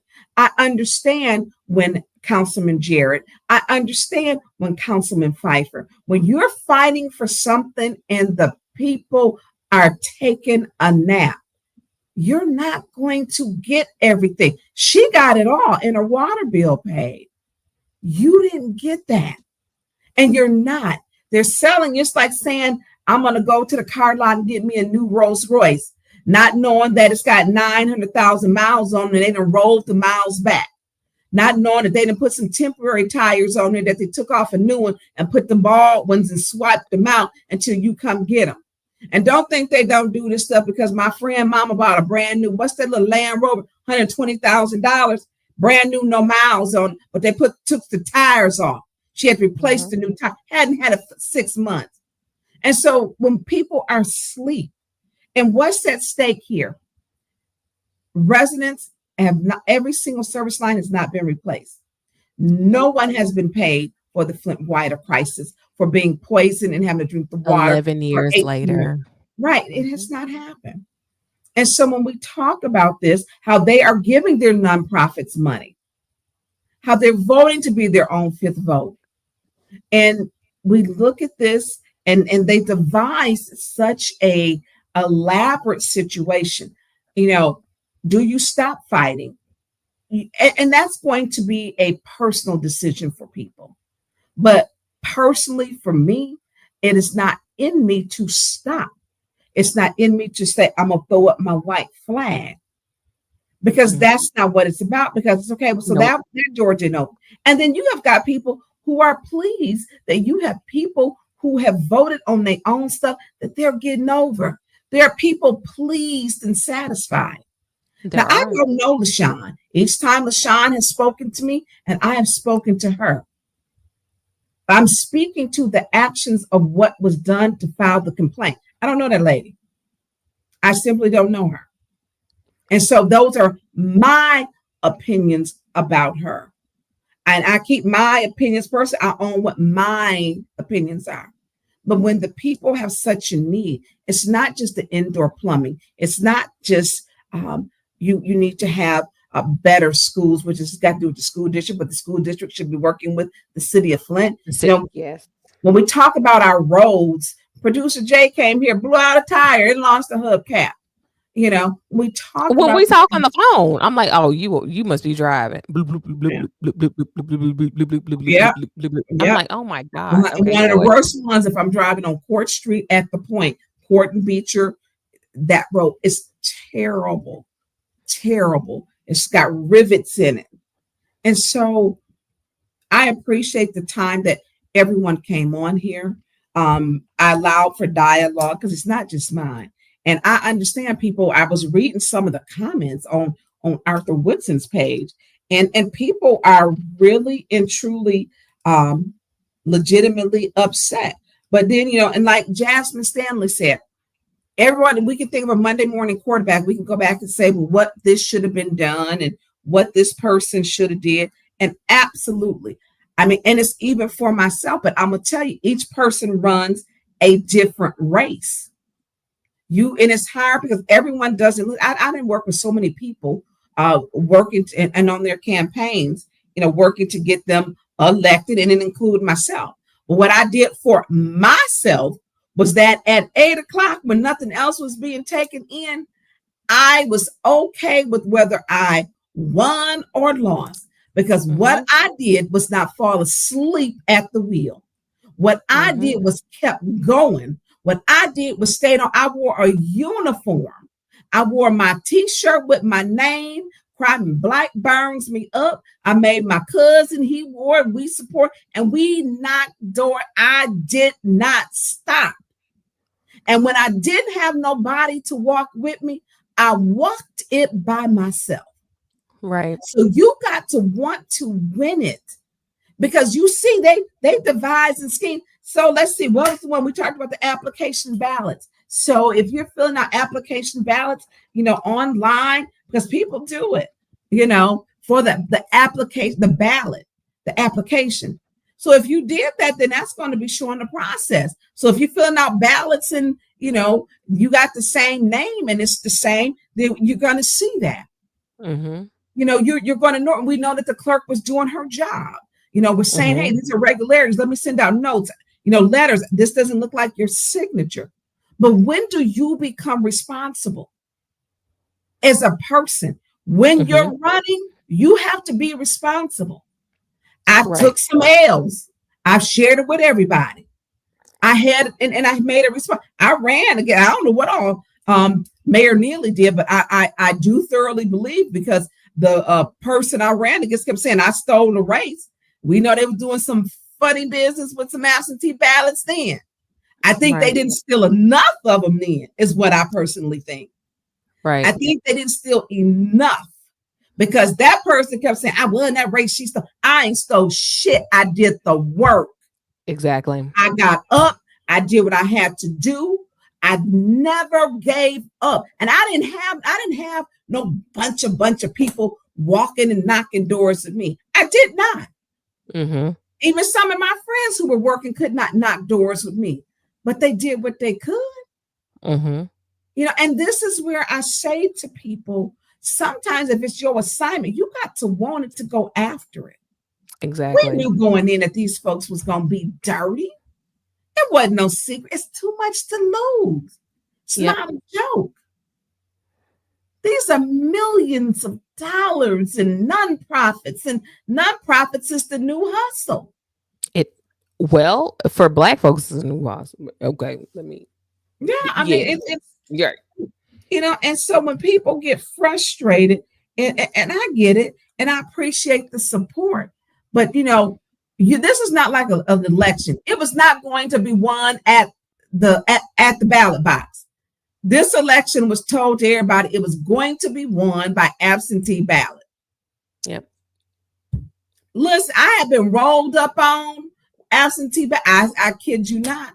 Faced with that car towards next thing. I'm like, I'm not doing this today. I'm like, hey, what's the next address we got to go to? Because you got to put in the work. I mean, people want to thug it. How you gonna be an old thug? I mean, and look, ran into that. And that's the truth. And these are things, if you're my mama age, why is you out here trying to thug it out? Look, you can get it too, depending on the day. And so the things that we have with this is sad. It's sad. It's very sad. Very sad. It's very sad. We have a generational issue that is plaguing our community as a marginalized group within this electorate. Flint just so happens to, and I said this earlier, Flint is in a very unique position. This should have been national news. It should have been, just like we don't know 17 people that got shot and it was yelled out. I mean, you haven't heard the mayor or the police say it. That part. I mean, this should have been national news. This should have been something that was so big. Hold on a second.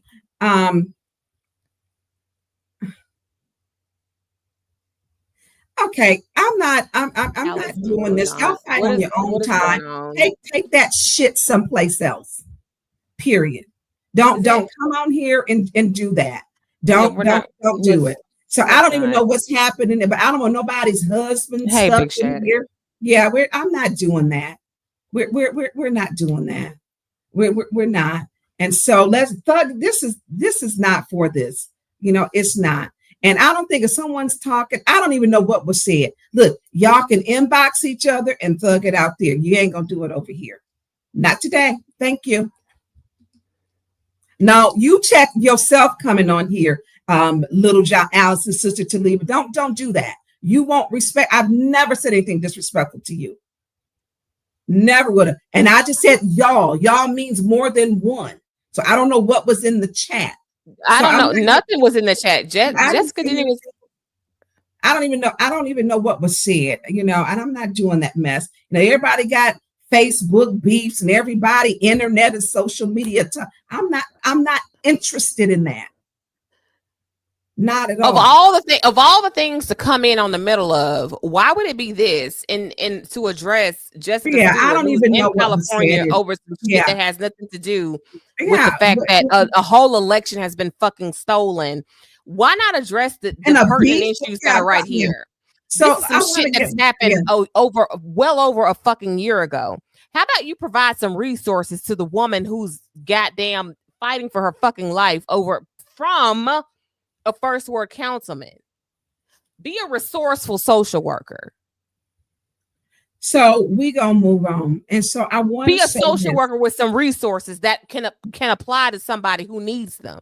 What the fuck are we doing about some shit about what are we doing? Hold on, Shenna. Hold on, because I don't want to get off. This is not. They can have their issues, and they can have it with whatever. What they won't do is on the platform that I'm on. I don't go on her platform to do this, to be disrespectful, and I'm not going to do that. I'm not going to have that here. I didn't even see anything, and I can actually see the chat. So I don't know if it was something that was going on before, but I'm not doing that. So, anyways, so this is. So tonight, what's the takeaway? You have Beverly Biggs, who was jilted in that race numerous times, and we showed on the road. We showed that she had numerous problems that occurred that weren't the fault of her own. She had the third ward race. She had 589 votes. Then they decided to not certify that election. Turned around, we had Leon, Councilman Leon El Alamin, that he had voted for her to be appointed to that time, and that became an issue. And so when we talk about this, I want to keep the focus. You had people, Beverly Biggs, and I had said, and I still maintain, I felt she was robbed of that race. I felt that it should have been certified. Burton had certified their race. They had certified their race. And Flint did not. They had the same person pass away. What they did was open it up to allow 7 people 7 days to allow other people to join in. And so Beverly has had a long race, and she ran. And congratulations to Beverly Biggs Levy for staying the course. And it's not over yet. We got to see. Hate to say, as they said, it was, what do you call it? A hinging on a defect, or what do you call it? Not a defect, on a whatever. But she ran a long race when a lot of people may have quit, and then we have AC Dumas. He stayed the course. He said he's not going to take it any further. I don't see Beverly necessarily giving up. I haven't talked to her because I'm on the show. But congratulations, Beverly Biggs, for staying the course and running the race. You got robbed early on. You got stuck up, not once but twice. And what looked like a third time, if I these 3 times, really, if we're gonna be honest. Right. If these alleged allegations, come through, and that's just the truth. That's just the truth. And so, Bev ought to be tired, and she stayed the course. She led the recall, and you do the work, and you feel like the system is working against you. That it's working against you. So, and I think it's more than just feeling like when the results are this, it's the system is working against you. I think the proof is in the pudding now. It's not even just a feeling. A Jones, I know that it's not official yet. I totally understand. Here's where I stand as an outsider. This is too fucking close. This should even be a conversation. It could still be that, you know what, the write-in, the unofficial quote unquote ballot that was written in could be what Mickey Mouse. Why would you choose this over what was already there, what was already presented? That's too close for me.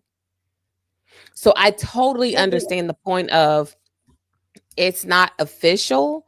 The problem that I have is, for me personally, the unofficial person or the unofficial check mark is not what it should be.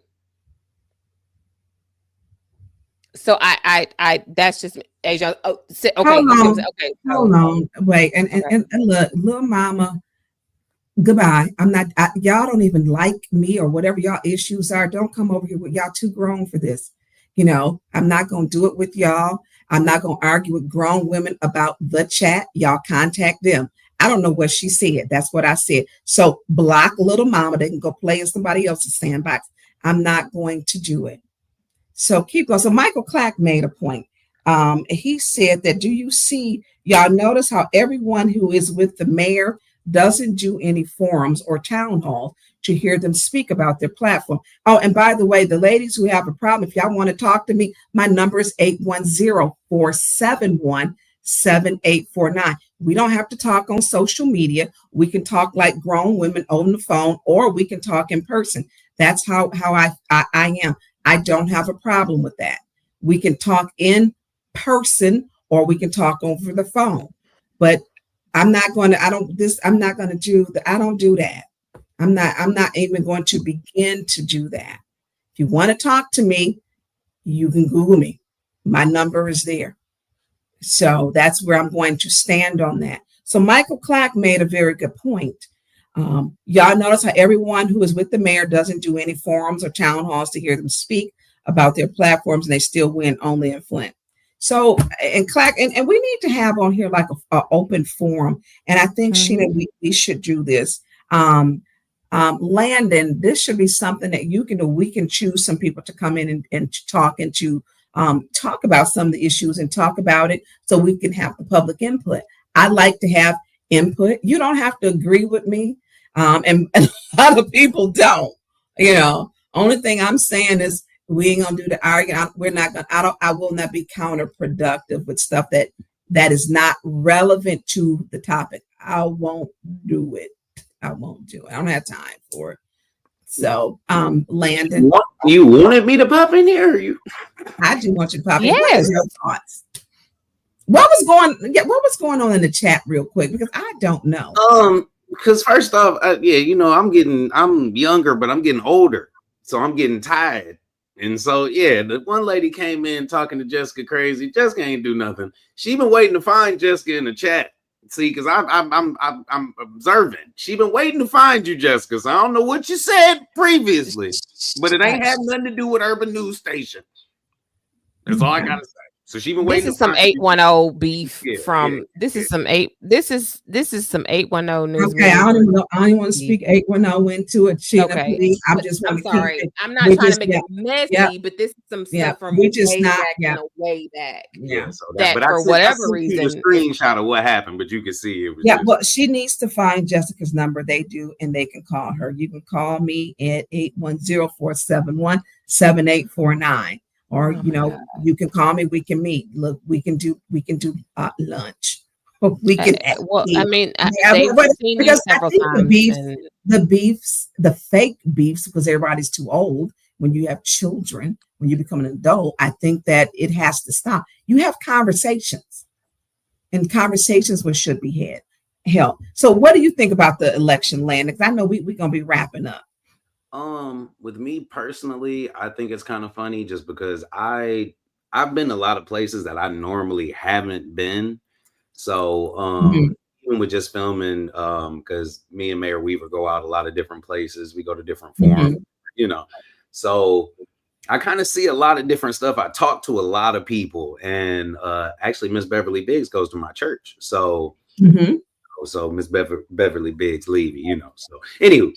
she goes to my church. So it's like, you know, I know her and I know AC personally, you know, like we were going to vote and I was late one day. He was like, no, you know, they ain't gonna let you in there. He's standing outside the front of City Hall. Like, no, she told everybody you can't even go. Like, so it's always something, but that's the point, is that it's always something. And when you start actually looking into stuff, like you see national stuff, and I think that people get, you know, depending on what you look at and what your algorithm is or whatever it is, somebody, if they throw something with Trump in there in front of you, it's going to overshadow everything else that's going on at home or vice versa, you know. So you can kind of block one of the other out by paying attention to one of the other too much. But with me watching everything, I just don't personally see it, to be honest with you. Like, I can't personally believe the results. I don't want to be the person to say that she didn't go out and hustle and, you know, pull out these people and like prove everybody wrong and all this other stuff. But let me say this, third ward is traditionally the lowest voting ward. The numbers have never been this high before. Yeah. And normally, and this is other elections, and this is a special election. Yeah, like, but we have, see, Black people, we have a different thing to where it's, and I just got to go into some of the like psyche kind of whatever, and it's just real quick because I know it's late, so I get to talking when it's late. But I'm sorry, Carol, I was gonna make a reference. Anywho, I say, Carol, Lord have mercy. But you know, we have this thing to where when we see other people doing great, that's when we tend to not want to support them or tend to have that hate that comes in our mind. This comes back from slave days and from how they bred us to be a certain way, you know. So with it, I don't personally see somebody pulling up to my house in a Corvette right now with a brand new siding on their house with the pool and you know what I'm saying? Like they got tire jacks that we ain't never seen before. Like, it's like they got new door handles. I ain't never seen that shit before, you know? So it's like, if I ride by your house and you scan your retina to get in your door, like that's, to me, I don't see 600, 700, 500, 250. Like, I don't see any more probably than I can count on my hands and toes voting for that. And that's because they have that same thing. So unless you find something that's kind of common, you normally don't just see a bunch of people like, yeah, man, that person riding around in the Corvette got to be the one, baby. Hell no. Give me the minivan, because that person's humble. Why you just pull up to my house in a Corvette anyway? You stay down the street from me. How come we can't both be great? It's just, and I'm just being honest. Now, I'm not a hater publicly, but what you said publicly? That's just my feelings on it. I can't personally see it, but from what we see a lot of times going on, there's a lot of hoopla. And to be honest, every Tuesday, I got to take out my nearly trash like the rest of them. So here's what it is. So I think that, and I don't like to say, because you are technically 5th Ward, 6th Ward. So, and he goes to Miss Beverly and him go to the Beverly Biggs Lee, we go to the same church. And so when we talk, I like hearing your opinion because you're married with, is it 2 children, 2 younger children? 2 children? I got 3 kids, but yeah. You got 3? Okay, what was that? Hey, I'm 35. Hey, Jones, so correct. He's Jones, correct. And so he's a father, and I love to see especially young Black men speaking, because you're rooted in the community. You deal with different people.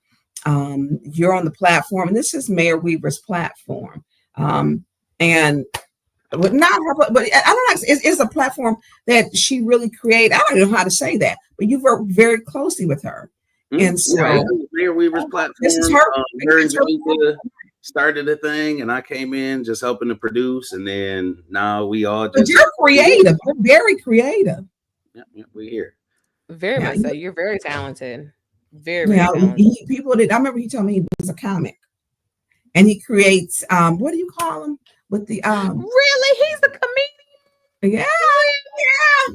He do funny stuff. He make us laugh. I retired this year, so I'm in retirement. Ain't no retirement. Yeah, I'm in retirement. I retired. What the rest of my episodes that of the PJs? Well, what happened was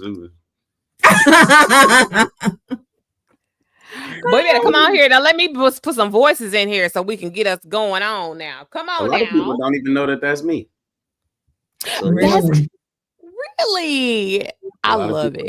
And I do all the voices. So I've had a lot of people reach out like, man, you got a whole team that do that. I'm like, no, I'm like Eddie Murphy. I try to do it all myself because I love it. You should keep it going. You need to keep it going. There's a lot of stuff coming out now, to be honest with you. That's just, but then it's like, to be honest, when you do one thing, it's something else that happens. So I had some stuff that was going on. And to be honest, it was with some other producers in this area. We ain't gonna talk about them, some guy and this lady. But anyway, on this platform to be going live every morning sometimes. But they had said something about me, and I'm like, I don't even know these people. So I made a video about it. But then by the time I went to release it, it was like they were kind of coming around and all that, so it's like you can really, if you put some stuff out there at the wrong time, you could kind of mess up some things going too. So yeah. Just kind of wait, dude. And so, and I think Flint podcast is like death row podcasting. I mean, people have beefs that's just a lot of based on lies, or misconceptions, or the desire to just hate someone for no reason. It's a lot of going nowhere fast. It's very odd. It's like everyone's striving for the same. It's very odd. There's enough for everybody to eat. So I'm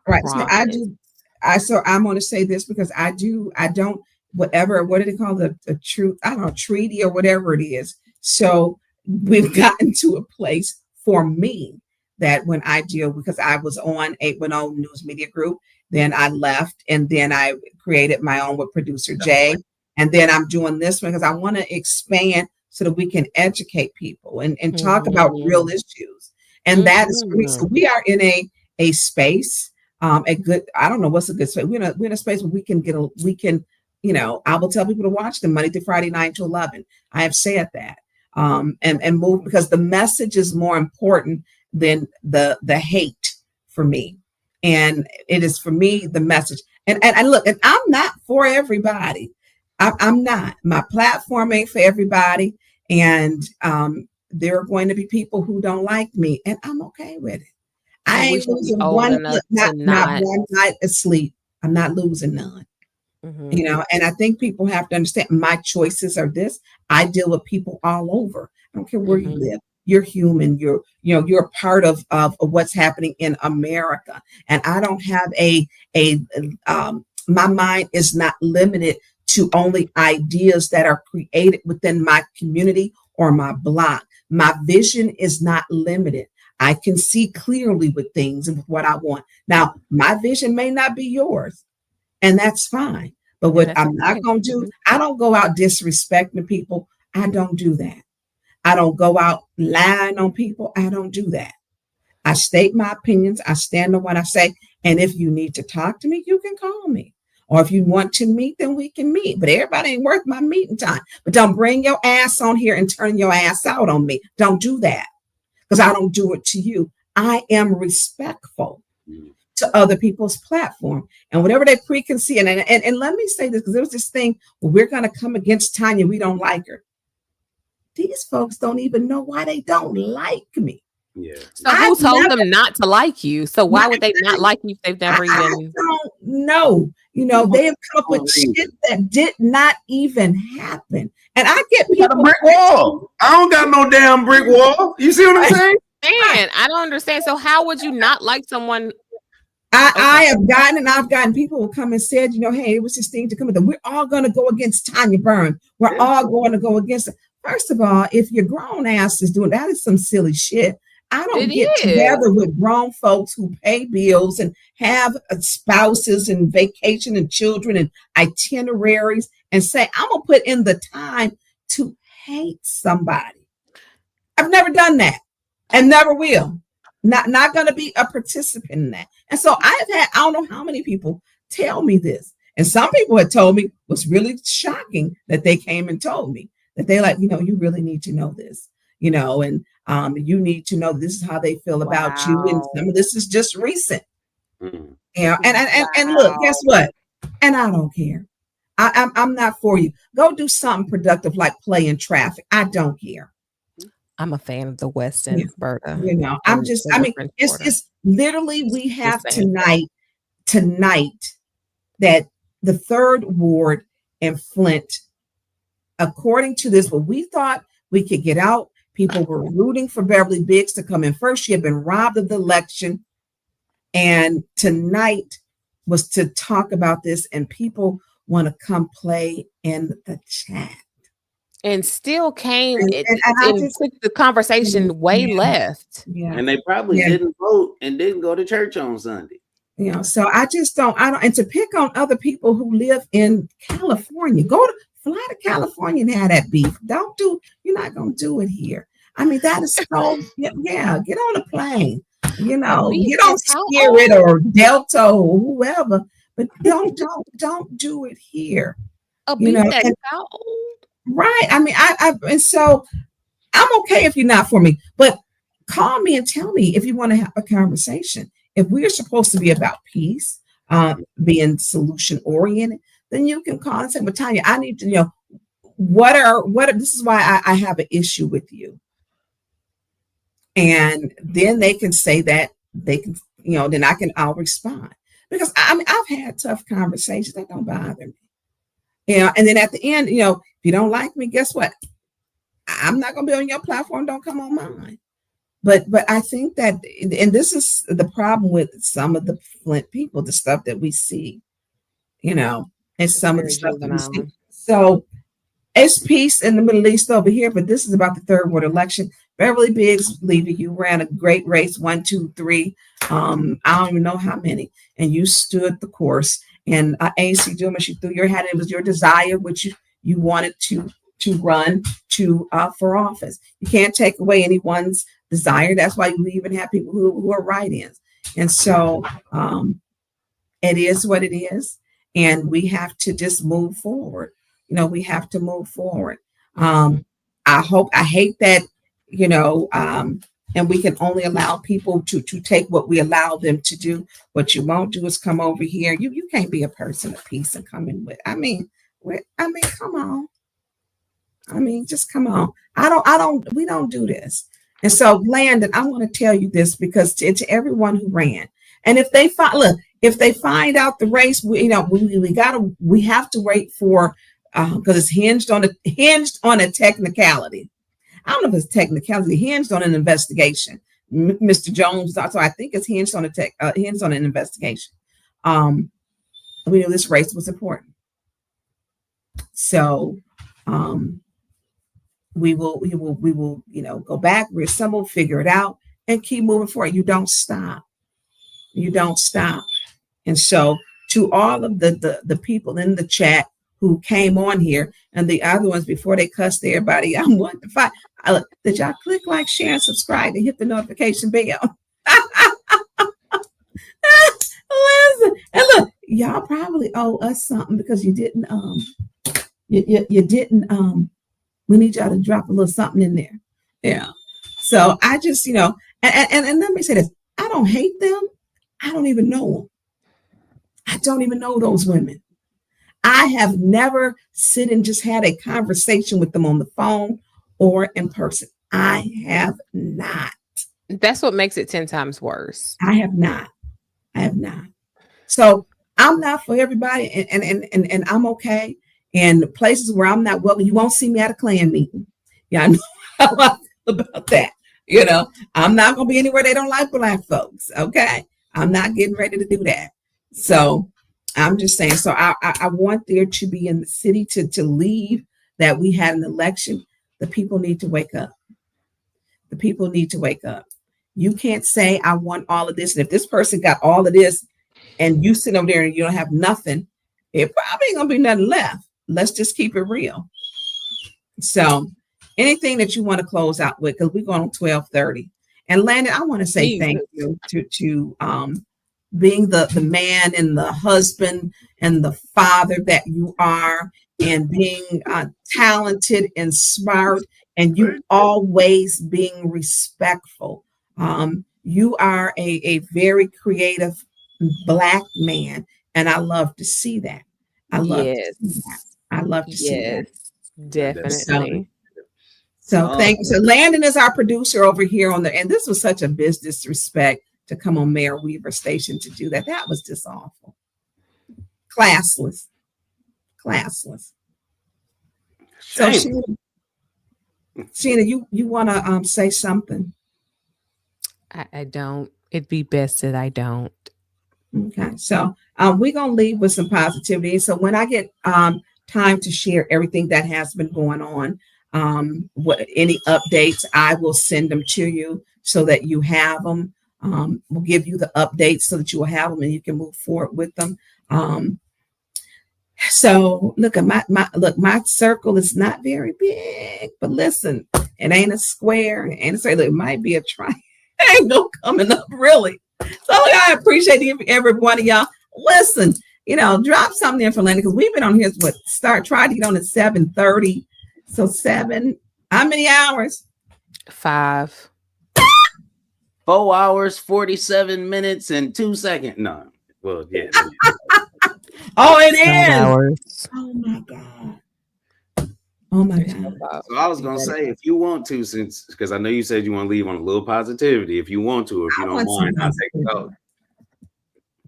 You can do what? I said, if you don't mind, can I take us out whenever you're ready? Yeah, listen, I want to send love to everybody. Thank y'all for joining us, and to the people that didn't even like us, I'm sending you some love too. Sending you some love, support, and sending you some encouragement. So I'm not doing hate. We got work to do. I got work to do, and y'all do too. So yes, and Sheena Beckton, thank you for being the positive co-host. We did almost 5 hours. This may have been the longest show ever done on this station. We broke our record. We broke our record. So thank you to each and every one of y'all. And Landon with Hendrix City Studio on the downtown on the bricks. Take us out. It's wrapping it up. Yes, we definitely appreciate all of y'all. Don't forget, always you can donate to Hendrix Studios, Cash App Hendrix Studios. What's the presentation anyway?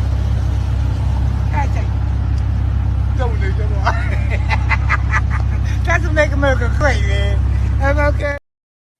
I did want to say before we get out of here, for those of y'all that's in Flint, with this writing and stuff, Larry is pissed off right now. I'm letting all of y'all know. Larry got his name on every house in the hood. He is pissed off. I ain't seen Larry. I ain't seen Larry in a minute. Larry got his name up for governor now. Y'all better.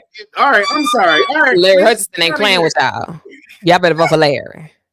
I was gonna play. This is because we did unfortunately had some stuff happen in the studio. Had to do some moving, but I did make a piece of starting some new stuff for Hendrix Studios. So I got a new intro a new commercial for the studio.